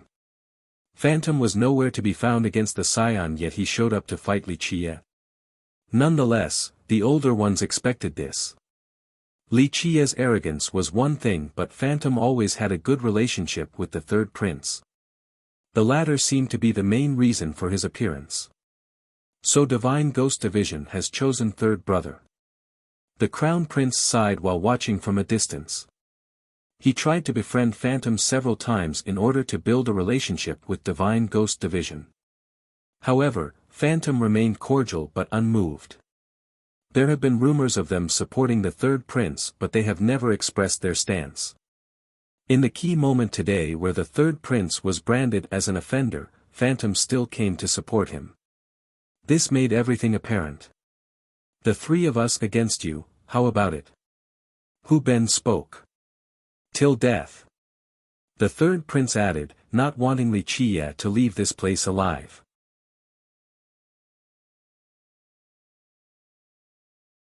Chapter 3791, The addition of Phantom Sacred Child emboldened the third prince. His confidence virtually doubled. Putting Phantom aside, this meant that Divine Ghost Division also had his back. They would be one of the main forces for his royal competition later on. 2 geniuses out of the 4 were on his side now. He was confident that his group would be able to take down Li Qie. The guy is done for this time. A youth on the prince's side laughed boisterously. He can't escape death even if he has 3 heads and 6 arms. Others shouted with palpable excitement. Right, he can't act arrogant for long, the trio will definitely be able to kill him. More joined in. It's too early to draw a conclusion, Li Qie's methods are unfathomable, always exceeding expectations. A big shot pondered while looking at Li Qie's calm expression. This wasn't going to be so simple. So what? He can't be as strong as Righteous Scion. Another old expert argued, otherwise, other methods are just useless and can't match absolute force. Just wait, the show is about to begin. A more neutral member said. The young ones, especially the fans of the trio, started shouting, Sacred Child, show this Brett the immensity of heaven and earth, rid our holy ground of a vermin. Scums like him deserve to be eliminated. One more bellowed. Others showed no hesitation in expressing their disdain. They had animosity towards Li Qie not because of any existing feud. It's just that his prior comment insulted their dignity and pride, hence their hatred. Because of this, how could they not be excited to see the trio going up against Li Qie? Rumble. Suddenly, loud explosions came from the horizon and silenced the crowd, causing them to shudder. Everyone turned back and became startled. Righteous Scion. Righteous Scion is here, the young ones became overwhelmed with shock after seeing the chariot. Yes, another cultivator has arrived, Righteous Scion. The wheels of his chariot issued loud grinds and Tao explosions, seemingly crushing the myriad worlds and the heart of the listeners. His reputation preceded him. Even those who haven't seen him before turned pale. He stood on his chariot, still as dominating and impressive as ever. His domineering aura suffocated those nearby. The ones who witnessed the previous 2 battles were even more afraid. So soon. One old expert took a deep breath. Everyone knew that he had entered Metropolis. However, they didn't expect him to arrive at Minor Sacred Mountain so early, thinking that he would spend more time sightseeing at the capital. The 2 top geniuses, Hu Ben and Phantom Sacred Child, had a stoic expression. They knew just how strong he was. In just a short time, people down by the base receded like the tides to make room for him. The shouters earlier kept their mouths shut, not daring to utter a single word. Righteous Scion perused the area before stopping at Li Qie. He smiled and bowed, Young master, your fame resounds like thunder piercing the ear. It is an honor to see you today. Among the crowd were members of the previous generation such as ancestors, Hu Ben's, and Phantom. However, He ignored all of them and respectfully greeted Li Qie instead. This was rather unexpected, so some speculated that these two knew each other beforehand. Li Qie glanced at him and commented, "Actually not bad. Righteous does have plenty of talents. You're too kind, young master. All the talents in the world can't compare to you alone." The scion laughed. "I am indeed fond of flattery." Li Qie chuckled. Righteous Scion then stared at the trio and declared, "Those three. No need for you to waste your time, young master. Just give the command and I'll crush them for you." The trio and the rest of the crowd's expression immediately changed. The Scion's power was one thing, but these two seemed to have a special relationship. First, he should have no problem defeating the three.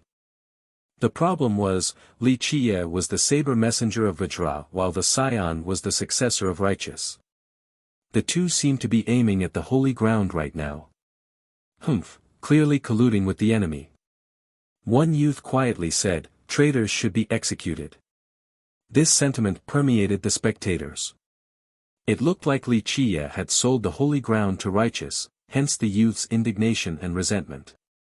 However, most remained quiet due to the Scion's presence. Hu Ben's group was alarmed. They had no confidence in stopping the Scion. Right now, they needed Du Galan to shoulder the burden. Find a nice and cool place with shade and wait. Li Qie waved dismissively at the Scion, "A little exercise is good." This attitude towards the Scion was unheard of. Not to mention the young generation, not even older experts would dare to talk to the Scion in this manner. Li Qie waved his hand as if he was swatting a fly. "I don't dare to disobey, young master." The Scion cupped his fist and smiled, then retreated to the sideline. This naturally shocked the crowd further. Li Qie's arrogance was one thing, since he has always been like this. It wasn't particularly strange for him to act this way towards Righteous Scion too. However, the Scion didn't become angry at all. The right word to describe his attitude would be subservient. Was this due to him being awfully magnanimous and not minding the trivial detail? This became the key question in everyone's mind. Both Hu Ben and Phantom Sacred Child stared at each other, feeling as confused as the rest while trying to guess the relationship between Li Qie and Righteous Scion.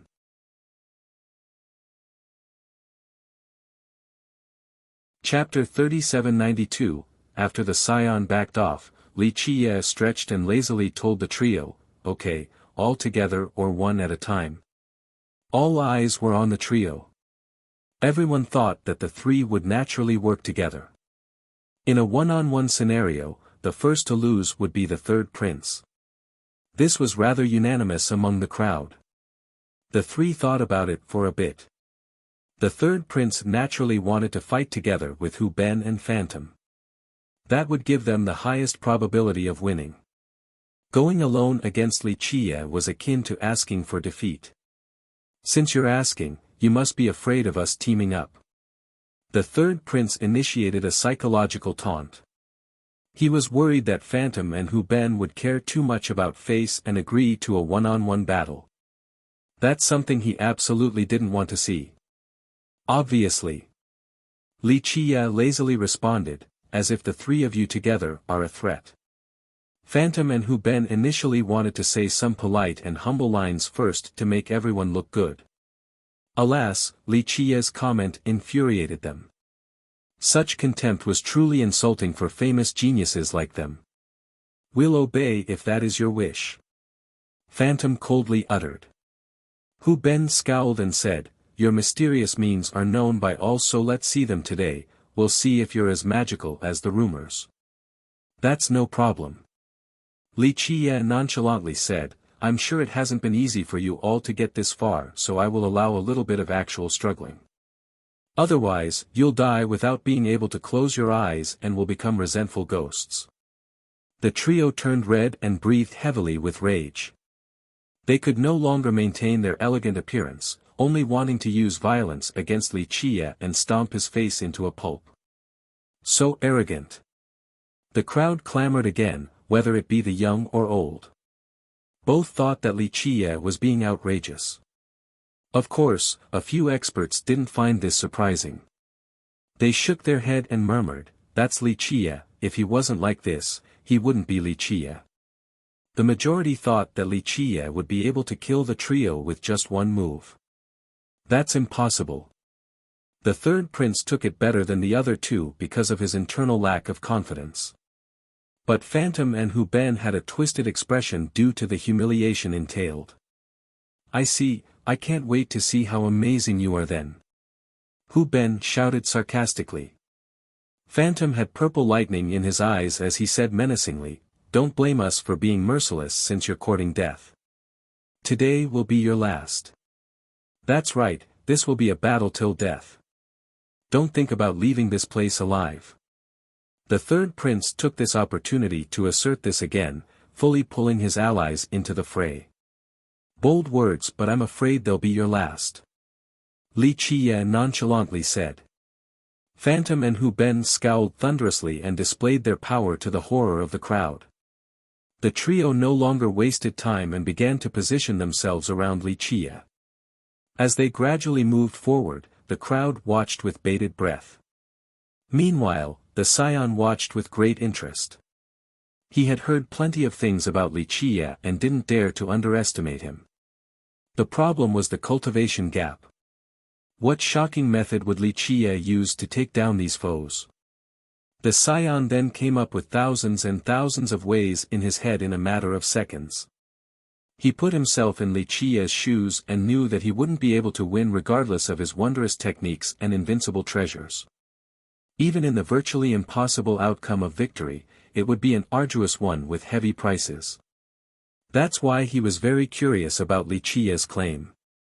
On the other hand, Su Tsueme had a natural expression and wasn't that invested in the battle as if the outcome was obvious.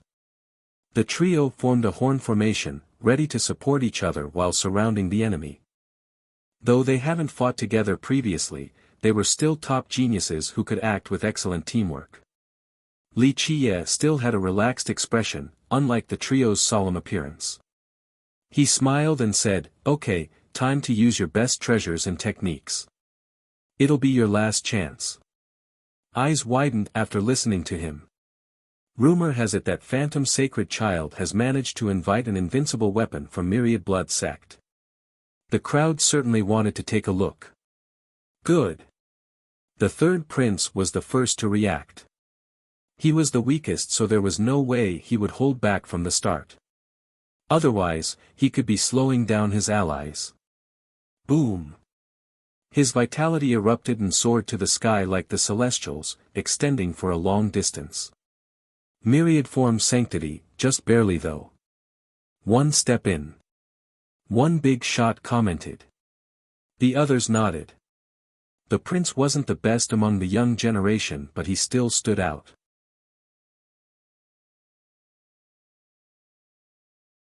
Chapter 3793, The third prince truly didn't hold back since his life was on the line today. If he were to lose and somehow survive, he would have no place in Vajra anyway after disobeying an imperial decree. Thus, victory was the only option. His other cards could come into play afterward. Clank! Clank! Clank! Pieces of green jade began to come together to form a whip. Once it fully assembled, it looked like a green snake with its head raised and an oscillating tongue flick. The individual scale-like sections were sharp. It didn't need a direct hit, just a slight brush would result in serious damage. However, the most terrifying thing about this weapon was neither its cold glow nor its sharpness. A murderous energy was present, resembling a suffocating draconic aura. It seemed rather evil and potent. Any contact would result in a withering effect. As the third prince wielded it, the spectators felt as if a green-scaled poisonous dragon had possessed him. Jade Scale Poison Whip. An expert became startled after seeing the weapon. Others didn't know about this whip but agreed with the naming choice, at least from its appearance. This is the legendary heirloom of the Zhou, right? One expert found this astonishing. Why does the third prince have it? Another blurted out. The Zhou was an influential clan in Vajra and had generations of officials. Of course, their status was far inferior compared to the Li or Zhang. This whip was their heirloom, the strongest weapon left behind by an ancestor. It has been worshipped by the descendants and only used when absolutely necessary. That's why people were surprised to see the third prince with it. Nonetheless, the older experts with knowledge of the court reacted quickly and came up with a reason right away. The Zhou certainly had a special relationship with the third prince, clearly wanting to support him in his effort for the throne. In the case of success, they might become the next Li or Zhang. A prince needing to use someone else's heirloom, the youth murmured. He's not the crown prince and there are plenty of princes. An older expert responded. The young ones understood after hearing this. Though the third prince had plenty of notable contributions, he was still only a prince, not the successor. He naturally didn't have access to the strongest weapons or heirlooms of Vajra. If the royal clan were to give him these weapons, it would be improper due to the existence of the crown prince. They would be admitting wanting to replace him. That's where the Zhou came in, giving him exactly what he needed. Boom! Hu Ben also released a torrent of vitality that virtually flipped the sky over. It contained plenty of grand Dao power, piercing through the world. Halos manifested and filled the area. Grand Dao sacred physique. His cultivation realm became apparent to the crowd. The young will surpass us in no time. An older big shot became sentimental. Hu Ben was so young yet he was already at the sacred level. Though he might not become a Dao Lord in the future, he would still be a mighty heavenly sovereign. Buzz. His vitality and halos suddenly became infected by a golden shade. His body was engulfed in a golden layer with a hint of blue and bronze. His battle intent surged, causing him to resemble a war god. His eyes flashed brightly, seemingly able to open a new world. Archaic Sun Battle Art. A supreme technique from the founder of Vajra, even before Vajra Dao Lord. One ancestor became startled. The founding king of Vajra was an incredible heavenly sovereign who left behind this famous art. For a long period of time, it served as the strongest merit law of Vajra and the ultimate treasure of Martial Hall. Later on, Vajra managed to build a relationship with Vajra Dao Lord through ample efforts. The Dao Lord then bestowed them various merit laws. From then on, archaic Sun Battle Art was no longer their best merit law. Nonetheless, this didn't mean that it was weak. Numerous disciples and royal members wished they could learn it. For example, the third prince didn't have access to it while Hu Ben did. This was quite surprising. No wonder why people say that Hu Ben might become the next guardian of Vajra. An important character said softly, or that he's the current guardian's disciple. There is no smoke without fire. So Hu Ben was holding back. Others exchanged glances. Everyone assumed that Hu Ben had gone all out against the scion. This didn't seem to be the case. He clearly had thoughts about escaping then. In that case, how would he answer to the soldiers from Vigorous Tiger Legion who died in battle? Was the fight just for show? Thus, the crowd didn't wish to dwell on this topic due to how sensitive it was. Buzz. Phantom's eruption of power wasn't as flashy as the previous two. It consisted of a strand of blood shooting upward. However, it disappeared right away, replaced by a violet aura. This aura permeated the air and Phantom disappeared. Where is he? A youth wondered. Over there. A keen-eyed spectator noticed a faint shadow but it disappeared once more. No, there. Another one shouted. The shadow continuously appeared and disappeared within the aura. Two scenarios seemed plausible here, either that he was moving continuously or that he was omnipresent without changing position. Phantom Sky Shift. Someone recognized this technique.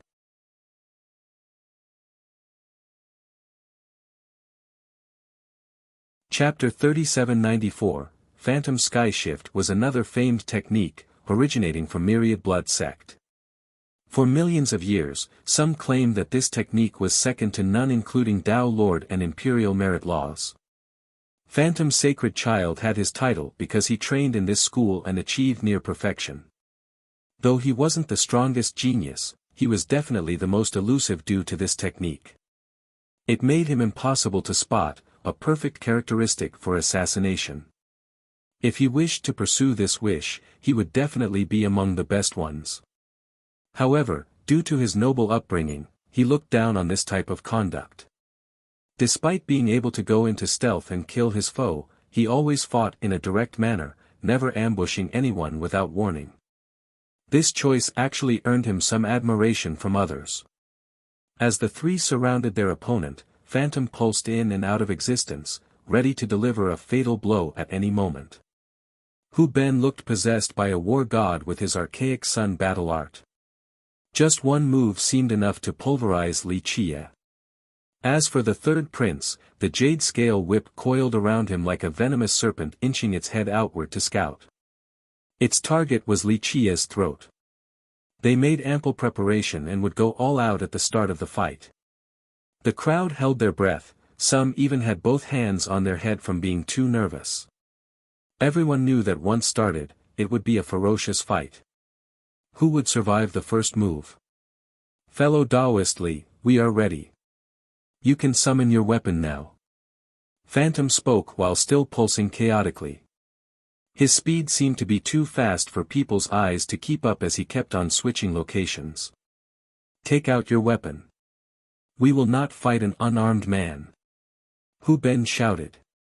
The third prince only scowled and didn't say anything. He naturally would prefer to fight a weaponless Li Chia. Alas, this obviously couldn't be said out loud. All eyes were on Li Chia, curious about his choice of weapon. Previously, he wore the armor from Wish Ward and made history by destroying 2 factions. This armor has been returned to the ward, but everyone knew that he had earned the Hug Mouse's grace. He certainly had other treasures in his possession. Of course, some focused on the ancestral saber as well, since he had used it to kill Li Xiangquan and Zhang Yunji. A weapon.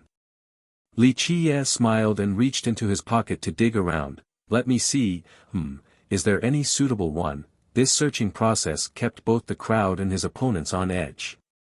The latter worried that he might take out a world-renowned weapon or treasure. That would be a terrible development. However, he took a while and couldn't find anything, shaking his head and giving up next. He begrudgingly said, "Sigh, nothing suitable. It's tough being poor, can't even come up with anything good." Since he took so long, everyone assumed that he would take out something incredible. Their expectation was betrayed. You want to fight us without a weapon?" Hu Ben scowled. This would be extremely advantageous for them, but from another perspective, extremely humiliating as well, something unacceptable for someone as prideful as Hu Ben. Only the third prince desired this condition. Of course not. Li Chia smiled, that would make it seem as if I'm looking down on you three, so I still need to find a weapon. What should I use? He started looking around. The crowd became confused because he had a perfect weapon already, the saber hanging by his waist. What was he trying to do? This isn't bad. He walked up next to a tree and broke a branch off. He brushed the leaves off and returned to say, "Good, this will do." The trio's expression soured while the crowd was astonished. He really wanted to use a branch against them. This was more insulting than if he were to use his bare hands. Is this a joke? He must be trying to insult them. Someone said. It's too disrespectful towards the opponents. One youth who was a fan of Phantom became indignant. As for the big shots, they had no idea what Li Chia wanted to do. He had no reason to insult the trio any further. This seemed like a waste of time and effort. You really wish to fight us to the death using that branch? Phantom coldly asked. Why not? Li Chia smiled. The third prince felt that he was purposely aggravating and insulting them. But nonetheless, this wasn't an actual big deal at all and he preferred it this way. So be it, will accept. The prince immediately said to prevent Li Qiye from changing his mind. Li Qiye ignored the guy's plan. He scratched his head, seemingly pondering. After a while, he said, "As I was carrying the statue earlier, I saw some runes and found them quite interesting. I guess this is the perfect time to test their power." Having said that, he glanced briefly at Wei Qianqing. Since she knew his goal in taking away the statue, she understood the implication right away.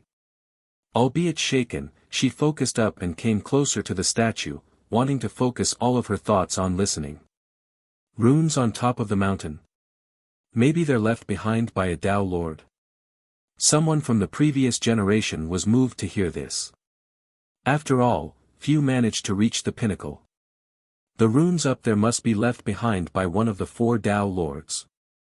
During the crowd's contemplation, Li Qiye pinned the branch onto the soil. It looked like a young plant afterward. Yen Ba Mi. He started chanting Buddhist scripture next while forming a mudra with both hands, looking as if he was holding a bottle. As the chant went on, liquid-like holy light manifested from thin air in the area between his palms where the bottle was supposed to be. This little holy light wasn't much in the holy ground. After all, every inch of the land contained this affinity and majestic power. Even new cultivators could start summoning this light. However, once the holy light touched the branch pinned to the ground, leaves immediately grew from the initially stripped branch. They weren't ordinary leaves since they had a Buddhist glow, looking like the leaves of a Bodhi tree.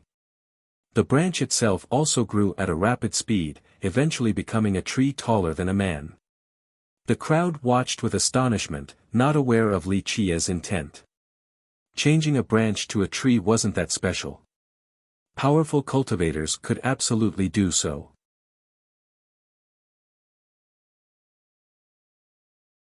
Chapter 3795, The gentle Buddhist light allowed the tree to grow fast, from a branch to a regular tree with incredible leaves. They looked like Bodhi leaves, but this wasn't a Bodhi tree.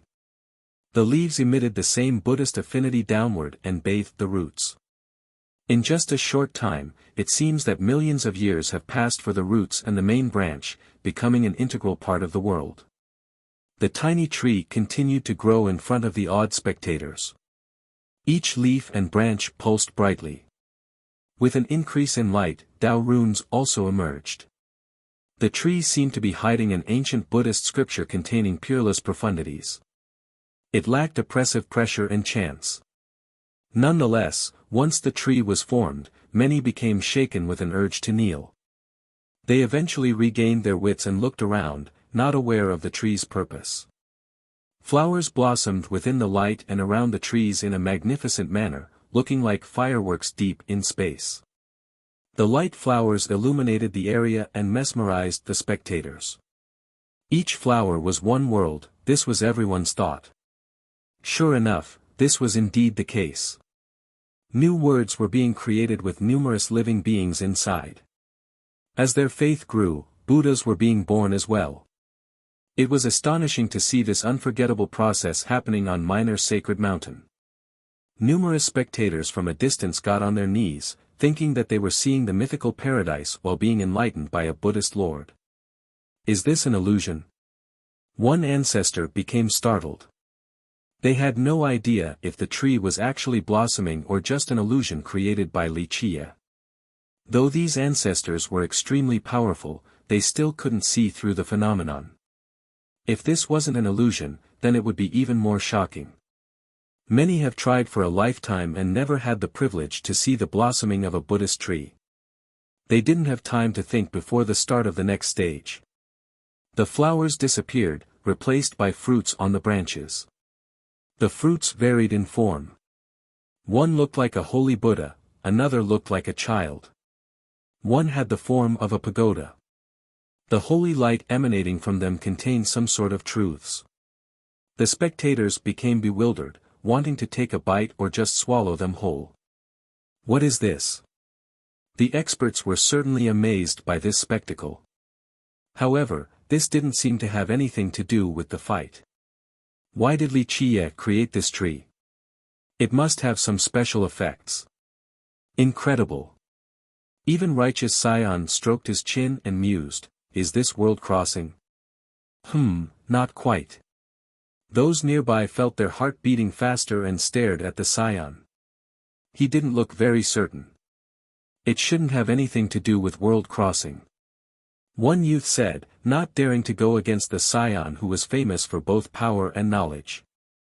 None among the young generation was qualified to talk with him about the Tao.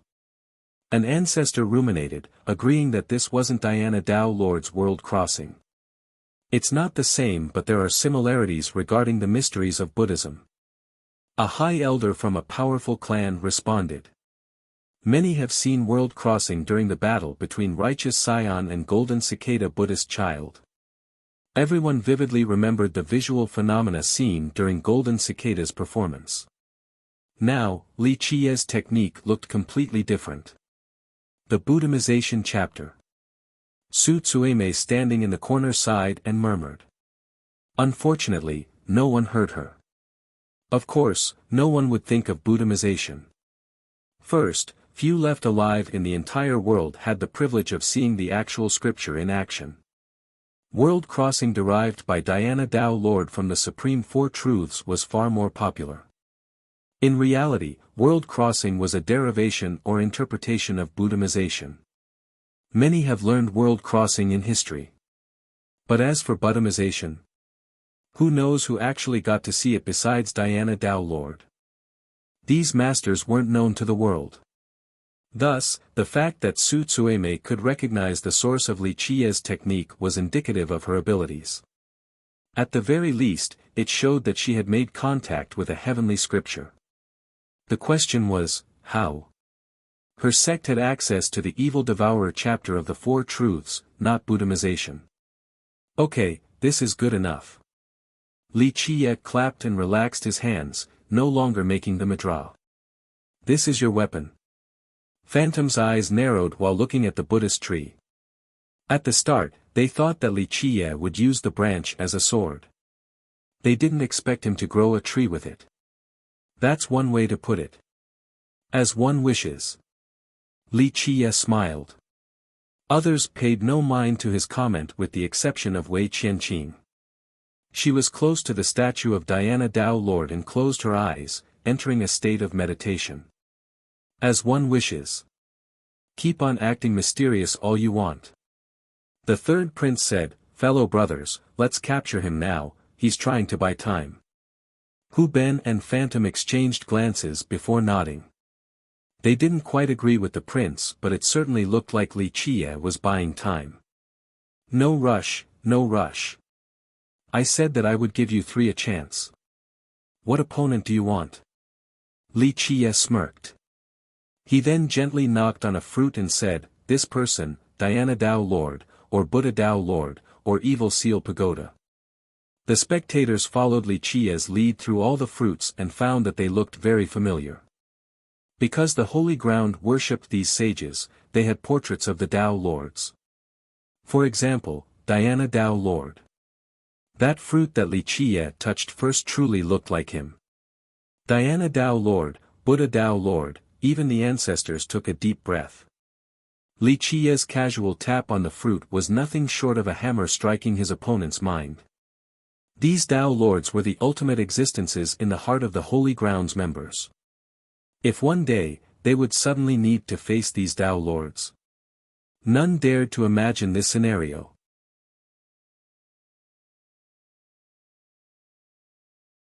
Chapter 3796, The trio staggered backward after hearing this. Fighting against the Tao Lords would result in unbearable pressure. In fact, other cultivators saw the shape of the fruits and became fearful as well. No cultivators would ever want to fight beings they deem as gods. What the hell are those fruits? One expert took a deep breath. Just an imitation, they can't have the same abilities as the great Tao Lords. I'm sure this is just an illusion. Another calmed down and said. As for the ancestors, they still had a hard time fathoming the fruits. They exchanged glances and didn't believe that the fruits had the power of the Tao Lords either. Humph, your trickery can't frighten us. Hu Ben roared. Let's go, this illusion definitely can't be that powerful.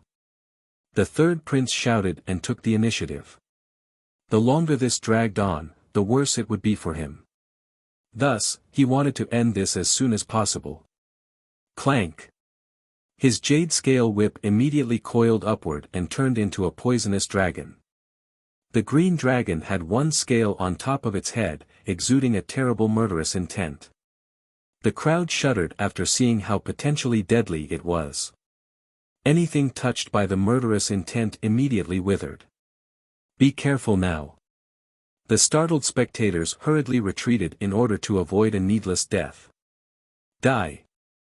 The third prince furiously roared and raised his hand, commanding the dragon to attack.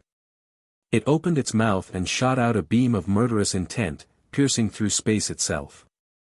A withering force spread along the path, going as far as corroding the spatial fabrics to the horror of the crowd. It instantly appeared right before Li Qiye's chest. Its speed and power were incredible. Once struck, Li Qiye would die instantly without a chance to resist. Go! In this split second, Li Qiye picked one fruit off the tree and casually tossed it forward. Boom! The fruit actually managed to stop the murderous beam from hitting his chest. This was the fruit in the form of a golden pagoda. It immediately became larger, its Buddhist light halted the murderous beam. What? The spectators couldn't believe it. Don't celebrate just yet. Hu Ben was the next to seize the momentum and leaped upward. The archaic sun battle art was utilized to its limit and covered him in a fiery golden armor. He had a halberd capable of splitting the sky. The flames from the armor were extremely sharp with lacerating pulses. Hu Ben became tall enough to force everyone to look up to see him. The celestials circled around his head as if he was the only true god in the world. His power under the boost of the battle art started to ravage the area. Die! He swung his halberd downward and severed laws along the way. Due to his massive size, this strike seemed capable of splitting minor sacred mountain itself, not just Li Qiye. More spectators started running away, not expecting the scale of destruction. However, Li Qiye casually picked another fruit and tossed it again. Boom! Something far more overwhelming manifested, capable of breaking everything like dried branches. The horrified crowd saw a supreme existence coming into being. His Vajra easily stopped Hu Ben's halberd. Vajra Dao Lord. They became dumbstruck right away. Some felt their legs giving in and dropped to the ground. Ancestor. Yes, this figure turned out to be Vajra Dao Lord. Of course, not the real person. The fruit Li Qiye picked earlier had the form of Vajra Dao Lord. It immediately turned into this avatar afterward. Among the 4 Dao Lords of Buddha Holy Ground, Vajra Dao Lord was known to be the one most versed in battle.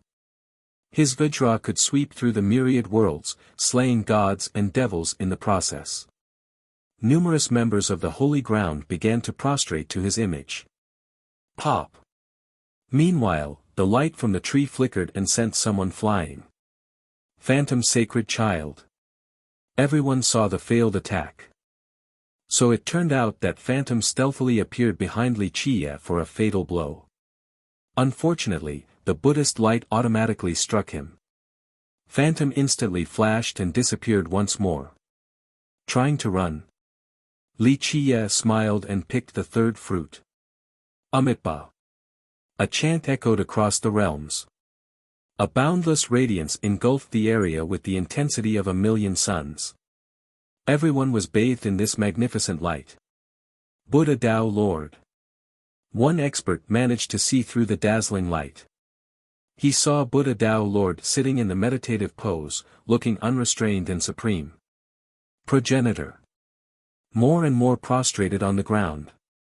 Even the most powerful ancestors became slack-jawed since this exceeded their imagination. Li Qiye simply tossed out 2 fruits to summon Vajra and Buddha Dao Lord. Though they were only avatars, this was already terrifying enough. The ancestors kept on trying to figure out whether they were mere illusions, but this didn't seem to be the case. A natural grand Tao, the Scion himself was shaken to see this.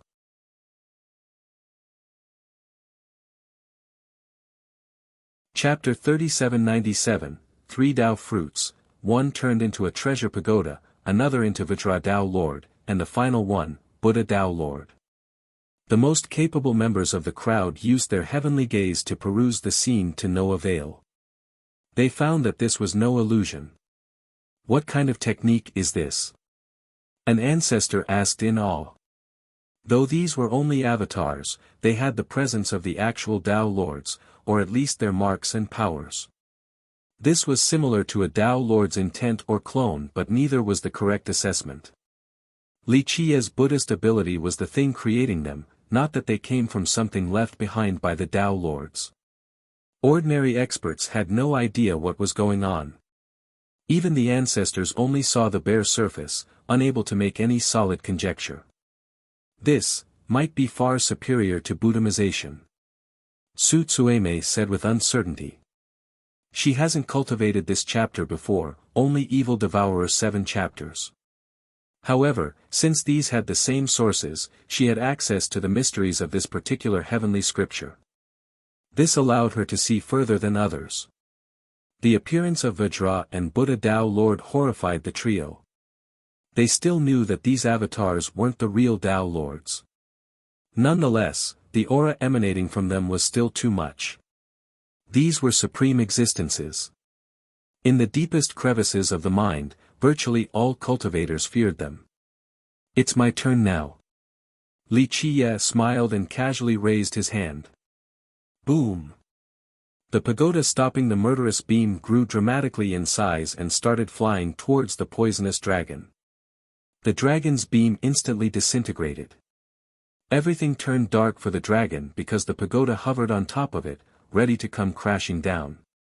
Activate! The prince roared and channeled his vitality. He became resplendent as he added more power to the whip. The dragon flew upward with its claws ready. Its single horn had lightning currents materializing at the tip. Boom! The lightning bolts could tear out the sky vault, intending to penetrate the pagoda. Meanwhile, Vajra Tao Lord pushed Hu Ben's halberd away to deliver a direct slash. This Vajra of his was considered to be one of the strongest Tao Lord weapons. Some even listed among the top 10. It played a large role in him being able to assault a forbidden zone. Though this wasn't the real Vajra, the resulting power was still cataclysmic.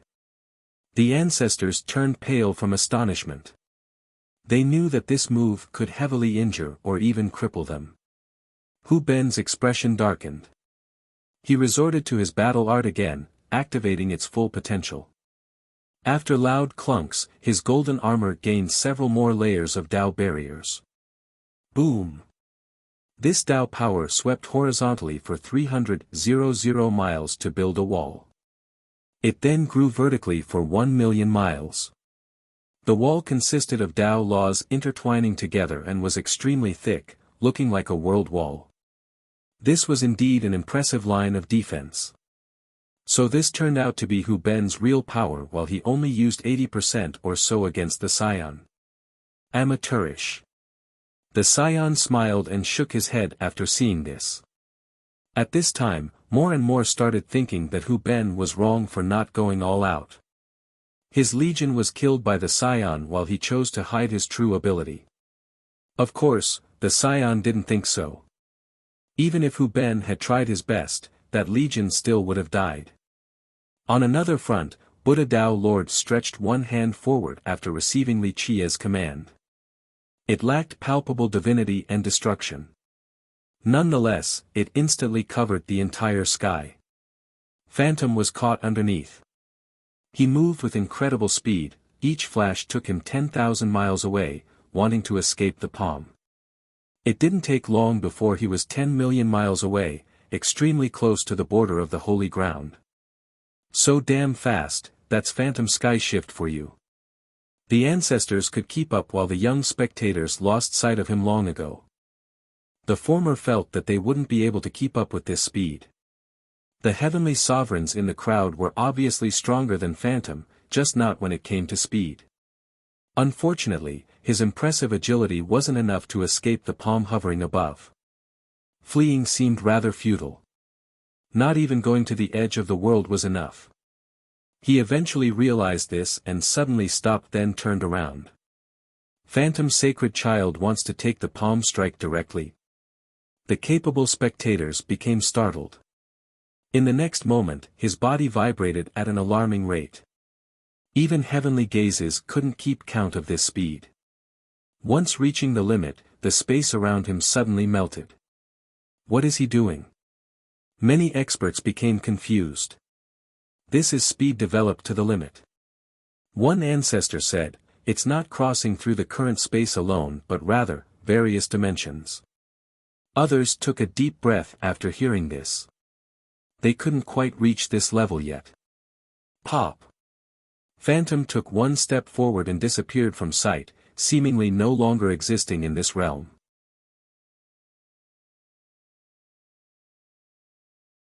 Chapter 3798, 3 moves occurred with one lift of the hand. The pagoda's suppression, Vajra Dao Lord's incredible offense, and the Buddhist palm chasing for millions of miles virtually occurred at the same time, too fast compared to the speed of pen and ink. Boom! The poisonous dragon let out a miserable shriek. Though it tried its best, it still couldn't stop the suppressive pagoda. It crushed the horn first, then the rest of the dragon, reducing it to ashes. Finally, it pushed the third prince against the ground and continued grinding down, breaking bones and spilling blood. Ah! The prince screamed in pain. People had no idea whether he would survive or not while hearing his agonizing screams. At the same time, Vajra Dao Lord's weapon cut through Hu Ben's halberd and didn't slow down in the slightest, smashing onto the Great Wall. Dao pieces crumbled first, then the rest of the wall. Crack! Though the brunt of the attack had been absorbed by the wall, the remaining force was still terrifying. It sent Hu Ben flying while vomiting blood. His body pierced through numerous peaks as his blood painted the sky in an astonishing manner.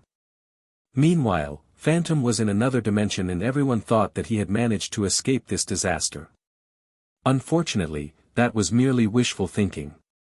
Buddha Dao Lord's palm also traveled through space and reached into a deeper dimension. It then pulled out something looking like a crystal sphere with Phantom inside. Crack!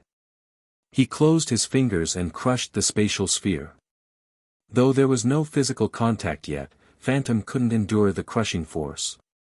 Nonetheless, he mustered everything he had during the split second of the sphere destruction. He leaped up, wanting to escape the palm. He utilized his movement technique beyond the extreme, his astonishing speed became unimaginable. Alas, Buddha Dao Lord flipped his palm backward and smashed the ground, leaving a gigantic palm prince. It destroyed all of Phantom's defenses, so he free fell down and created a gigantic pit. The dirt nearby was covered in blood. Who knows if he was alive or not down there? Silence took over while people stopped breathing for a moment.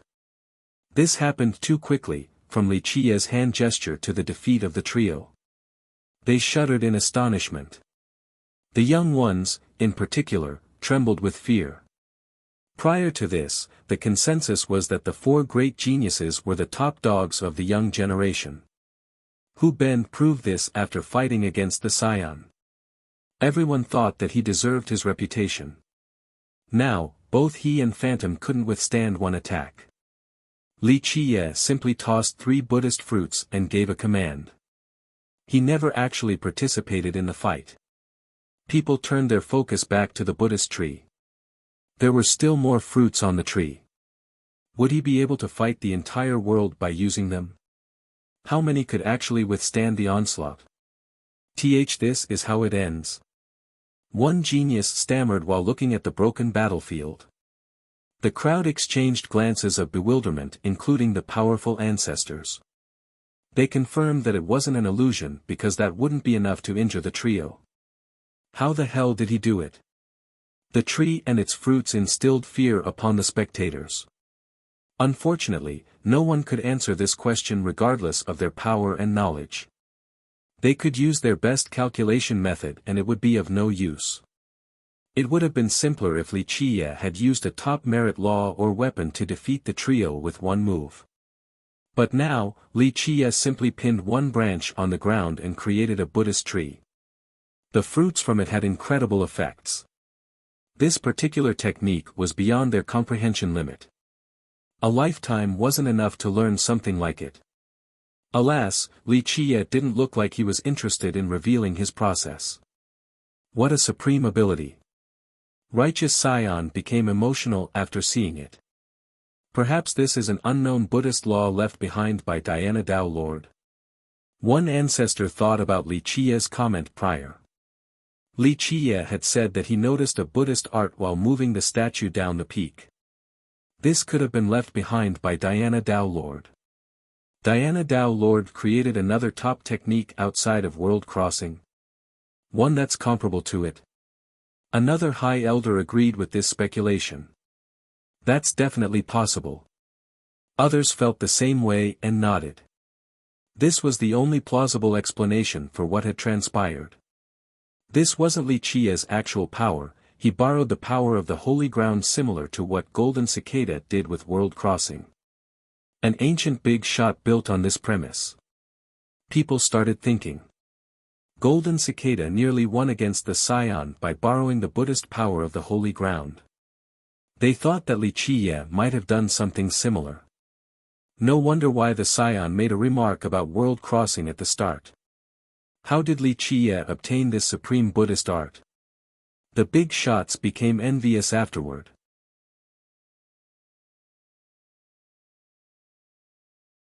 Chapter 3799. By this point, the majority believed that Li Qie had learned a technique created by Diana Dao Lord that's on the same level as world crossing. Li Qie always had such good luck as if he was blessed by heaven. Everyone naturally became jealous of him. Bam! Debris scattered everywhere as two figures flew upward, looking quite embarrassed. They were none other than Hu Ben and Phantom. Numerous youths cheered after seeing this, feeling way better. Good, they're still alive. One expert heaved a sigh of relief. These two renowned geniuses could compete against some cultivators of the last generation and win. If they were to be killed by one hand raise from Li Qie, the rest of the holy ground would feel immense pressure. How could they ever look straight at Li Qie again? He would completely overshadow everyone else. Though the two survived, they didn't look great at all. Both were bloodied, especially Hu Ben. His body was twisted with numerous broken bones. Anyone else would be bedridden right now, becoming a cripple. This was indicative of their power, capable of standing straight despite the grievous injuries. They began using a great number of ointments and medicines to stabilize their wounds. Ah! The third prince was still screaming while being under the pagoda. Struggling was useless unless he had some assistance. Brother Hu Ben, save me. He had no choice but to ask his allies for help. Due to their friendship, Hu Ben immediately wanted to rush over. However, Phantom appeared in front of him and raised his arm to stop. What are you doing? Hu Ben frowned. No rush, Brother Hu Ben, we can do it after we defeat Li Qie.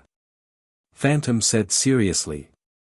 Hu Ben wasn't an idiot and understood right away. The third prince was the weakest among them. He was of no use in battle and would actually drag them down. They could save him once but a second time. They had no time to divert their attention during this crucial battle. It was better to leave the guy suppressed because his life wasn't in any danger. In the end, Hu Ben gave up and agreed with Phantom's assessment. Brother! The prince shuddered and shouted again. This time, Hu Ben didn't say anything. The prince realized that these two wouldn't come to save him. The spectators watched in silence. Some understood the duo's choice. The prince was mangled beneath that pagoda. He would only be a hindrance in battle. Li Qie seemed amused as he stretched and said, "One more chance, do your best now because there won't be another." His nonchalant tone made it sound as if he wasn't on a battlefield. However, everyone became frozen, including his foes. They really believed that he could easily take down these geniuses at this point. The tree still had plenty of fruits left. He could take down a few more and instantly kill Hu Ben and Phantom. The duo contemplated. They still had some ace cards left, but if these were to fail, that would spell the end for them. Nonetheless, it was indeed their last chance. They needed to kill Li Qie in order to stay alive. Taking a risk was absolutely essential now. As for the powerful spectators, they didn't think highly of the two's chances any longer. Nothing they do should be able to stop those Buddhist fruits. Idiot! An authoritative voice suddenly came from somewhere in the capital. It was dignified and oppressive, akin to the voice of a god. His power is from the resources of the holy ground. The voice continued to guide Hu Ben, your treasure can change everything. Sever the foundation. An answer dawned on Hu Ben. He clapped his hands and said, I see, thank you, royal uncle. He bowed towards that direction before discussing with Phantom. The crowd was shaken to hear this voice. Is that the guardian of Vajra? One speculated. One of the four grandmasters. A youth was startled to hear this due to the power of the four. Very few have met the guardian of Vajra. This person's identity has been a mystery. Rumor has it that Hu Ben was a disciple of the guardian. No, that's not the guardian. An ancestor revealed, that's the Supreme Brother. Supreme Brother? A youth has never heard of this title before. As for the older cultivators, most have heard of this title. One said, Supreme Brother Jianhao, one of the top students from duality back then from the same class as five-colored Sacred Sovereign, right? Yes, the same class as Archaic Sun King too, but the king left way earlier compared to them. One ancestor said.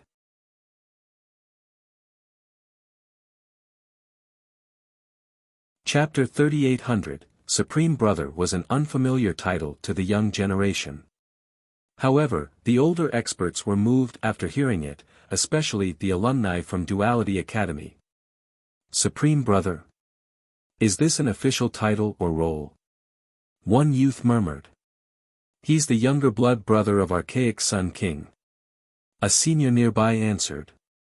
Wouldn't that just make him a prince then? What's the difference? The junior quietly responded. Supreme as in he's on the same level as the king. The senior elaborated, Vajra's royal family is thriving and the king has plenty of brothers.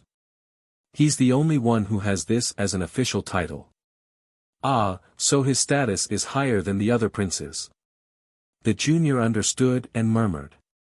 Another title of his is Sword Hero of Vajra. A different expert chimed in. I see, the junior replied. Even a fool could tell the grandeur of this second title. Sword Hero was so high-spirited and domineering back then. An alumnus who was now a big shot became sentimental. One ancestor from that generation said, do you remember how people used to say that his talents are above the Sacred Sovereign? What, if he's so amazing, then why did Archaic Sun King win? A youth became curious. The older characters exchanged glances without answering. Few in the holy ground could answer. This could be considered a current mystery of Vajra. No need to dwell on Archaic Sun King's incompetence. To put it frankly, some would call him an incapable and unworthy ruler. Nonetheless, Vajra showed no sign of decline under him. This could be attributed to its strong foundation and a robust number of new talents. Alas, ultimately, it was Archaic Sun King who seized the throne, not Sword Hero. In the past, Sword Hero was ambitious and certainly wanted to become the next king of Vajra in order to lead it to a golden age. He formed alliances just like the third prince, earning the support of the nobles. He somehow still lost to Archaic Sun King and faded into obscurity. After the formal coronation, Archaic Sun King bestowed him with an official title of Supreme Brother. Why did he lose? No one could really answer this question. Back then, at least 3 divisions at the plateau supported him. There were several speculations. First, Archaic Sun King was the crown prince. The ancestors at the temple didn't want to change the hereditary tradition, so they ignored his inability. This belief was widely accepted because the temple had this power. Another one stated that Sword Hero was listed as the best candidate for the throne to Sacred Mountain. However, Sacred Mountain disapproved, so Archaic Sun King was chosen instead. This rumor was popular as well. Those who believed in this one had the notion that Sacred Mountain wanted to change the leading power in the holy ground. Letting someone like Sword Hero take charge would only strengthen Vitra, making it harder for Sacred Mountain to change this spot. Thus, Archaic Sun King was the perfect candidate. Because of this second speculation, numerous powers in the holy ground started losing patience. If Sacred Mountain truly wanted to change the leader, others would have an opportunity to take Vitra's spot. The third stated that in spite of Archaic Sun King's deficiencies, he had trustworthy brothers such as the guardian of Vitra, national teacher Yimingshi, and attendant Hong. These three gave him ample power and guaranteed his position on the throne.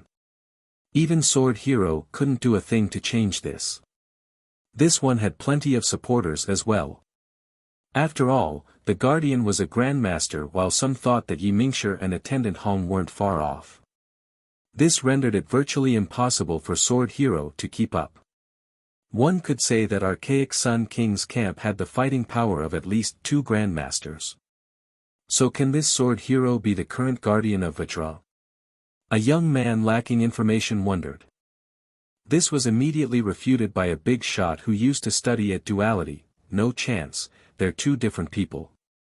His tone contained absolute certainty. Though no one had a clue who the guardian was, this being was still classified as a grandmaster. Why? One explanation told the tale of the guardian challenging the other 3 masters in secrecy. In the end, the battles were relatively even, so the guardian won the recognition of the trio, earning a spot at the top. The other pertained to a belief that the 4 grandmasters were appointed by Buddha Supreme himself. This alone made the guardian qualified to be in this group. I haven't heard anything about Sword Hero in a long time. We're so old now. An old expert became sentimental. In the past, they were mere juniors. After Archaic Sun King took over, Sword Hero rarely showed up in public. Now, all of them were at the ancestor classification. After receiving additional advice from Sword Hero, Hu Ben and Phantom came up with a new strategy. Li Qie. Only one of us will leave this place today. Hu Ben took a deep breath and shouted. Yes, I'll be leaving this place just fine. Li Qie smirked. It's too early to gloat now, save it for when the battle is over. Phantom coldly uttered. Both of them were actually afraid of Li Qie but didn't want to show it and lose morale. Yes, yes, show me what you can do instead of telling me. Li Qie lazily stretched. The 2 nodded at each other before Hu Ben roared, activate. A treasure flew out of his bright fate palaces. It looked to be a set of 3 iron gates. They immediately rotated around him. This was still their dormant state, yet they gave him a perfect defense. Nothing could ever get through. They had ancient runes carved on the surface along with mystical star formations. When the 3 came together, they could seal heaven and earth. Their aged appearance didn't diminish their majestic and overwhelming aura, seemingly blessed by a peerless king. Archaic Sun Temporal Diagram. One expert from the last generation shouted. The strongest weapon left behind by Vitra's temporal ancient king, a peak heavenly sovereign. One ancestor found this astonishing. 1. A continuation from the previous note, this is why Imperial Brother is inferior to Supreme Brother. Imperial Brother makes it too clear.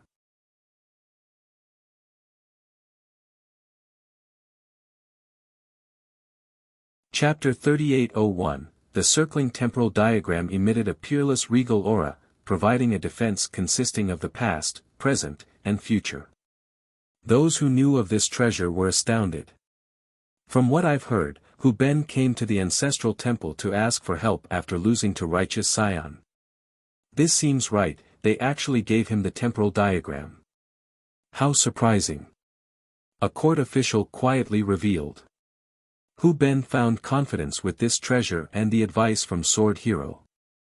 Buzz. Phantom also summoned his own treasure. People felt space trembling as a result. This treasure seemed to be coming from another deep dimension. After the vibration, they saw him wielding a great spear with the aura of a grand emperor. Its radiance bathed and made him look holy, instantly curing the rest of his wounds. Within the holy radiance were lightning crackles, capable of piercing through space and all foes. This turned Phantom into an emperor of lightning. Just one thrust would be enough to inflict a massacre on both heaven and hell. The imperial aura was especially majestic and suppressive. It seemed to be from an emperor of an ancient age. What is this weapon? The majority of the spectators had no idea, only that it was from an emperor due to its aura. Lightning Fiend. An ancestor's expression changed after seeing it. Myriad Blood sect only has a few, it's so strong. The crowd became startled after hearing this. Myriad Blood sect consisted primarily of blood fiends and ghost members. Rumor has it that during its early days, several ancestors came from an imperial lineage of the ghosts.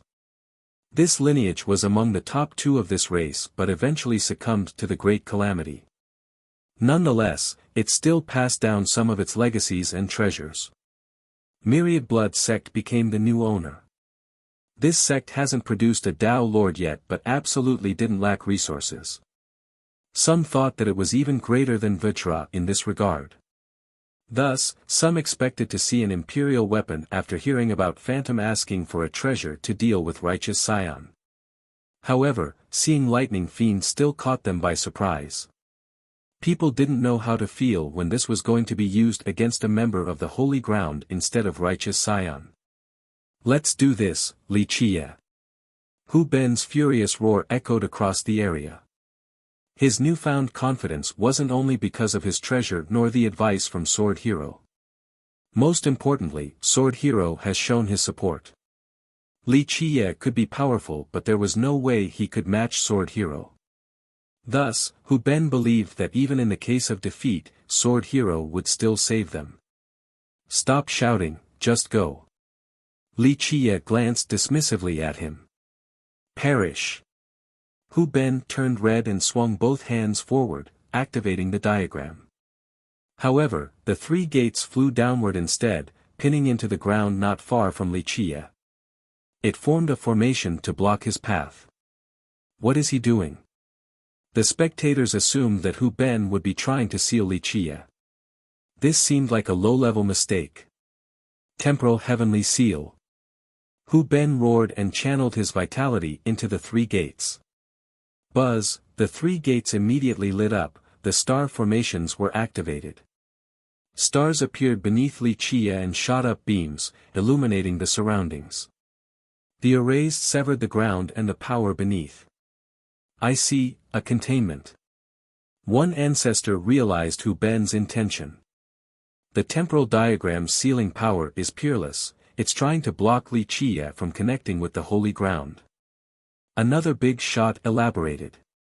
Sword Hero told him that Li Chia's power originated from the holy ground, culminating in the Buddhist tree. It wasn't his own power. Therefore, once Hu Ben cut off this source, Li Chia would no longer be able to borrow external power. Boom! 3 massive planets eventually emerged from the formations carved on the gates. Now, they finally aimed for Li Chia, not leaving any room for him to escape while intending on reducing him to a bloody mist. As they drew closer and exerted their pressure on him, they became blindingly bright. The crowd couldn't keep their eyes open. Die! Phantom immediately joined the fray. Loud crackles could be heard as his Lightning Fiend released numerous terrifying bolts. Rumble. The tsunami of lightning seemed disastrous for the area. He then threw the spear towards Li Chia along with its lightning affinity. The bolts gathered together to form a single beam with enough destructive potential to kill a god. The young spectators gasped while the older ones took a deep breath for composure. With one loud blast, the formations and the spear struck Wuxia at the same time. Starry lights and the lightning beam detonated. No one could see the result clearly due to the blinding explosion.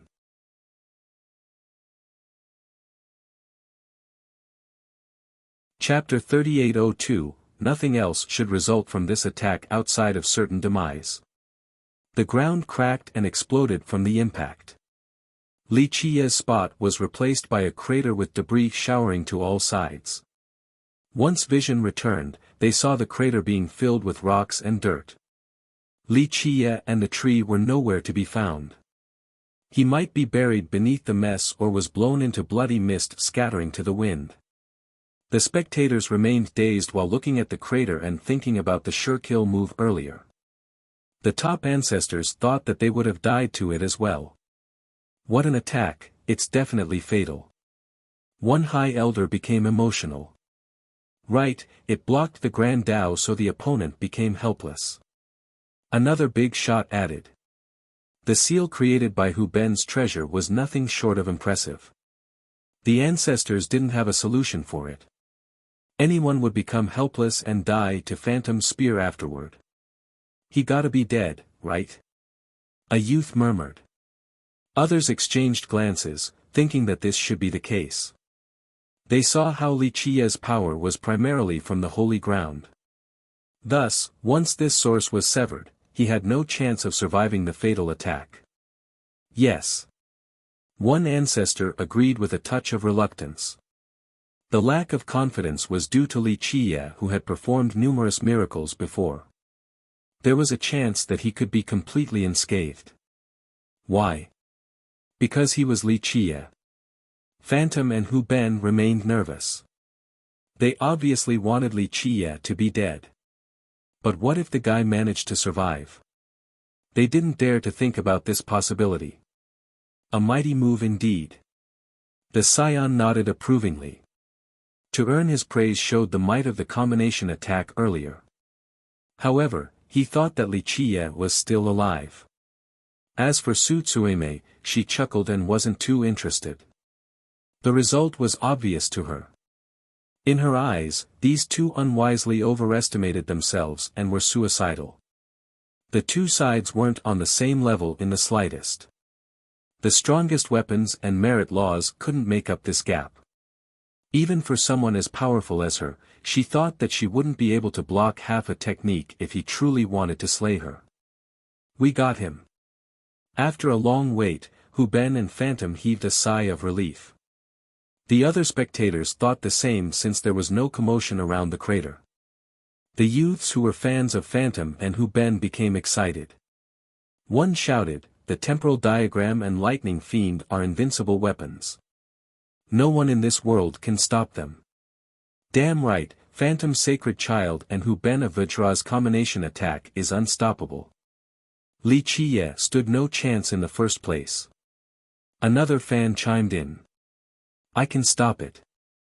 A domineering voice interjected. It was none other than Righteous Scion. The youths turned red and didn't dare to respond. He had earned the right to be haughty. Nonetheless, they felt as if he had just slapped them, a truly frustrating feeling. Suddenly, a loud blast sent the debris flying and interrupted the tense atmosphere. Buddhist light pulsed once more, resulting in earthquakes. Next, a figure soared to the sky. Wuxia. Everyone recognized him right away. He floated in the air with the Buddhist tree next to him. Beneath the tree was an undamaged landmass. He then landed on the landmass, looking calm and indifferent. The Buddhist light emanating from the tree remained comforting. Most importantly, he was undoubtedly uninjured. Impossible. Both Hu Ben and Phantom staggered backward in astonishment. Killing Wuxia might be pushing it, but they were still confident in inflicting some damage. This didn't seem to be the case at all. What the hell? I thought the diagram severed Wuxia's connection with the holy ground. One spectator was perplexed. Due to the severing, Li Qie shouldn't have been able to withstand the attack. Now, not even one strand of hair looked to be missing. Having fun? Li Qie patted the dirt off his shoulders with a smile before the speechless crowd. Buzz. The tree's roots then connected with the land again just like tentacles. This scene was quite bizarre. Rumble. The dirt and rocks outside suddenly returned to the crater as if time was reversing. Li Qie was no longer in the air. He stood in the same spot as before with the tree next to him. People looked down at the ground and couldn't find a single crack. They felt as if this was nothing more than a dream. The suppression and fatal blow along with the crater might as well didn't happen, or that they were just part of a dream. But now, everyone has woken up. How did he do it? One youth felt his legs trembling. A high monk placed his palms together and chanted, Amitabha, Amitabha. This is the reconstruction power of Buddhism. Benefactor, you have obtained the Samadhi. I am in the presence of a wise monk. He became quite confused because Li Qie wasn't a Buddhist. How could he turn himself into a venerable user of Buddhism in no time at all? The whole thing didn't make sense.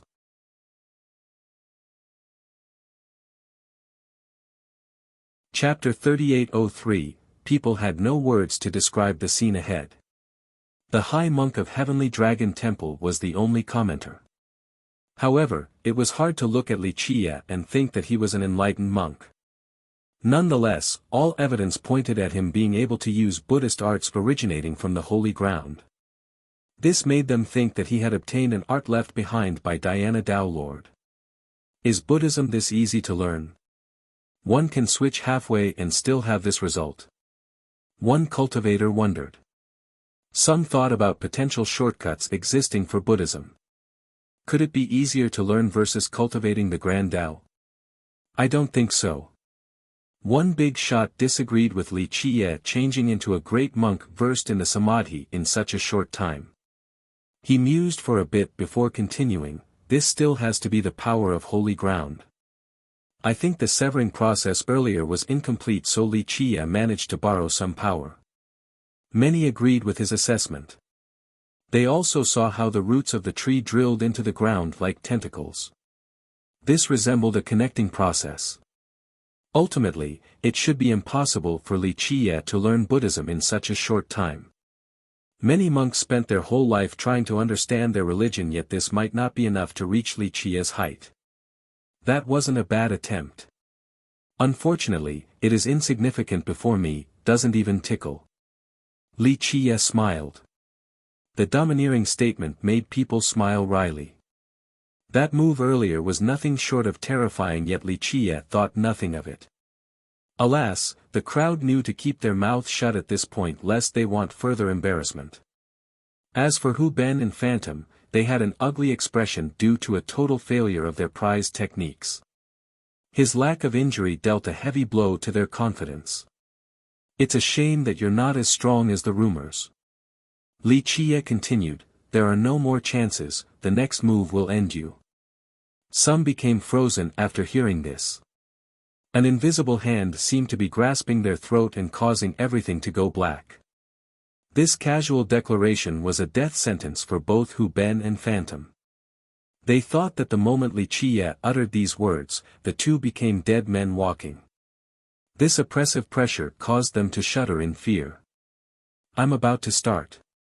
Get ready to accept your fate. Li Qie smiled and continued.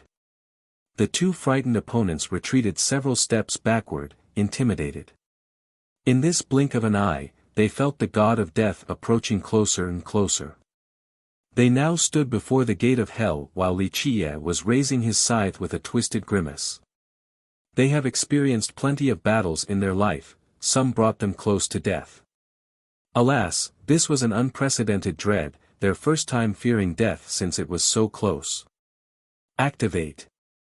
Hu Ben shouted and used his temporal diagram again. The three gates returned to him and inserted themselves into the ground, creating a starry formation. Rumble! They created a fortress the size of a mountain, looking like a pyramid reaching the clouds. It seemed to be cast from precious metal with immense toughness. Under the empowerment of the formation, runes and halos materialized to create the perfect blockade. Eternity Bulwark. An ancestor took a deep breath and explained, a famous defense of Vajra dynasty. A forefather there relied on it to protect his citizens for 3 months from a relentless assault. The enemies eventually gave up. Hu Ben was inside the fortress with 3,800 halos rotating outside. This should be enough to stop the most terrifying attack. He refused to accept death, thus he channeled his vitality to use this ultimate defensive technique. As for Phantom, he could get extremely far away with his Phantom Skyshift. However, he didn't think he would be able to get away from Wuxia. Plus, he would rather fight to the death instead of running away. He channeled his vitality as well. Boom! A violet aura manifested around him with loud crackles. The sky turned dark and an oceanic maelstrom appeared above. Countless lightning bolts swam with the currents. They looked like gigantic dragons assaulting the sky. The spectators shuddered in fear. These bolts raised their claws, seemingly launching an offense. However, they swam towards Lightning Fiend instead of Wuxia. Rumble. With that, Phantom lit up and became connected to the lightning maelstrom. Lightning currents flowed around him. The remnant bolts and beams destroyed everything nearby as he transformed into a true god of lighting. Lightning God Possession. One spectator shouted, the invincible move from an ancient emperor. When one isn't in the proper cultivation realm, forcefully using it will result in being crippled. This technique was left behind by a great emperor of Myriad Blood sect and required Lightning Fiend to set up. However, the consequences were grave for weaker cultivators. Alas, Phantom had no other choice. He would rather try and take Wuxia down along with him. A bit interesting, but it won't end in mutual destruction. Wuxia was amused by their effort. He continued, get ready to witness the original Buddhist art of the holy ground. Having said that, he formed a mudra and started chanting. This caused him to be engulfed in a bright radiance, achieving the Tao and becoming a holy Buddha.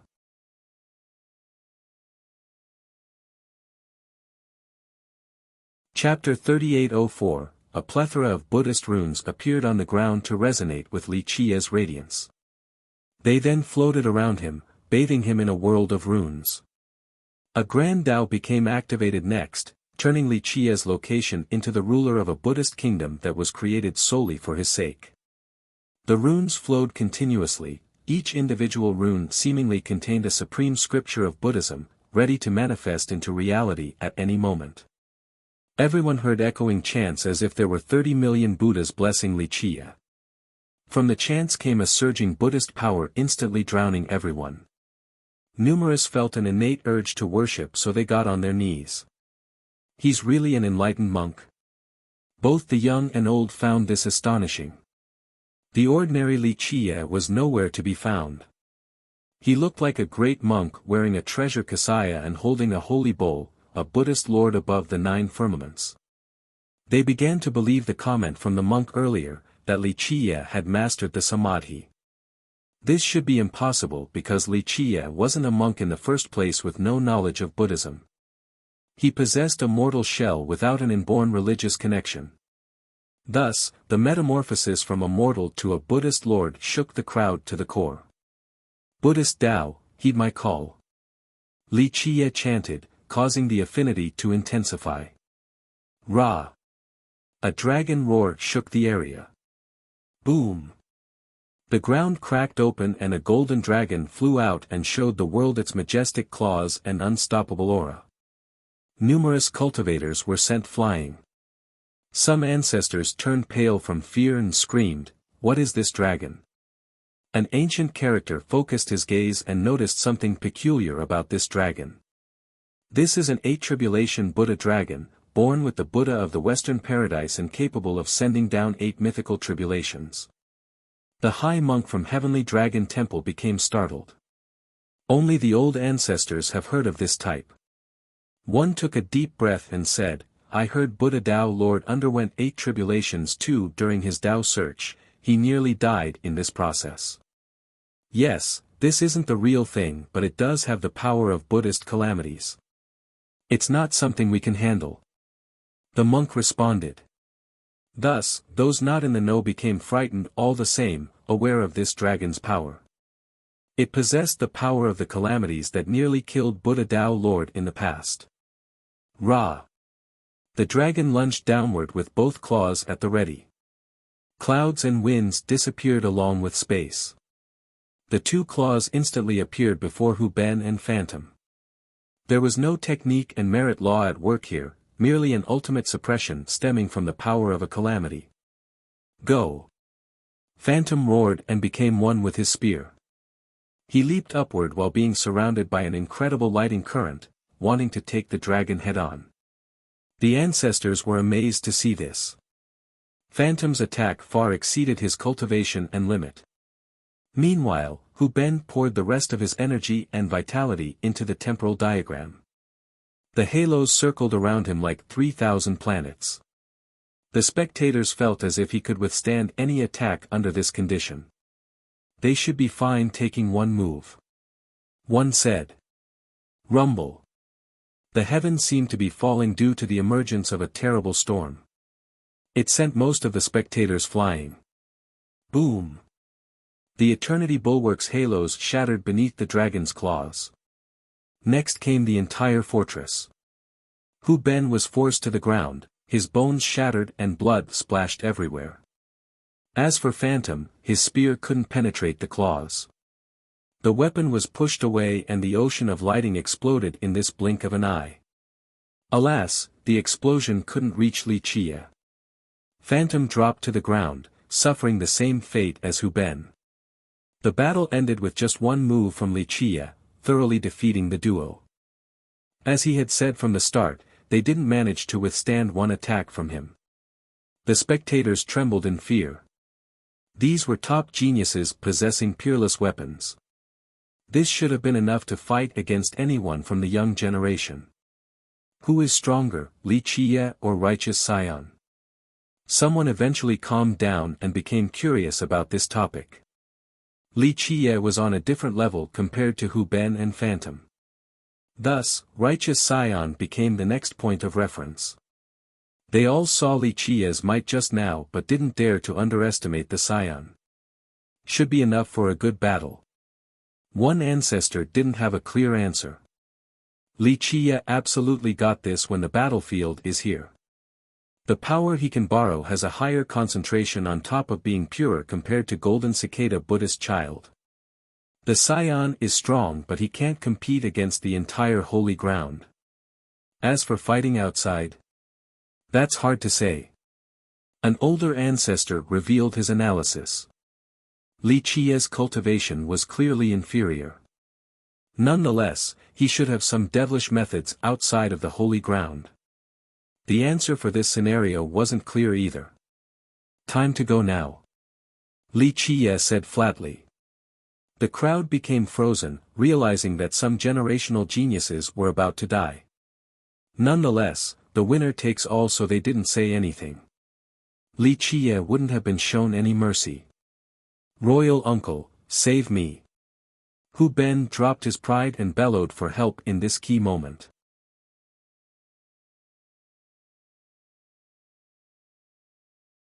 Chapter 3805, all eyes turned towards the direction of the imperial palace after hearing Hu Ben's cry for help.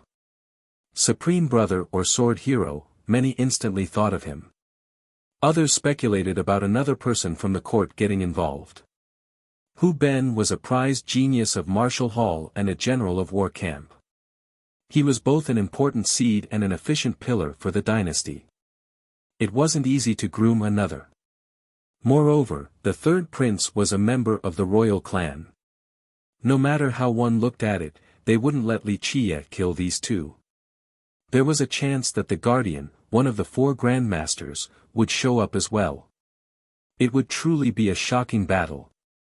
Some turned their attention towards national teacher Yimingshi.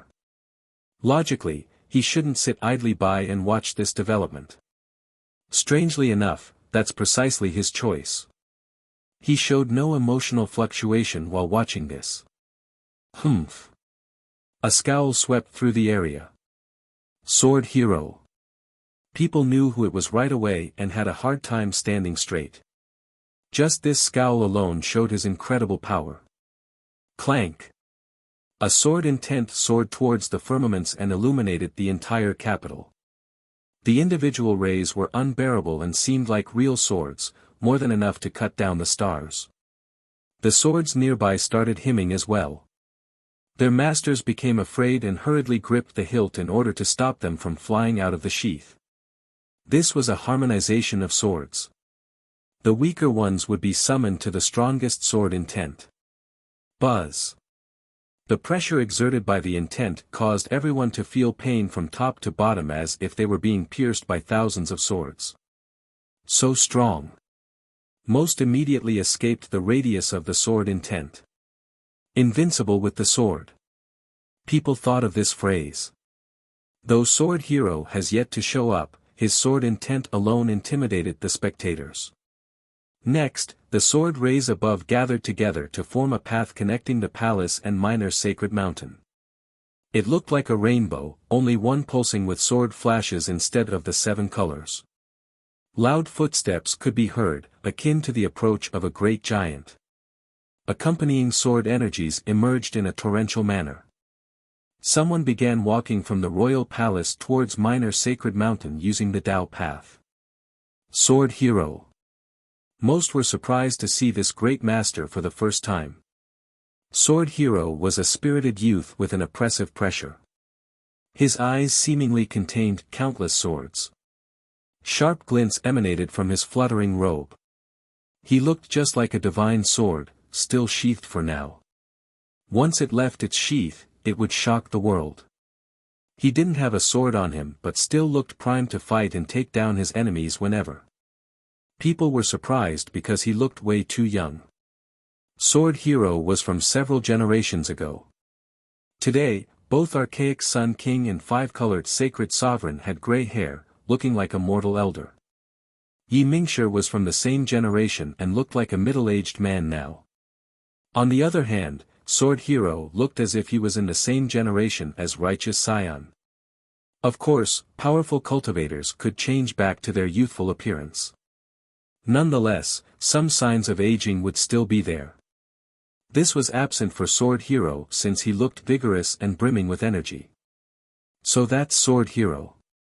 Everyone found this title to be suitable for him. We're old while he's still young. An expert from the same generation became sentimental. Vajra dynasty isn't your playground, arrogant one. Sword Hero shouted and raised one finger, shooting out numerous sword rays. Just this sword technique alone was superior to Hu Ben and Phantom's ultimate attack. Many thought that this would be enough to stop the Calamity Dragon and save the duo. Boom! However, it was stopped before making contact with the dragon. The spectators were astounded by this development. The national teacher. The big shots gasped as well. Why is the national teacher stopping Sword Hero?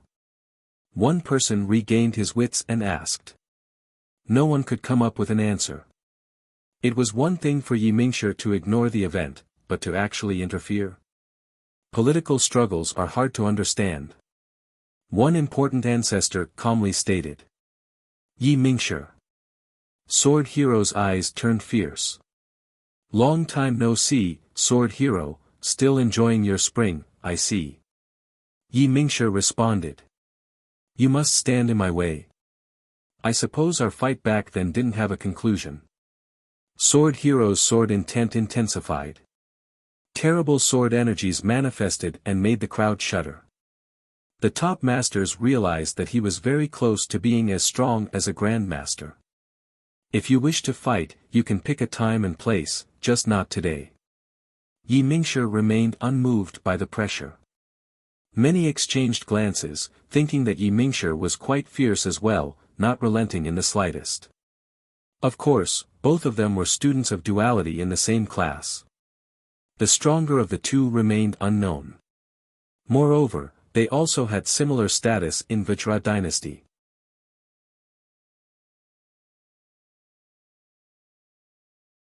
Chapter 3806. The spectators would certainly love a battle between Yi Mingshi and Sword Hero. It would absolutely be brilliant, a top-ranked match in the holy ground. After all, both of them were extremely close to being at the level of a grandmaster. Yi Mingshi showed no reaction to Sword Hero's aggressiveness. They used to be top students at duality, this wouldn't be their first fight. And if I pick today? Sword Hero remained arrogant like before, always ready to fight after a slight argument. He resembled a tempestuous youth rather than someone who has lived for thousands of years. This created a stark contrast between him and the calm Yi Mingshi. Can't be today. Pick another date and place, Sword Hero. Yi Mingshi refused again. What if I insist on it being today? Sword Hero's murderous aura intensified. His Majesty has issued a decree. Yi Mingshi said stoically, taking out and raising a badge into the air. Sword Hero, His Majesty commands you to see him first after leaving your isolated cultivation. Go now. This badge had a golden dragon carved on top, pulsing with a regal aura. It brimmed with power and authority, causing others to want to prostrate. Vajra Draka badge. The officials in the court got on their knees. The other experts in Vajra who weren't officials lowered their head to show respect. This was a badge representing the highest authority in the dynasty. Yi Mingshi wasn't faking the king's intent if he had access to this. What a king! Sword Hero's expression darkened as he sneered. Sword Hero, leave now. The matter here has nothing to do with you. Yi Mingshi repeated. Yi Mingshi, must you oppose me? Sword Hero glared at his opponent. If you have a problem with this, please go talk to His Majesty instead of wasting breath on me. Yi Mingshi shook his head. Sword Hero scowled in response. The crowd exchanged glances and felt animosity between Sword Hero and Archaic Sun King. These two brothers didn't seem to get along to say the least. Of course, this was rather expected. The two were competitors for the throne in the past, the conflict could have reached a life or death level. The strangest part was that Archaic Sun King seemed to have Li Qia's back regardless of the issue. Now, the question became whether Sword Hero would obey or otherwise. Fine, I'll deal with you another day. Sword Hero uttered coldly but didn't garner a response from Yi Mingshi, who simply put the badge away. In the end, Sword Hero acquiesced and obeyed an official order. Ultimately, he was still a member of the royal clan regardless of his power. He had to obey the rules of Vajra and the badge of authority.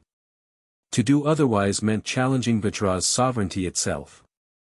At that point, not to mention the king, even the ancestors would pursue his insolence. He then turned towards Li Qia and threatened, "Brat, I don't care who you are, but only Vajra can deal with our descendants. If you dare to harm them Li Qia added more power before Sword Hero could finish. One claw came down and turned Hu Ben into a bloody pulp. No. The third prince also felt death coming for him and bellowed. It was too late. Li Qia waved his hand and the pagoda annihilated him. Did you say something? I missed it. He then picked his ear with his pinky and nonchalantly asked. The crowd gasped after seeing this. Li Qia still killed the duo despite Sword Hero's warning. This was akin to slapping him twice in public, treating him as nothing more than trash. Remember, Sword Hero was awfully close to being as strong as a grandmaster.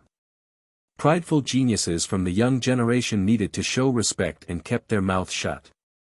Li Qia didn't follow this tradition. Is he courting death? A youth was astounded, the same with his peers. True to his fierce style. One expert murmured with an awkward smile. Li Qia's haughtiness never decreased despite the increasing stake each time. They then stole glances at Sword Hero.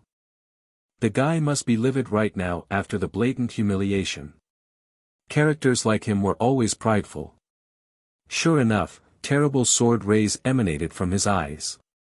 Each was capable of killing Li Qie 1,000 times over. The crowd already trembled before he made a move. Sword hero, leave. Yi Mingshi said indifferently one more time.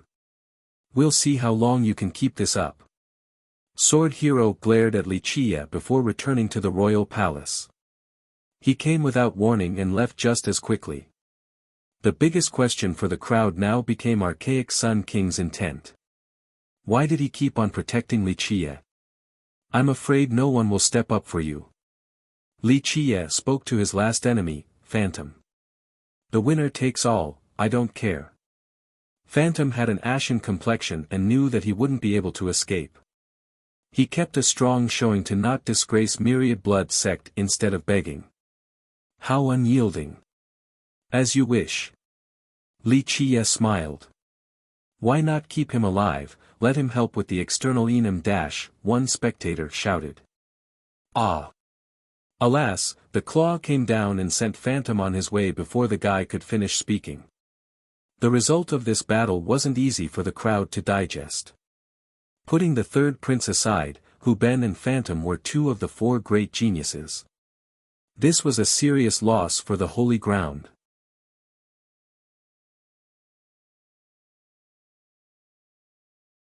Chapter 3807, Various emotions surfaced in the spectator's mind. Numerous geniuses were fans of Phantom and Hu Ben while looking down on Li Qie, thinking that the guy relied on a non-traditional path. Now, their stars and pride have been killed by Li Qie. Those who hated Li Qie before felt their hatred extinguished like a candle in the wind out of necessity. Hell, two top geniuses stood no chance against Li Qie, let alone them. It was better to swallow their indignation and grievances instead of courting death. Of course, some also celebrated. For example, the Crown Prince. Who benefited the most from this battle outcome? The Crown Prince, not Li Qie. His strongest rival, the Third Prince, was now dead, the same for his supporters. It couldn't have gone any better for the Crown Prince. One could say that it was only a matter of time before his coronation at this point. An old servant behind him became excited since they could ride his coattails as well. Congratulations, Your Highness. The servant celebrated. Watch yourself. The prince shouted. Even though this was a joyous matter, expressing joy was improper. My mistake, Your Highness. The servant realized it and slapped himself twice. The prince watched quietly, not expecting this day to actually come. The third prince has been truly successful, so he felt great pressure. Now, Li Qie alone changed the entire direction of Vajra dynasty. The crown prince was glad that he had made the right choice. Just one misstep could have resulted in unimaginable consequences. Meanwhile, the crowd had no criticism regarding the trio's death. Li Qie beat them fair and square. Anyone else wants to rid Vajra of evil or stand on the side of justice? Li Qie laughed heartily and asked the crowd. No one responded since they preferred to keep on living. Most only wanted to watch since this was the court's internal affair. There was no need for outsiders to worry themselves, not to mention the risk in doing so. In fact, some of the larger sects actually wanted an escalation so that Vajra would weaken as a result. They have been coveting Vajra's position for so long now. If no one wants to play, I'll get going then. Li Qie smiled. With that, he handed the statue of Diana Dao Lord over to Wei Qianqing. The crowd didn't expect this because he thought that Li Qie and Su Tsueme were accomplices, wanting to betray the holy ground. Now, he gave the statue to Wei Qianqing, one of the 5 geniuses of duality, but most importantly, the commander of Blackwood Cliff. They didn't know why, but it looked better for Li Qie now. Thank you, young master. Qianqing bowed deeply to show her gratitude before leaving with the statue. Li Qie was no longer interested in staying at Minor Sacred Mountain and planned to leave. Young master, why not spar with Righteous Scion? Someone in the audience suddenly suggested. Everyone else became interested and agreed right away. All eyes were on Wuxia. Yes, spar against Righteous Scion and show him the might of the holy ground. Another said. Prior to this, most thought that he wasn't qualified to fight the Scion due to his non-traditional path.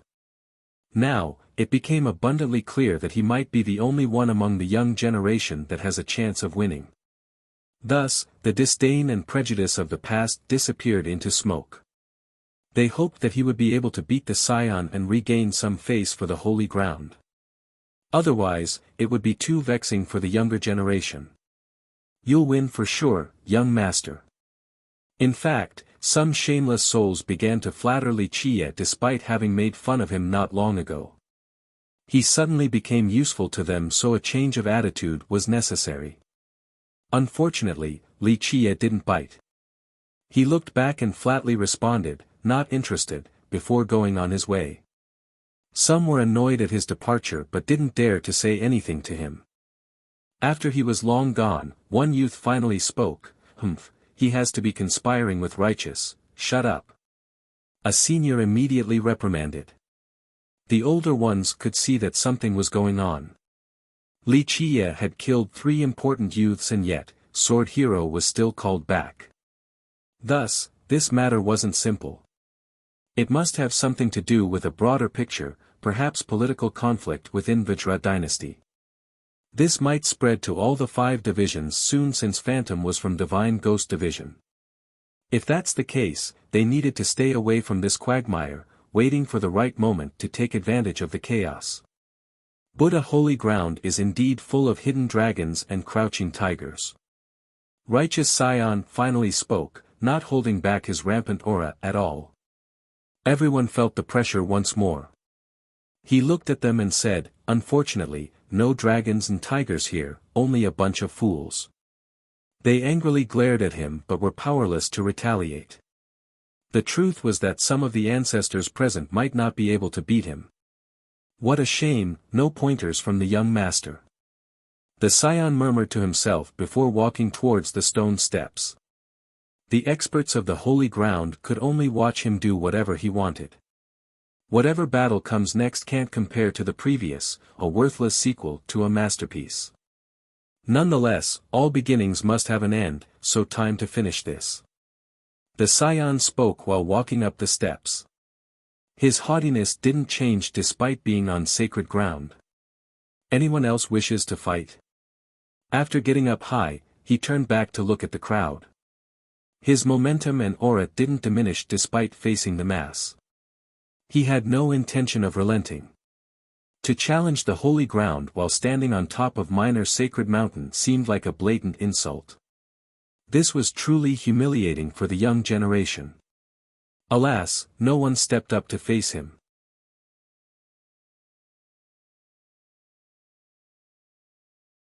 Chapter 3808, The atmosphere became suffocating after the challenge.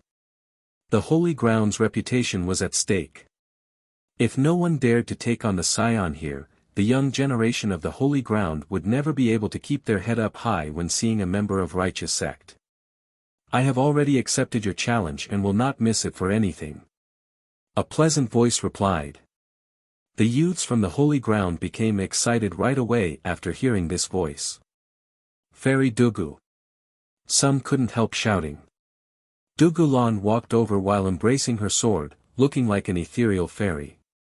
In reality, she was indeed a fairy in the youth's eyes now, coming to save them from this mess.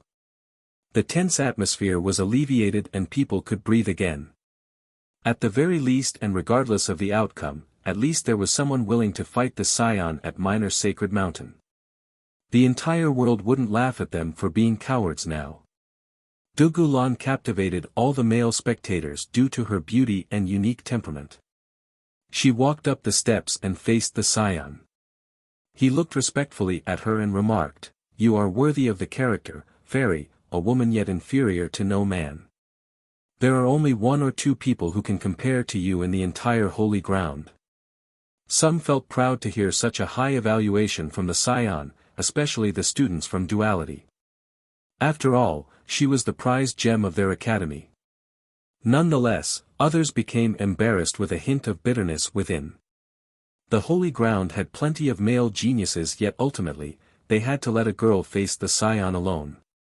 They felt ashamed to let her bear the responsibility all alone. Was there no one else who could fight the scion? They thought of another, Wuxia. This was the only male in the young generation who could take on the scion. However, there were mixed views on him. Some admired his unfathomable mysteriousness. Others looked down on him for being non-traditional. More had no favorable impression or even hated him due to his lack of background, unlike other geniuses. Moreover, he chose against helping the holy ground. This was the biggest reason for their distaste. Dugulan showed no sign of complacency despite the praise. She nodded and said, "You're too kind, scion. Your eastward journey has been unstoppable. We have plenty of talents, yet none are your opponents. Your power is unbeatable." Unbeatable? That's an overestimation. The scion laughed and said, "I'm nothing more than a famous brat. The holy ground has numerous capable cultivators. The existence of the young master alone shows how inadequate I am." The scion clearly accepted his inferiority compared to Wuxia. This made people exchange glances. On one hand, they should be happy to hear this, but most remained silent. "Humph, so what if he's strong? It's useless because he refuses to stand up for the holy ground." One youth quietly complained. "If that guy is so capable, he should be helping Fairy Dugu instead of letting her fight all alone. What a disgrace." Another genius mumbled. Some started cursing and chastising Wuxia due to his refusal to fight the scion. They thought that he chose disgrace instead of glory with his choice. "The young master is a true dragon flying on the horizon, we can't reach him." Dugulan smiled. People were surprised to see her saying nice things about Wuxia after he abandoned her. "Fairy Dugu, you're the real pillar of the holy ground, powerful and benevolent. Others can't compare to you," one youth said, putting down Wuxia in the process. However, the scion and Dugulan ignored them. There was a clear difference in level at work here. "This will be the final day of my trip," the scion said. "Being able to fight you will make it worthwhile, so please, let's start our duel. I'm sure I'm not a match because you have learned 4 chapters out of the 7. My merit laws can't compete," she calmly said. Her surrendering before the start of the battle took the crowd off guard and frustrated them. Alas, this was understandable and they needed to accept reality. The scion was simply too strong. Nonetheless, Fairy Dugu spoke in a direct manner without finding it humiliating. "It's all thanks to the wise sages." The scion shook his head. "It doesn't mean that I'm powerful. If you had access to similar merit laws, you wouldn't be weaker than me." "Thanks. Though I know that I'm not a match, I will wish to see your peerless merit laws. Plus, a student of duality still needs to fight before yielding." She smiled. "Good, I have heard great things regarding your sword Dao. I believe it is a peerless art passed down by an immortal emperor from the ancient era. I would love to see it." The scion happily responded. "I'm afraid to say that my comprehension of this peerless sword Dao is at an elementary level, not enough to show its true might. Plus, the great immortal emperor said that there is no strongest merit law, only strongest cultivators." "Wonderfully put. That's an immortal emperor for you." The scion agreed. Dugulan admitted that she had learned a legendary sword art during this conversation. The scion was powerful and his 7 chapters were magnificent. However, he still called her sword Dao peerless. What kind of sword art is it? The experts nearby became curious. Can it be stronger than the 7 chapters? Another wondered.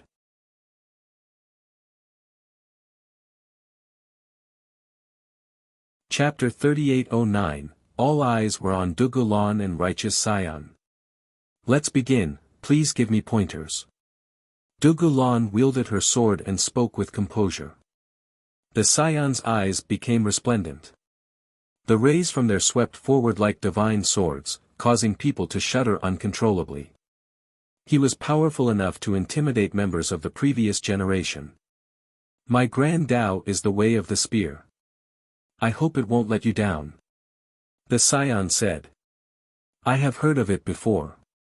Make your move. Dugulan nodded. Good. Well then, ready your sword, fairy.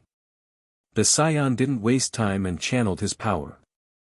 However, Dugulan still embraced her sword in her bosom without activating her vitality and energy, truly a gorgeous spectacle. Others couldn't help but become swooned by her wondrous appearance and courageous style, unable to forget for the rest of their life. My sword is ready, she said despite still holding the sword in the same defenseless manner. The spectators were confused. The stronger cultivators regained their wits first and realized something while noticing her aura. The weaker ones weren't at the right level and couldn't see anything, akin to a monk trying to find some hair on top of his head. In their eyes, she seemed to be giving up already. As for the big shots, they considered her to be the sword right now, so the actual stance didn't matter. As a sword, she was without a scabbard. That's why there was no need to unsheath. She stood there as part of the sword Tao. As long as she was around, so would the way of the sword. Thus, she has already made her move despite being passive and stationary. The weaker cultivators thought that she was trying to be mysterious since they didn't understand this Tao phenomenon. This was not her intention. Her goal was to defeat his technique by using none. The problem for them was, how would she attack without a basic technique?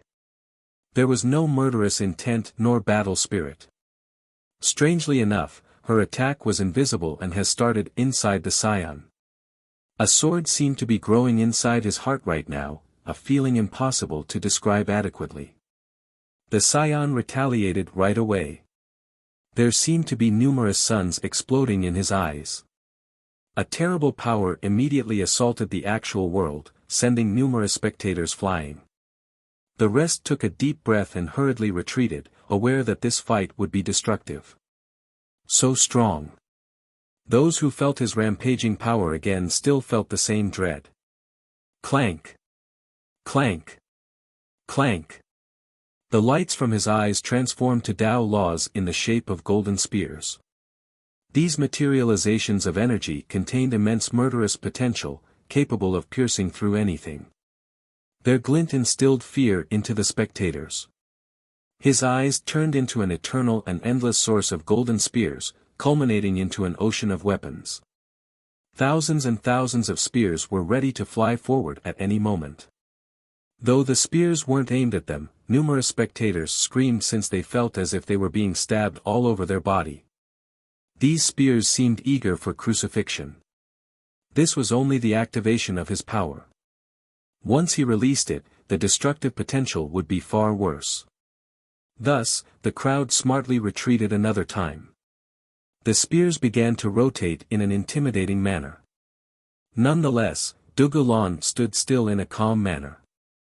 As his power grew stronger, she seemed to become more and more distant from the actual battlefield. She wasn't the only one flowing through time. The area around her seemed to be affected as well. Not all could sense the temporal changes taking place.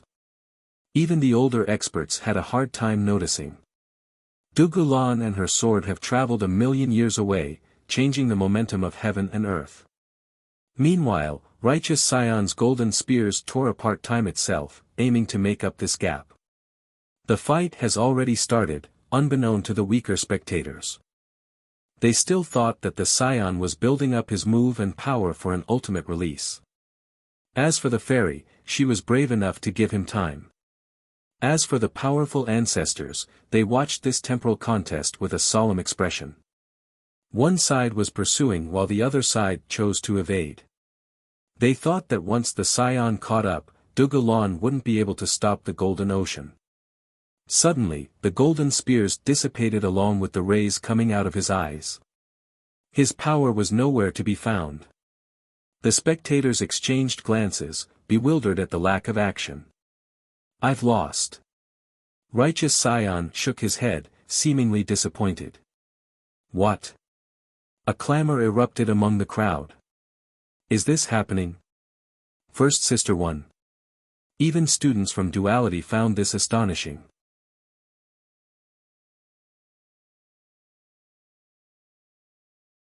Chapter 38:10. No one expected the Scion to suddenly surrender. Most thought that they still hadn't fought. Furthermore, the Scion was winning in terms of aura and momentum, hence the illogical development. Of course, they would want nothing more than a win for Dugulan. It just didn't seem right for him to give up under these circumstances. "We won." A spectator remained skeptical. Only the older experts were able to see the details of the exchange earlier. "That depends on your definition of victory," one powerful ancestor remarked while still thinking about the fight. He didn't directly state a clear winner. "You're being humble." Dugulan disagreed as well. "If this is considered a win, then I'll be embarrassed. I can't catch up to your sword Tao when it's millions of years away. In that case, how can I even think about winning?" The Scion laughed. The ancestors then realized that the Scion didn't have a way to reach her with his spear. Thus, his power became useless on the temporal scale, hence his swift admission of defeat.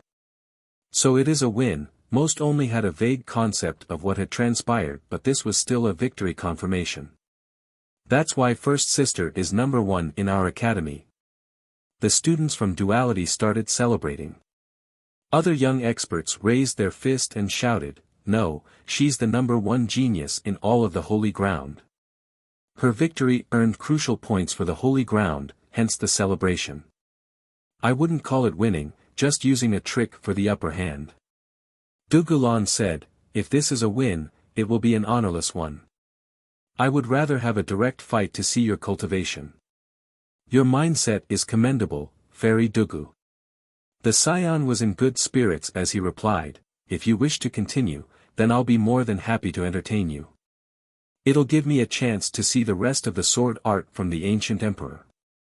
The cheers abruptly stopped as the crowd exchanged glances. Since Dugulan herself said that it wasn't a clean victory, it would be silly for them to continue cheering. They felt rather awkward as a result. Of course, Dugulan didn't care about this trivial matter. She continued, "I need to rely on the wise ones of the past in order to make up for my current inadequacies. I can say the same because my cultivation is thanks to the help of the sages and ancestors." The Scion solemnly responded. "Either way, let us continue to see the actual victor." Dugulan smiled. "So be it." The Scion's eyes became fierce and bright again. He summoned his weapon, a resplendent spear. The individual rays could pierce through eyes like needles. It had 7 engraved orbs, looking like 7 planets. The orbs then started floating around the spear, releasing a domineering aura just like a primal beast. This terrible aura came from the spear itself. The Scion has yet to empower it with his own energy. "I named this spear Heaven Seas." The Scion elaborated, "It is made from the Tao bone of a resplendent god crow infused with gold star metal ingots. If I ever get to prove my Tao in the future, I shall make it my patrimony weapon." The Tao bone of a resplendent god crow. A few ancestors were surprised to hear this. "This Tao bone is that amazing?" One youth became curious. "It's a high-level heaven Tao bone of a king beast, extremely precious and valuable." One ancestor nodded. The listeners took a deep breath after hearing this. This material grade was often only used by Tao lords. No wonder why the Scion said that he would keep it as his signature weapon. Moreover, the gold star metal ingots were precious as well. Thus, the result was nothing short of extraordinary. "It's a fine weapon." Dugulan praised before releasing her vitality and fate palaces. Rumble. One palace emerged after another. They poured down eternal Tao laws. Tutwell fate palaces. Everyone was stunned, including the students from duality. She really has 12 palaces. Some needed to do a recount. Prior to this, they were sure that she was at the very peak of the Grand Tao sacred level with 11 palaces. Now, with 12 palaces, it meant that she was an heir, ready for the next step. Will she pick the path of the Tao Lord or Sovereign? This became the next question. First sister is the best. The students from duality became excited again. Since righteous Scion was an heir, people assumed that she was at a disadvantage. This was an immense gap that couldn't be made up. Now, hopelessness was replaced by excitement. It didn't matter which path she would pick. At the very least, the two was on a level playing field now.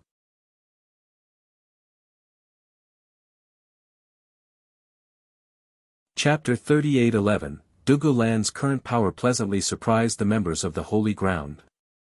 They thought that she had no chance of winning in the past. Just putting up a good fight would have been more than enough. Now, she could actually beat him in a direct battle after revealing her 12 palaces. You can do it, first sister. Students from duality cheered loudly while being overwhelmed with excitement. Some even jumped up and down, wanting to tell the world about their amazing first sister. 12 palaces, how impressive. Will always be surpassed eventually. One ancestor became sentimental. She might not be equal to the Scion right now, but her potential is bright. Another big shot commented. She already had 12 palaces at her age. Once her Grand Tao is fortified, her height would be incredible. There was a chance for her to compete for the Tao Lord position. When I got here, I thought that you were at the peak of the sacred physique realm at best. It seems like I have underestimated you. The Scion said. You're too kind. I've only broken through recently, my Grand Tao is still unstable while you have been an heir for a long time now. Dugu Lan replied, not finding pride in her achievement. Nonetheless, the crowd still thought that it was very impressive. She was definitely among the top of her generation now. Only the Scion can match up with her. Another genius said with admiration. This is perfect, I can finally go all out. The Scion glowed with vigor and excitement, especially his pulsing eyes. His battle spirit surged after finding a capable foe. Rumble. He released his vitality and 12 palaces as well. His true fate was in the center, looking as imposing as can be. Chaos energy engulfed the area. He resembled an unbeatable king in charge of all things, all others must heed his commands. It became apparent that he was above Dugu Lan in terms of raw power and cultivation. Thus, her claim made perfect sense. One was an heir for a long time while the other had only broken through in the last several days. Dugu Lan had a serious expression, not daring to underestimate her opponent. Clank. She slowly unsheathed her sword. As the blade ground against the scabbard, everyone felt as if time was slowing down. It lacked a blinding radiance and a sharp murderous intent. People saw the material of the sword. It looked like wood, stone, and metal, yet was neither of these three. The unknown material consisted of two colors, one side was black and the other white. The degree of intensity also changed from the bottom to the top for both colors.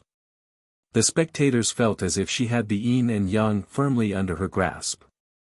Righteous Scion was obviously stronger, but the moment this sword came out, the tide seemed to be turned. She became the ruler of the cosmos instead, the ultimate existence. This feeling was due to the sword alone. The rather conspicuous sword startled the crowd. The only unique characteristic was its duochromatic appearance, yet it felt invincible. A paragon of swords. The Scion had a serious expression. As the successor of Righteous, he has seen plenty of weapons before. His sect also had 3 Tao Lords, so he certainly saw Tao Lord weapons as well. Nonetheless, he still praised this sword. This was an indication of its unequaled nature. Its name is Trinity. Dugu Lan revealed. Trinity. Some found this astonishing because in terms of auras, it was even above the Scion spear. However, the spear's name was Grand, Heaven Sees. This made Trinity seem normal in comparison. For the smaller sects, the elementary weapons of new disciples usually had these names: Taiji Sword, Trinity Sword, Four-Form Saber. It is to be used with Trinity Sword art, please give me pointers. Dugulan added. Heaven, earth, and man, I see. The Scion solemnly replied. He didn't have this expression when dealing with Golden Cicada Buddhist Child's World Crossing. Trinity Sword art, the one from the legends. An old ancestor with one foot in the grave suddenly recalled something. So it's a famous art? A junior immediately asked. Rumor has it that it is from the secret realm. The ancestor replied. Secret realm? The junior had no idea about this realm or the sword art. Others shared the same confusion. The ancestor ignored them and asked Dugulan, Fairy, is this sword art from the secret realm? Yes. When our progenitor created the academy, a messenger from Void Zone personally came with gifts. Dugulan had no intention of hiding. The young ones didn't think much of it, but those from the previous generation became frightened. It's really from Void Zone. One big shot gasped.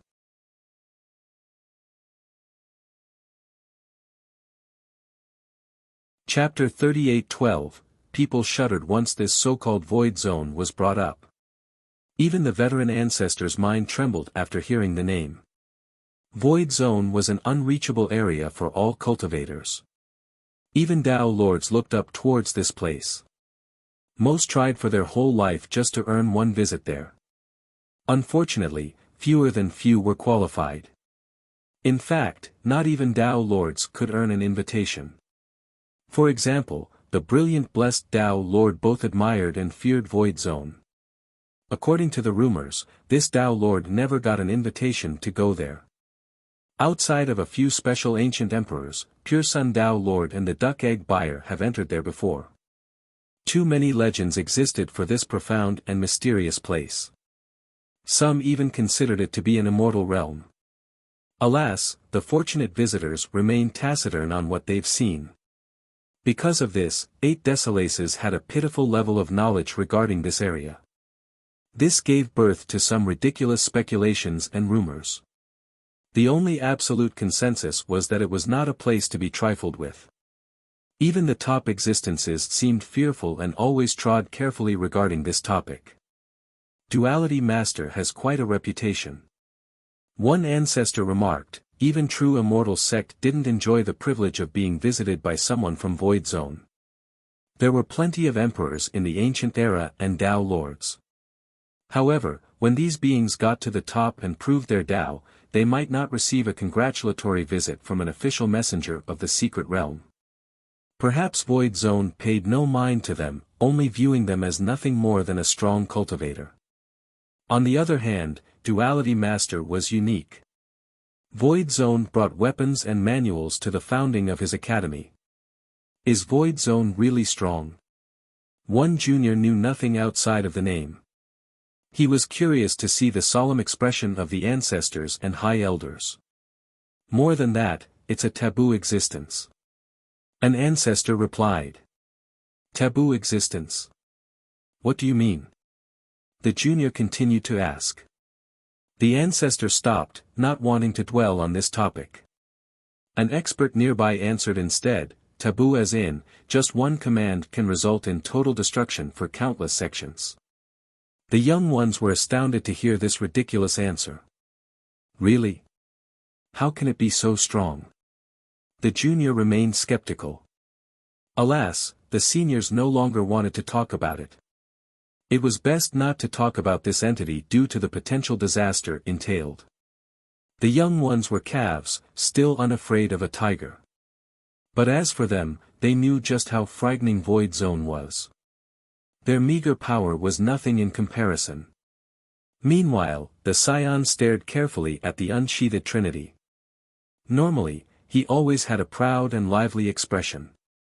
Some would call this arrogance and contempt for others. This was no longer the case. My spear is not a match for your sword. He eventually sighed and concluded. The user matters more than the merit law and weapon. I might not be able to beat you even while using Trinity. Dugulan replied. She paused for a bit and humbly added, I was fortunate enough to earn the grace of the seniors and have the opportunity to learn Trinity sword art and wield this sword. The experts exchanged glances.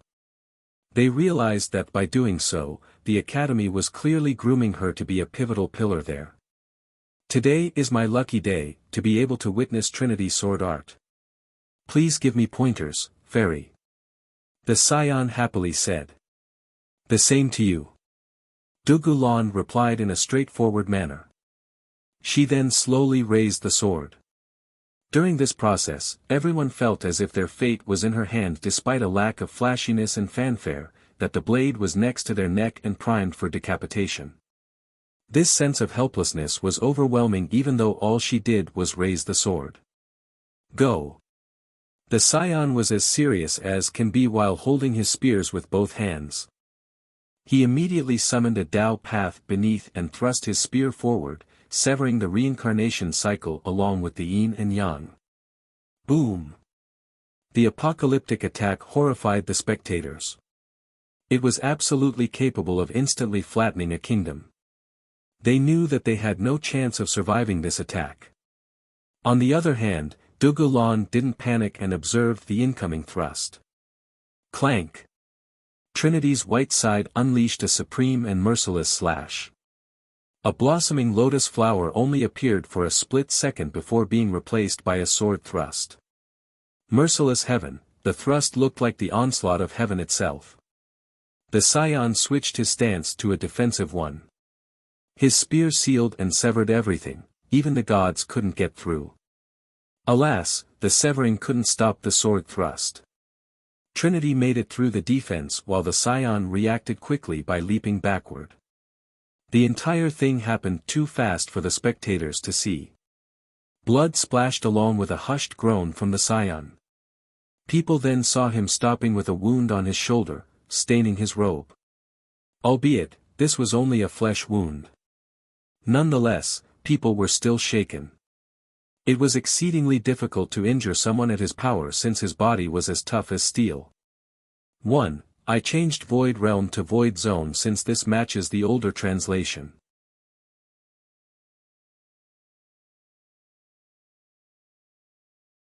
Chapter 38:13. Once the spectators calmed down, applause immediately erupted. Golden Cicada Buddhist child managed to send the Scion flying during their fight. However, that was more of a warm-up and no real injuries occurred.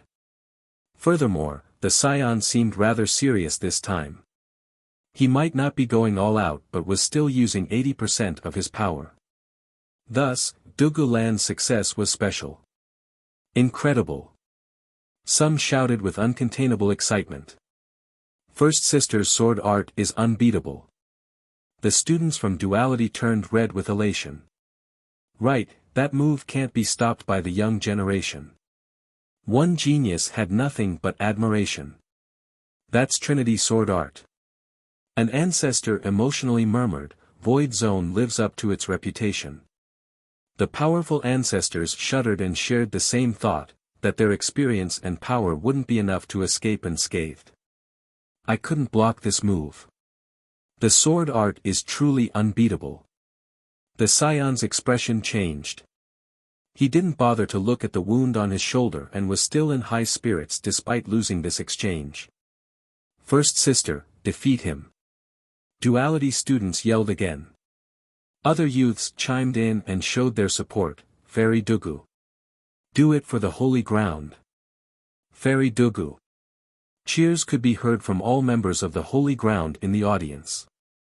Dugulan was actually in a state of zen, not affected by external sounds. You're still not going all out, Scion. This isn't over. Dugulan said. I've rarely been injured in a direct fight ever since the completion of my Tao. I suppose I have to try harder since it would be a shame to not see all of Trinity sword art. The scion smiled. Having said that, his mighty aura swept through the area like a tsunami. This seemed to be an awakened state. He finally revealed his true power to the astonishment of the crowd. Many spectators were blown 1,000 miles away. The older ancestors wouldn't claim to be stronger than him either. Boom! As he continued to gather strength, his energy manifested into a terrible maelstrom. His battle spirit seemingly tore the sky vault apart. Each of his movements brimmed with unstoppable destruction. Good. Dugulan knew that letting him power up like this was unwise, so she immediately unleashed her second technique. The dark side of the sword was on top as she roared, "Lifeblood Earth." The sky turned dark first before the rest of the world. The end comes from heaven while the earth gives life. This was the second technique of Trinity sword art. A Typha tree emerged from the darkness. This was an evil tree only existing in the legends. Experts activated their heavenly gaze but still saw only darkness. My eyes? Numerous became frightened right away after losing their sight. Normally, even in total darkness, a cultivator's heavenly gaze would let them see. Lights no longer mattered as much. But now, even the ancestors couldn't see a thing. Some thought that they were blind. Why doesn't the heavenly gaze work? Some started shouting. Calm down, your eyes are fine. This is a Tao of concealment. A mighty ancestor loudly declared and managed to calm the crowd. They stopped panicking and focused up. From this, they sensed a dreadful darkness permeating the realm. This darkness seemed to be a life force and created more living beings. This was akin to mud and soil giving life to vegetation. Something's emerging. Many shuddered right away. As time passed, numerous new existences could be detected within the darkness. In the next second, they fused and became one. Boom! A terrible power erupted, akin to the birth of the god of darkness. The spectators dropped to the ground after sensing this terrible being. So this is Lifeblood Earth. It creates life from darkness. A powerful ancestor had heard of a legend pertaining to this technique. Another ancestor wanted to use their weapon to light up the area. Unfortunately, lights were crushed by this absolute darkness. No rays would come out. Damn! The ancestor murmured. The crowd had no choice but to yield and accept this dark power. There was no other choice. That's Trinity sword art for you. Another high elder remarked. The move was only aimed towards the scion, but everyone else was affected as well. Boom! Suddenly, the light returned after a deafening explosion. The spectators could see again, the scion floating in the air while raising his glowing heaven seas. The 7 orbs exuded endless flames, wanting to forcefully push the darkness away.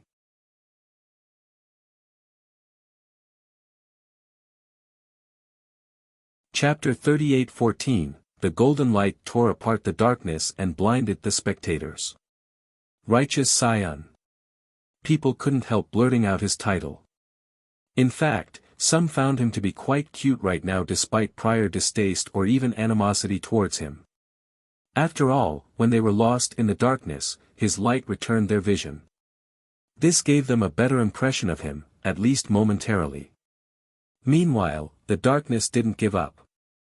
An invisible hand seemed to be gathering everything beneath heaven. A massive tree could finally be seen after being illuminated by the golden light. The area around it was darker than black and the tree itself was even darker. Thus, due to its extreme hue, its faint outline could be seen. If there was a god of darkness, this tree would be it. It immediately devoured the power of darkness to gather more energy. However, people thought that this might not be the right interpretation since it seemed like the source of darkness. It was only recalling what belonged to it in the first place. Boom! It stretched one of its branches and a dreadful dark power came crashing down, enough to smash everything into pieces. This devastating power pushed the scion several steps backward. The golden light from his spear dimmed immensely. So strong. Someone commented because the scion was still at a disadvantage despite his oceanic level of vitality stemming from his 12 palaces. His body would be crushed if this continued. The crowd's amazement of the sword art grew more and more. The scion's power was no joke. He had proven his supremacy time and time again. Now, he was using his supreme grand Tao and channeled all of his power, yet Dugu Lan's sword art still had the upper hand. Because her cultivation was inferior, the sword art was doing the majority of the work. A technique from Void Zone isn't only for show. An imperial ancestor remarked. By this point, most got a good taste of how frightening the legendary Void Zone was. So what is this tree? A youth stared at the dark tree and trembled with fear. It looked just like the source of darkness. Many knowledgeable ancestors couldn't answer. An ancient being from the dynasty finally broke the silence. It's a devil Taifa from the legends. This is just a derivation though, not a real one. The few that have heard of the tree before knew that this thing could kill gods. Activate. The scion actually became more excited to see this powerful attack. He formed a madra to derive his grand Tao further. Celestial brilliance emanated from his 7 orbs, forming a separate domain to withstand the dark onslaught. Boom! His fate palaces empowered his spear and a god fiend emerged from this domain. His grand Tao instantly engulfed this new entity, making a path for his true fate. In the next second, he became one with the god fiend. A resplendent crow god. A sacred ancestor from a prestigious clan shouted. Whoosh! The great god immediately unleashed 2 slashes. The slashes created 2 gorges along the way, capable of breaking through all defenses. There was no technique nor variation, only pure murder. Bam! The tree was cut and fell to the ground. The resulting sparks swept the darkness away. People then saw Dugu Lan staggering backward. Everything turned back to normal with the exception of the massive crow god. We can see again. People heaved a sigh of relief and found the sun rays to be wonderful. Righteous Scion didn't let Dugu Lan have time to rest and immediately attacked again. He and the spear were nowhere to be found, the only thing left was the supreme god. 7 Celestial Decapitation. His roar echoed across the realms. The figure suddenly split into 7 duplicates, 1 for each resplendent orb. Just 1 was already mighty enough, let alone 7. Clank! Clank! Clank! The crow gods used 7 different saber techniques. Nonetheless, they worked together flawlessly and aimed for a different fatal spot. One looked like a hurricane, another looked like the sun. The only thing similar was their destructive nature. This combination move could decapitate all living beings, as easy as a farmer harvesting crops. Heads and bodies would pile up like mountains, blood would flow like rivers. Watch it! One big shot shouted to warn Dugu Lan. No one from the young generation should be able to stop this.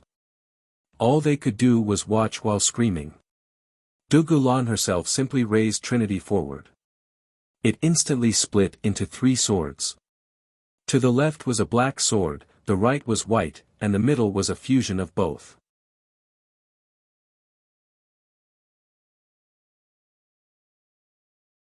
Chapter 38:15, The division of the sword felt like a division of the world.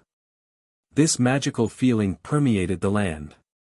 The white sword represented God, the black represented devil, and their fusion represented the overarching momentum of all things. The middle sword contained majestic life force and other living beings. Some eventually proved their Tao and became gods, others chose the path of the devils. This momentum of life continued in an endless manner. This flow had nothing to do with judgment nor murderous intention. The flow would always continue regardless of one's wishes. Living beings had zero control over this flow across the river of time. As more eras passed, they became a part of the greater momentum. Meanwhile, there were plenty of elite and talented cultivators being born. Each era had its own supreme, each race gave birth to wondrous existences. Myriad Men was the name of the third technique in Trinity. The three swords derived incredible existences, invincible Tao lords and emperors of the ancient eras, the great primordial beasts. Ultimately, this form contained the momentum and power of an epoch, the essences of the living beings and the culmination of their enlightenment before death. Thus, the sword was the embodiment of perfection. Even god-fiends were part of this continuous flow. Thus, the seven crow gods were nothing more than several drops of water in a boundless ocean. Their slashes made contact with the momentum and were immediately drowned out. This was akin to seven swimmers being caught by a tsunami. They could only wave their hands helplessly several times before losing. Everyone gasped as they watched the slashes being nullified by Dugu Lan's momentum. The combination attack was immaculate. The ancestors here thought that they wouldn't be able to stop it. That's why the crowd worried for Dugu Lan. No one expected the third technique of Trinity sword art to be so effective. Meanwhile, the momentum continued to flow without a specific goal. It was nothing more than a non-sentient current, always existing within heaven and earth. Epochs started changing, worlds were destroyed. This didn't hinder the flow of this momentum, it eventually engulfed righteous Sion in his god form as well. All living beings seemed insignificant before this unstoppable phenomenon.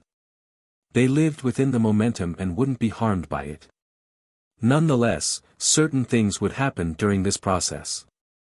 For example, sickness, destitution, violent death. No one noticed the flow, and even if they did, changes would occur anyway. Thus, the inevitable nature of this technique horrified the spectators. Can righteous Sion handle this? One expert murmured. I don't know, if he can't beat this, he'll be reduced to specks of dust. An ancestor responded. Well, all of us will become specks of dust eventually. A mighty sacred ancestor became emotional. That's why we need to prove our Tao and become a Tao Lord. Otherwise, back to the earth. The previous ancestor answered. Trinity sword art is insane, one genius calmed down and commented. The Scion had the advantage in terms of cultivation, yet Trinity sword art still dominated him. The fact that he could last to the third technique was impressive enough. Others would have been dead after the first exchange. This is a supreme sword art left behind by the most dreadful emperor, it has to be this strong. An elderly ancestor said solemnly. Which immortal emperor? One expert thought that since this emperor was able to create such a powerful technique, some records should be left behind. I can't say. It's a forbidden subject. The ancestor really wanted to speak on this interesting topic but ultimately refrained. The listeners exchanged glances after hearing this. Boom! A loud explosion caused violent quakes and interrupted their conversation. A light suddenly flashed within the great momentum, akin to the explosion of 3,000 worlds. The rays tried to stop the flow, but this was futile. Next, 12 palaces flew out and created a path for the Scion's true fate to leap upward. With this, he was able to escape the physical restraints of world borders and the 5 elements. So risky.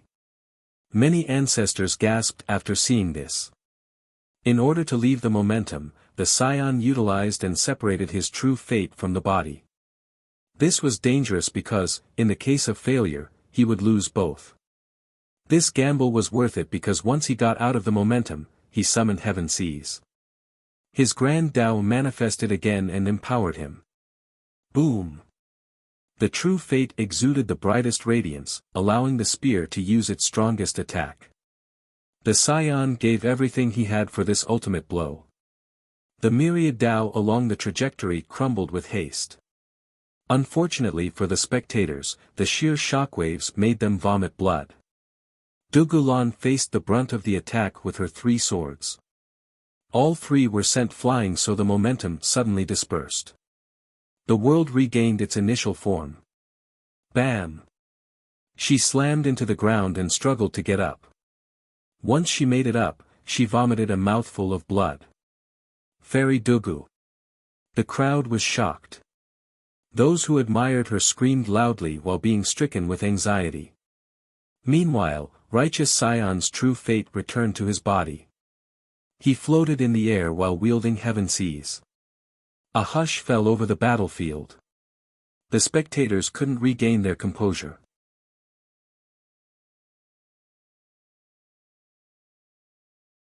Chapter 38:16, The result was obvious. Though they had expected this from the very beginning, they still had a hard time accepting it. I've lost. Your cultivation is above my reach, I wholeheartedly recognized this defeat. Dugu Lan sighed but maintained a calm expression. The members of the Holy Ground felt awful, especially the young ones. Some of them lowered their head. Her defeat was akin to the entire young generation of the Holy Ground conceding to righteous Sion. The Holy Ground was vast with plenty of cultivators and talents. In the south, only righteous sect could compete with it. Today, the Sion came with a challenge but no one could defeat him. This was a tough pill for the youths to swallow. If they were allies, then this would have been more bearable. The battles would be considered exhibition matches to build camaraderie. Unfortunately, this wasn't the case. Righteous sect and Buddha Holy Ground always had animosity towards each other even during periods of peace. Most recently, Buddha Supreme and Righteous Supreme started an alliance between the two powers. Nonetheless, the rivalry was bone deep for the members. The young generation represented the future. Thus, it meant that the Holy Ground would be inferior for years to come. Alas, what else could they do? Their great geniuses have lost, including Dugu Lan. The latter has proven herself to be the #1 genius of the Holy Ground. Alas, she still couldn't take on the Sion. His supremacy over the young generation was now confirmed to the chagrin of the Holy Ground. Nonetheless, no one could criticize Dugu Lan for losing. They thought that she had done a great job and gained glory in the process. Her power was obviously above anyone else in the Holy Ground, especially the famous sword art. Even those from the last generation were frightened. Righteous Sion himself didn't gloat. He smiled and said, "You're too kind, Fairy Dugu. The Trinity sword art alone is beyond my reach. The only issue is your cultivation or I would have lost. I owe it all to the distinguished predecessors. Though I've lost, I have no grievances or regrets." She replied. "Your peerless sword Tao makes my trip to the Holy Ground worth it, seeing Trinity in person is also a dream come true." The Sion said. That was something everyone agreed upon, the might of the marvelous Trinity sword art. How does Trinity compare to the 9 paths of finality? Someone boldly asked.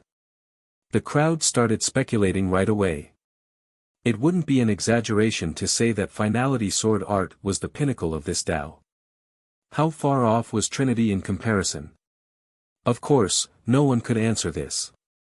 In the present South, only a selected few were lucky enough to witness finality on top of surviving to the present. I hope the rest of your trip will be delightful. Dugu Lan cupped her fist towards the Sion. He returned the gesture and said, "Thank you, Fairy. I think it'll end soon."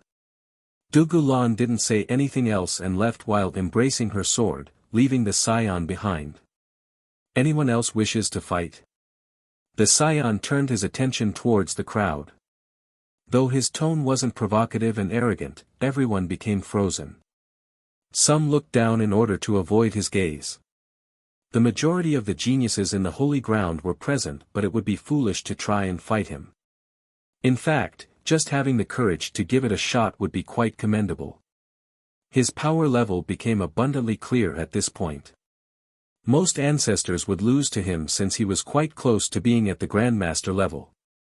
There's only one person left. Someone said what was on everyone's mind. Li Chia. All the ancestors thought so too. He's the only one who can defeat righteous Sion. Despite Li Chia's meager cultivation, he has never tasted defeat since his Dao debut. Unfortunately, he wasn't interested in this matter. Humph, all of his abilities are for nothing. One youth snorted, he won't contribute to the holy ground and even murdered capable geniuses. He's nothing more than the black horse of the herd. The young members naturally disliked Li Chiye for killing Phantom and Hu Ben then refusing to fight the Scion. I see, I won't force the issue. What a shame, the holy ground has plenty of dragons and tigers. Unfortunately, so few actually want to fight. The Scion looked around and didn't see anyone. The crowd grew increasingly annoyed even though he wasn't mocking the holy ground. Junior, that's enough out of you. A thunderous roar detonated in the air. Clank. Grand Dao of the sword type emerged in the form of a rainbow, allowing one person to walk across the sky. Sword hero again. Everyone knew who he was since he was sent away earlier. It looked like the meeting with the king was finally concluded. He seemed to be in a bad mood. Sword hero of Vitra. I have heard of your sword Dao before. Though I wish to contend against the young generation of the holy ground, I don't mind if you wish to teach me a lesson. The Scion wasn't afraid in the slightest.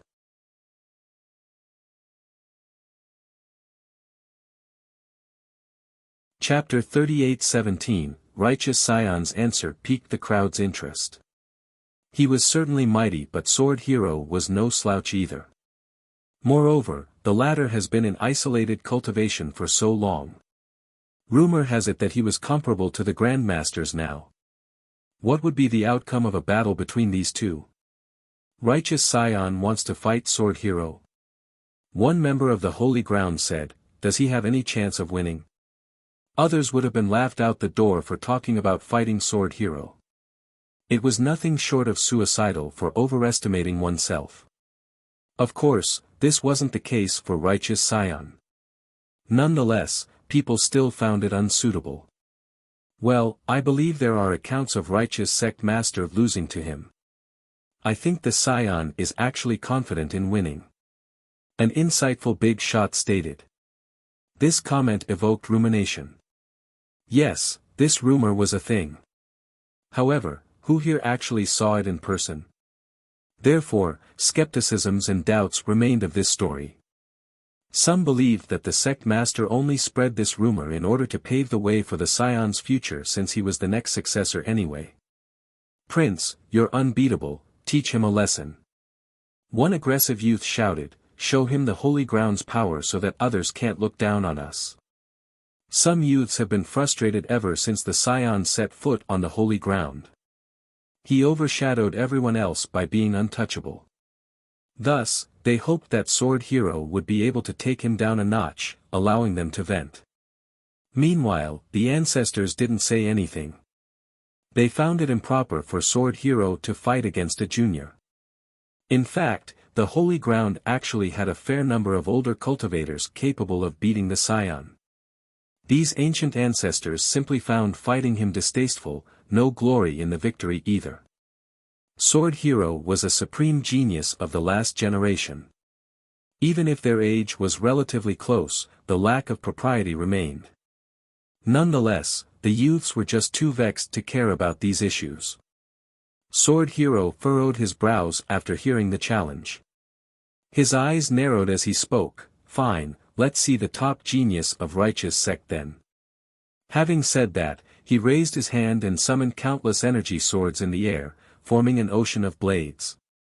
The swords blotted out the sun. As he waved his hand, they formed a maelstrom with rays leaking out, ravaging the area. The crowd's robes and sleeves were being cut by loose energy waves so they immediately retreated. Take this, Junior. Sword Hero roared in an intimidating fashion, akin to hearing thunder out of nowhere during spring. Clank. The maelstrom transformed into a heavenly sword of unimaginable size. It could definitely split the stars. The slash devastated the fabrics of space. The world turned dark right away as the crowd gasped in horror. The Scion laughed after seeing this earth-splitting slash while being eager to fight. His heaven seas became resplendent again as he thrust it upward. It looked like a golden dragon using its claws to meet the slash directly. Boom! The scion's feet dug into the ground as he sank deeper. The power of the slash was too much, so the ground around him collapsed right away. The spectators were impressed with both combatants. The slash had incredible destructive potential, but the scion still managed to stop a direct attack from someone perhaps comparable to the 4 grandmasters. The best of the young generation. One ancestor gave him a thumbs up. The young ones didn't say anything. It was too hard to find negative words regarding the scion. Not bad. Sword Hero swung his hand downward and activated his sword intent. The heavenly sword became brighter, ready to kill the scion. Bring it. The scion was undeterred and had no intention of dodging. Clank.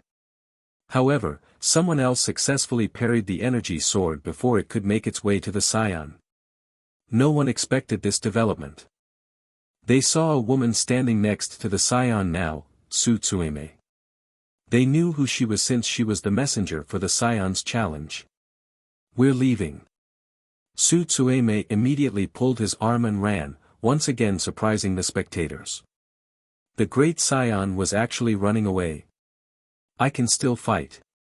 The unhappy scion told Tsutsuyame during their escape. You might not be strong enough to take him on. Tsutsuyame said while running towards Duality Academy with lightning speed. We don't know that yet, I'm not afraid either. He remained unconvinced. Forget about him, someone else from the holy ground will punish him. An ancestor fighting a junior is improper. She replied. The scion was still dissatisfied but still chose to follow Tsutsuyame. What just happened? This wasn't the result the crowd expected out of this fight.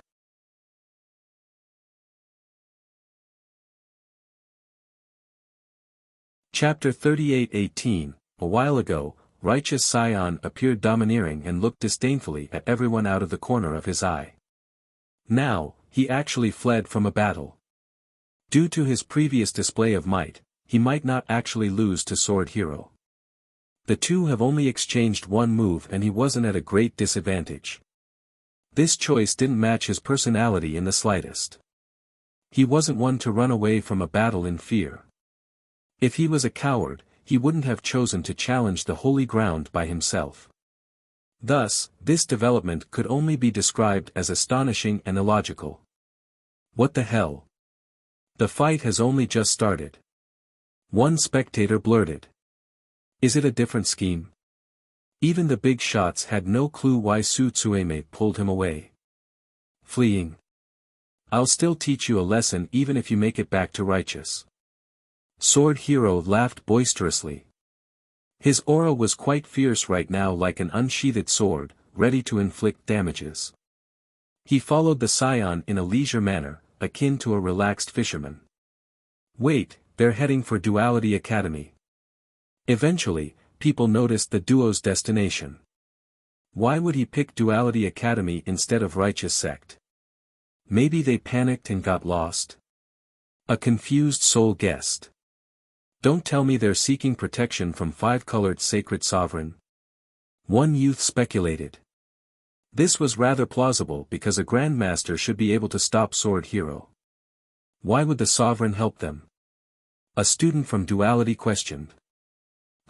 I heard that the sovereign traveled the world and spent some time at Righteous Sect. He had a good relationship with the prodigies there, I'm sure these friendships still remain. A big shot said. Well, what are we waiting for? Let's go watch. A spectator grew impatient and suggested. Right, let's see how this ends. Everyone else agreed. Thus, the crowd rushed from the capital to Duality Academy. A while later, the students at the academy were so confused to see the experts entering their turf. Tsutsuyame and the scion chose Myriad Cauldron Peak as their hiding place. Others caught wind of this and went there as well. As for Sword Hero, he didn't worry about his praise escaping, so he took his time. The scion could go to the edge of the world and still wouldn't be able to get away. Normally, Myriad Cauldron Peak would be filled with students trying to craft treasures and weapons. This wasn't the case today because the majority of the student body came to watch the fight between Dugulan and the Scion. Furthermore, there was something off about the peak. All the cauldrons were extinguished. Wait, what happened to the flames? Some became startled after noticing this. Clank! Clank! Clank! They then heard metallic clunks from the pinnacle. The pinnacle never had flames because the cauldron there has been dormant for a long time. That's why the clanging surprised the listeners. Once they regained their wits, they started the climb. The peak was different from before, looking a lot shorter. It resembled the mouth of a volcano now. One could hear splashing and flowing noises akin to that of surging lava. Of course, this liquid consisted of various molten metals. The center had a cauldron with a powerful flame, the reason why these metals were melting. This was the true appearance of the peak. In the past, numerous masters came to create unreasonably mighty weapons and artifacts here. Because of this, the flame experienced wear and tear. Moreover, each creation left behind a large amount of smelted dregs. As they cooled, they became layers of rocks. The stacking process continued for eras and cut off the flame in the center. The students in that generation had no choice but to dig out new holes for new cauldrons by the cliff sides. One solution was to revert the process by removing the waste layers. However, remember that these metals were still top materials gathered by Dao lords and sovereigns. Therefore, these layers were extremely tough. Future descendants found removing them impossible, at least until today. Under Li Qia's order, the old servant mustered everything he got to break the top layers. This allowed Li Qia to activate the flame again to melt the rest of the dregs. They started to flow back into the cauldron's mouth, hence the current situation. Some teachers didn't bother going to watch the fight between Dugulan and the Scion. They preferred to stay and watch Li Qia's blacksmithing skill. Seeing the melted metals again left them speechless. The primary cauldron finally sees the sunlight again. An older one became sentimental. He had personally witnessed the amazing creations in the past and now, he got to see the famous cauldron once more. Why is he refining the liquid dregs? Another found this strange. Li Qia kept on pulling out the larger pieces that haven't fully melted and tempered them with the legendary forging hammer. He then threw them back into the cauldron again.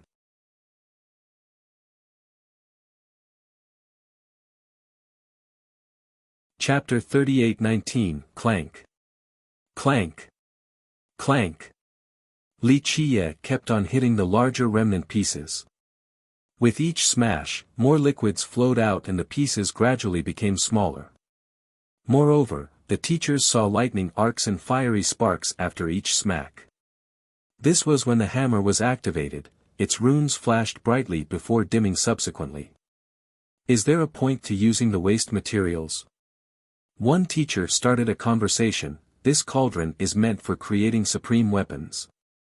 This extraordinary event was of utmost importance for the upper echelon. Not to mention the students, the teachers naturally wanted to refine weapons here as well. But now, it seemed that Li Qia was being wasteful by using this flame to refine the remnant pieces. Of course, these teachers didn't dare to say anything to him. In their eyes, the melted metals weren't valuable and useful any longer. Their essences have been removed.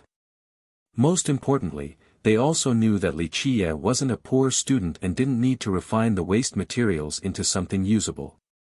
If he needed materials, he just needed to say one word and all of them would be more than happy to help him. Maybe they're not useful to us, but the miracle creator can change the ordinary to extraordinary. A different teacher replied. That's one possibility, there's no way he's doing this without a solid reason. Another agreed. Ever since Li Qia's arrival in the south, no group paid more attention to Li Qia than the teachers of duality. They kept a close eye on his movements and actions. Only the Dao lords and supreme sovereigns managed to lift the divine hammer back then. The older teacher said, I hope we'll be able to see its wondrous potential again now that the flame is back. What's special about it? A relatively new teacher became curious. It can summon worldly lightning and fire. The old teacher explained, extremely powerful. Not many can handle a fully activated attack.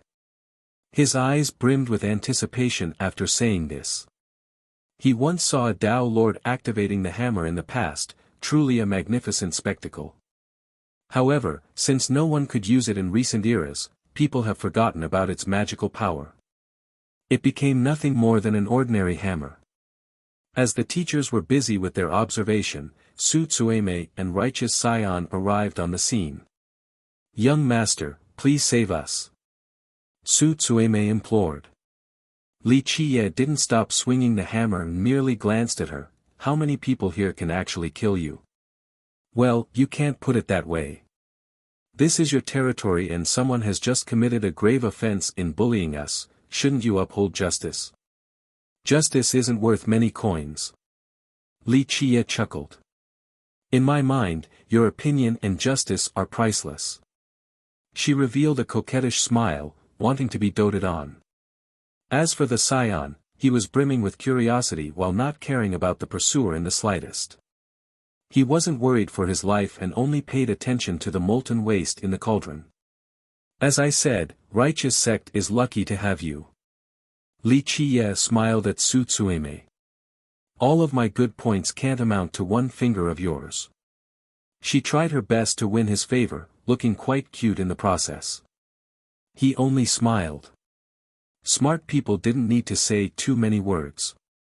"Young master, what weapon are you refining?" The Scion asked. "These materials are a little strange." "Don't try to flaunt your meager knowledge before the young master, you're only making a fool out of yourself. His actions are beyond your imagination." Su Tsueme gently slapped the back of his head and scolded. Who was righteous Scion? A top genius with a domineering temperament. No senior would dare to do this to him, let alone someone from the same generation. Nonetheless, he only smiled wryly and said, "I'm just curious about what's going on, not trying to flaunt." If spectators were to see this, they would find it shocking. How could a regular disciple dare to act in this manner towards the prestigious Scion?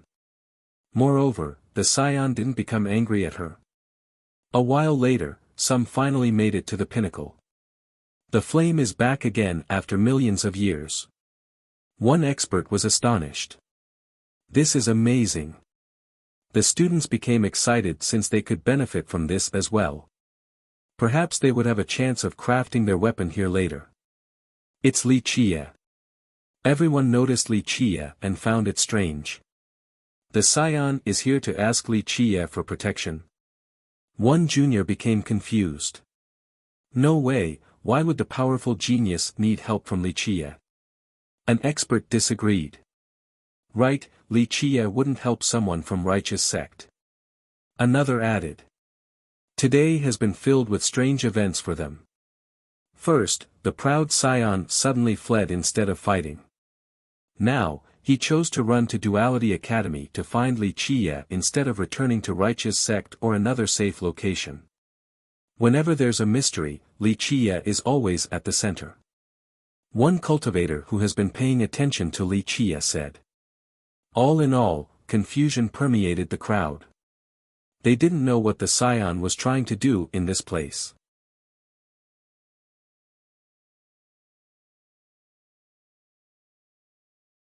Chapter 38:20, Not Running Away Anymore. A cold voice sounded and interrupted the pondering crowd. Its murderous intent made others shudder in fear. They saw a sword hero appearing on the horizon. Beneath his feet were floating swords spanning from Minor Sacred Mountain all the way to Duality Academy, allowing him to walk unhindered in the air. The sword path released continuous sharp energy waves. Meanwhile, other swords in the vicinity resonated as well. Cultivators all over the holy ground looked up and saw the sword path. The remnant sword intent resembled chaotic gales, truly discomforting the crowd. He strolled across the path akin to a supreme sword god capable of severing the firmaments and levels of hell. He didn't hold back on both his murderous intent and oppressive momentum. The crowd had a hard time being in his presence. So strong, no one could refute this right now. They thought that he was comparable to the 4 grandmasters. Though he wasn't in a rush, he still appeared on top of Myriad Cauldron Peak in no time at all. He scanned the area and instilled pain to those he gazed upon. It seemed that in his eyes, everyone else was mere ants. It doesn't matter where you go, I'll still teach you a lesson. Sword Hero glared at Righteous Scion. The Scion furrowed his brows before laughing, wanting to retort. However, Su Tsueme stopped him. I can sympathize with you wanting to stand up for the young generation of Buddha holy ground, but we won't play along. She smiled and said. Sharp tongue, little lady. Who are you? Sword Hero replied.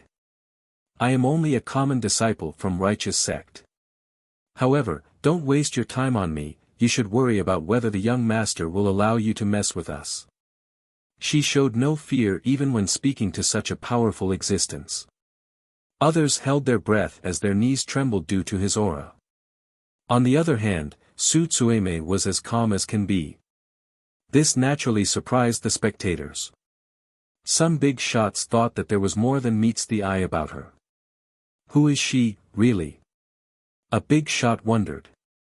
She couldn't possibly be an ordinary disciple from Righteous. I haven't heard of anyone like her in the actual sect. An ancestor who was a guest there more than once pondered. A top genius would be groomed by the ancestors and become renowned.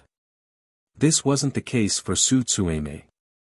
No one has heard of her before, not even the big shots who were familiar with Righteous Sect. Sword Hero's murderous intent surged as his gaze shifted towards Li Chia. Since when does a member of the Holy Ground protect the enemies? His voice echoed in everyone's ears. The older character started thinking. As members of the previous generation, they knew that although Sword Hero was relatively close in age with the Scion, he was still part of the previous generation, an ancestor-level character similar to the 4 grandmasters. Moreover, he was from the royal family as well. It wasn't suitable for him to try and teach the Scion a lesson regardless of the latter's arrogance. Furthermore, the Scion didn't actually insult the holy ground during the journey. He maintained a certain level of propriety and merely challenged the young generation. All in all, it was strange for Sword Hero to be hellbent on this matter. He must be annoyed, it has to be from the trip to the palace earlier. An important character who knew Sword Hero quietly said. His peers nodded in agreement. Not long ago, Sword Hero wanted to deal with Li Chia but Yi Mingshi stopped him with an imperial summon. It seemed like Archaic Sun King must have frustrated him during the meeting. From an outside perspective, Archaic Sun King was inferior. Nonetheless, he had authority as the king and could control Sword Hero. Some assumed that this was due to jealousy. It wasn't easy having such an excellent little brother. Because of this, the vexed Sword Hero came out of the palace just in time to see the Scion acting haughty. Thus, he wanted to show the youth the might of the holy ground. Meanwhile, the youths didn't think about this at all. They have been suppressed by the Scion and actually supported Sword Hero.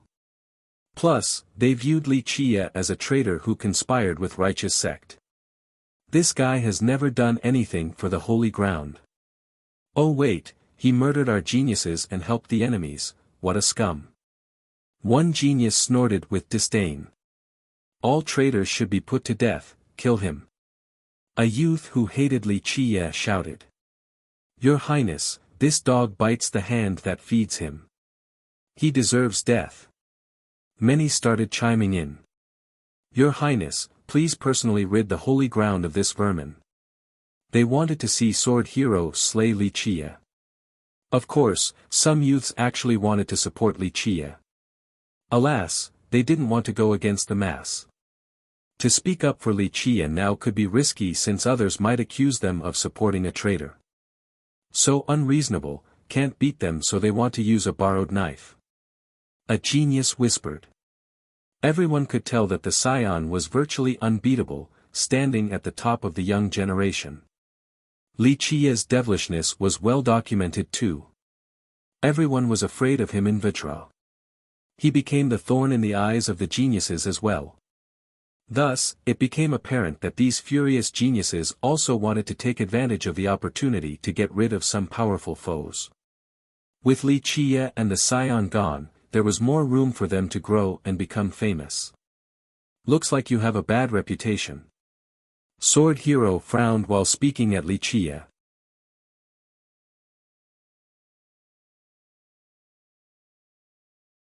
Chapter 38-21. By this point, certain justifications existed for killing Li Qiye. It was tough to defend him when he worked with Su Tsueme in taking down the statue.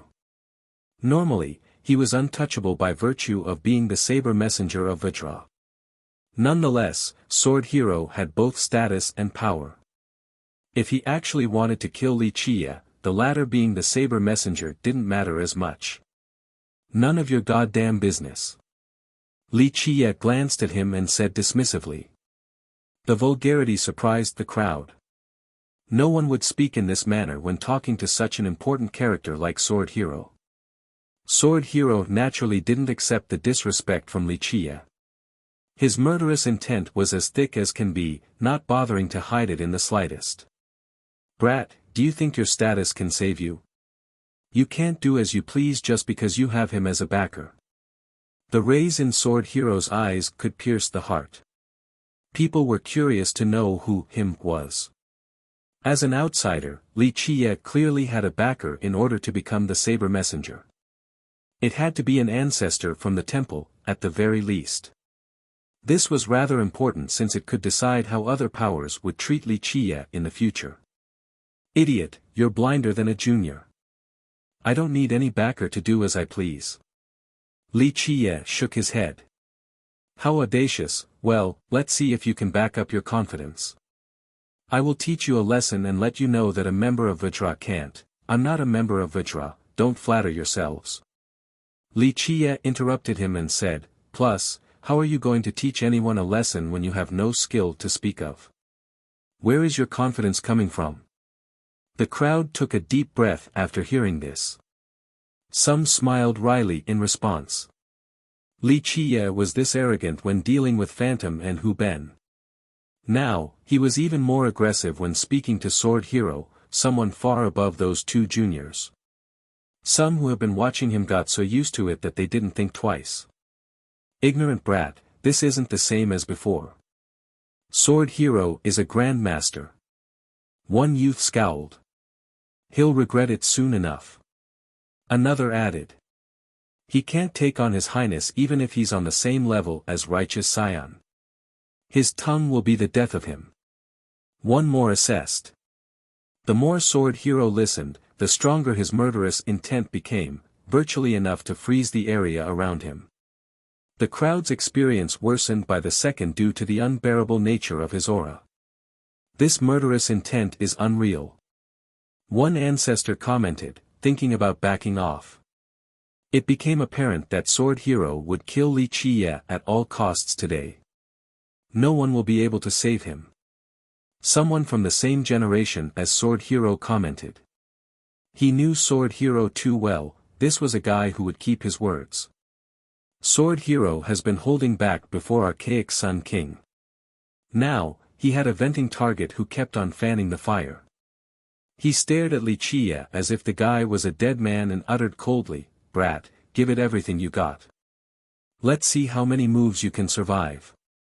This date next year will be your death anniversary. You're taking the words out of my mouth. Li Qiye wiped both of his hands clean and said, I think you'll last 1 or 2 moves at best. What? Some audience members blurted. Is he serious? One guy thought that this was unreasonable even for Li Qiye. This is Sword Hero he's facing here. One youth added. How is he so confident? An ancestor shook his head. Sword Hero wasn't Phantom or Hu Ben. Li Qiye's devilishness shouldn't be enough to make this claim. Can anyone in the world defeat Sword Hero that quickly? An older expert asked. Most thought that only an invincible Tao Lord would be able to do so. A Supreme might not be able to do that either. A clan ancestor replied. The crowd thought of two candidates right away, Buddha Supreme and Righteous Supreme. However, even powerful cultivators like them might not be able to defeat Sword Hero so quickly. Humph, anyone can boast. A youth sneered. Your Highness, show him the immensity of heaven and earth, teach him a lesson. A genius shouted.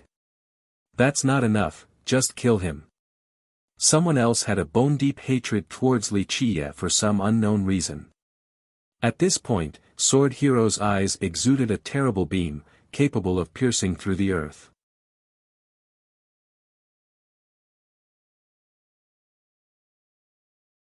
Chapter 38-22, The rays from Sword Hero's eyes served as divine swords and ravaged the 10 directions, seemingly turning the world into a sieve. I want to see how you'll defeat me with just 1 or 2 moves. Sword Hero laughed.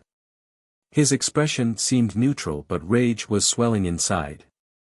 This was his first time being treated in this manner. Moreover, it was a junior doing it. During his youth, his talents were incredible. Even Yi Mingshi and 5-colored Sacred Sovereign were inferior in this regard. Later on, he lost the competition for the throne. Nonetheless, he was still one of the most pivotal characters in the dynasty. No one would dare to question his current cultivation. That's why he simply couldn't fathom someone being able to defeat him in one move, especially Wuxia. He truly believed that no one could do so in all of the Southern West King, not even someone like Buddha Supreme. Furthermore, he was an experienced ancestor, no longer a naive genius. Thus, his battle experience and circumstantial adaptability were excellent. He tried his best to stay calm despite being furious at Wuxia. Anyone else would grit their teeth and bellow about wanting to tear Wuxia to pieces. Get ready then. Don't hold back. Wuxia wiped his hands clean and smiled. The ancestors exchanged glances. None of them thought that a quick victory was possible. Can he do it?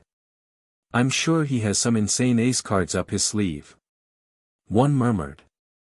None of them should be enough. A sacred ancestor from the dynasty disagreed. They racked their brains and couldn't come up with any method capable of defeating a top master in just one move.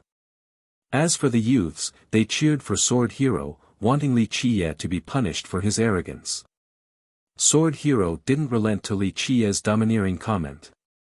He laughed while his aura surged, do whatever you want, I can handle anything. By this point, killing Wuxia alone wasn't enough to quell his anger. He needed to make it a horrific death.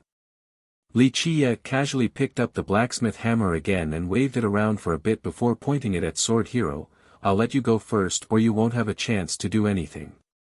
Sword Hero was going crazy because of Wuxia's attitude. He took a deep breath to calm his mental state, his eyes pulsed with a terrible light. Very well, let's have it your way. He agreed. This was an exception indeed, going first against a junior. Clank. Sword rays emanated from his body, tearing apart the 9 firmaments and 10 earths. They could definitely cut down the stars above. He raised his hand and caused continuous explosions. The world seemed to be toppling over. Cracks appeared on the ground and murderous intent oozed out. The strands stuck below seemed to have been accumulated for a long time. They were eager to come out and devastate the world. What are these things? The sharp intents terrified the crowd, prompting them to run to a safe distance before being split into 2 halves. Sinister Hero Sword Art, the technique that made him famous. He created this Tao himself, merciless and destructive. One ancestor from the same generation explained. A sacred ancestor who used to be his friend had a serious expression. Back at the academy, this technique allowed him to tie against 5-colored Sacred Sovereign. Tie. The crowd took a deep breath. So if they tied in the past and Sword Hero is more gifted, doesn't that mean he's stronger than the 4 grandmasters now? One genius deduced. Not necessarily. Cultivation doesn't rely on talents alone. A high elder shook his head. How is Wuxia going to survive now? Some youths started laughing, ready to gloat. Clank. The individual sword rays gathered into a massive sword, the embodiment of violence and murder. It had devoured all the devils and ghosts underground. Now, 3,000 worlds and their inhabitants became the next targets. One could hear the wails of tormented spirits within the murderous energy. Junior, ready to die. Sword Hero grabbed the sword, his eyes gleamed brightly. He became the Reaper from the depth of hell itself, on the verge of reaping billions of lives.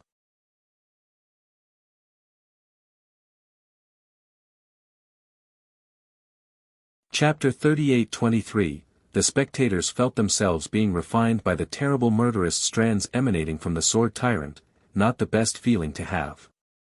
They thought that this technique would do more than just kill Wuxia. The remnant waves would inflict untold damage on the land. Nonetheless, they still watched with bated breath, wanting to see how Wuxia would deal with this technique. Most youths weren't so optimistic. Only the big shots from the last generations were eager to see Wuxia's heaven-defying methods against a top cultivator. Perhaps he would summon a peerless treasure. Come. Wuxia taunted the swordsman with his hammer, just one move is all I need. Sword Hero's complexion turned red as he trembled with rage. He has been holding back all this time, but every man had a limit. The crowd exchanged glances, thinking that no one could stay calm after the repeated insults in a public setting. Junior, I will let you experience a fate worse than death. Sword Hero uttered each word in a menacing manner, a testament to his hatred for Wuxia. Clank. The massive sword became resplendent with a unique glow. It had a yellow hue as if it was the reflection from the water of the Yellow River. Die. He roared and unleashed the accumulated intents with the force of a tsunami. The energies with their earth origin began to corrode space itself to the horror of the crowd. Thousands and thousands of evil swords appeared in the slash, eventually culminating into an inescapable net. The technique broke the chaos, severed the yin and yang, annihilated space, and obliterated the stars. Muddleness took over as death and darkness descended on the world. Incredible. Both the young and old shouted after seeing the power of this move. They thought that no one should be able to survive it. Ashes would be the only thing left of Wuxia. Watch out. Experts on Wuxia's side roared. The actual combatant simply smiled and raised his hammer. Crackle. A lightning beam suddenly manifested and struck the hammer. It didn't harm Wuxia in the slightest. More crackles ensued before the astounded crowd. An ocean of lightning instantly appeared above the incoming sword slash. Each bolt was as thick as a mountain range and illuminated the realm. The target was still Wuxia's hammer. As the bolts converged on the hammer, they eventually formed a pulse bright enough to temporarily blind the spectators. Break! Wuxia leaped in the air and smashed the hammer down without holding back. The ocean of lighting above was pulled downward. The individual bolts looked like an apocalyptic tsunami. The power of lightning made Sword Hero's sword technique look trivial in comparison. The murderous and evil sword strands were instantly overwhelmed by the lightning waves. The bolts gathered into more pulses and soared forward. Sword Hero assumed a defensive stance with his sinister sword art, sealing the area around him. Unfortunately, this was of no use. Boom! Wuxia's hammer smashed the barrier, breaking it in an effortless manner. The lightning pulses struck the Sword Hero repeatedly, sending him flying for 10 million miles. Rumble! He smashed through numerous mountains along the way. Eventually, the last peak managed to hold him back due to a lack of momentum. He became buried in debris, his fate unknown. The spectators couldn't close their mouth while watching the exchange. Even righteous Scion had the same embarrassing expression. Su Tsueme was mentally prepared but her lips still parted. Everyone stood there in a daze due to the unexpected result. They were so impressed with the sinister sword art, thinking that it would be the end of Li Qie. Alas, this mighty move and its unbeatable master were swiftly beaten by one hammer smash from Li Qie.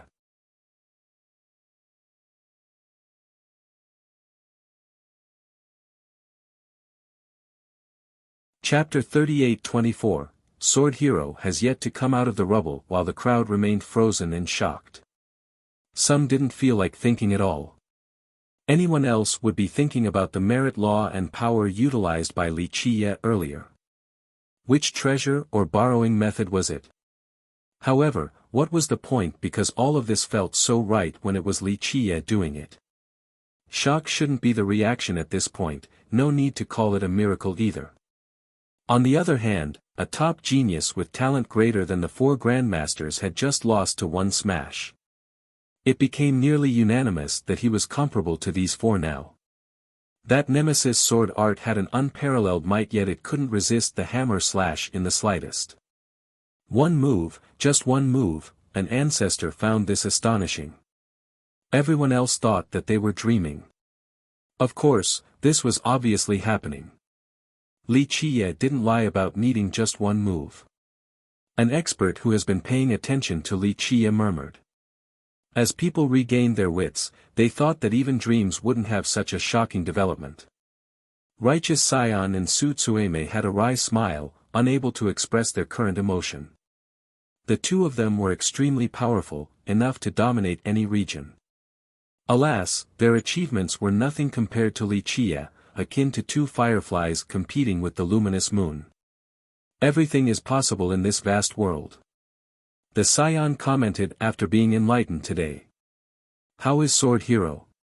One spectator asked. Sword Hero was buried beneath debris so far away.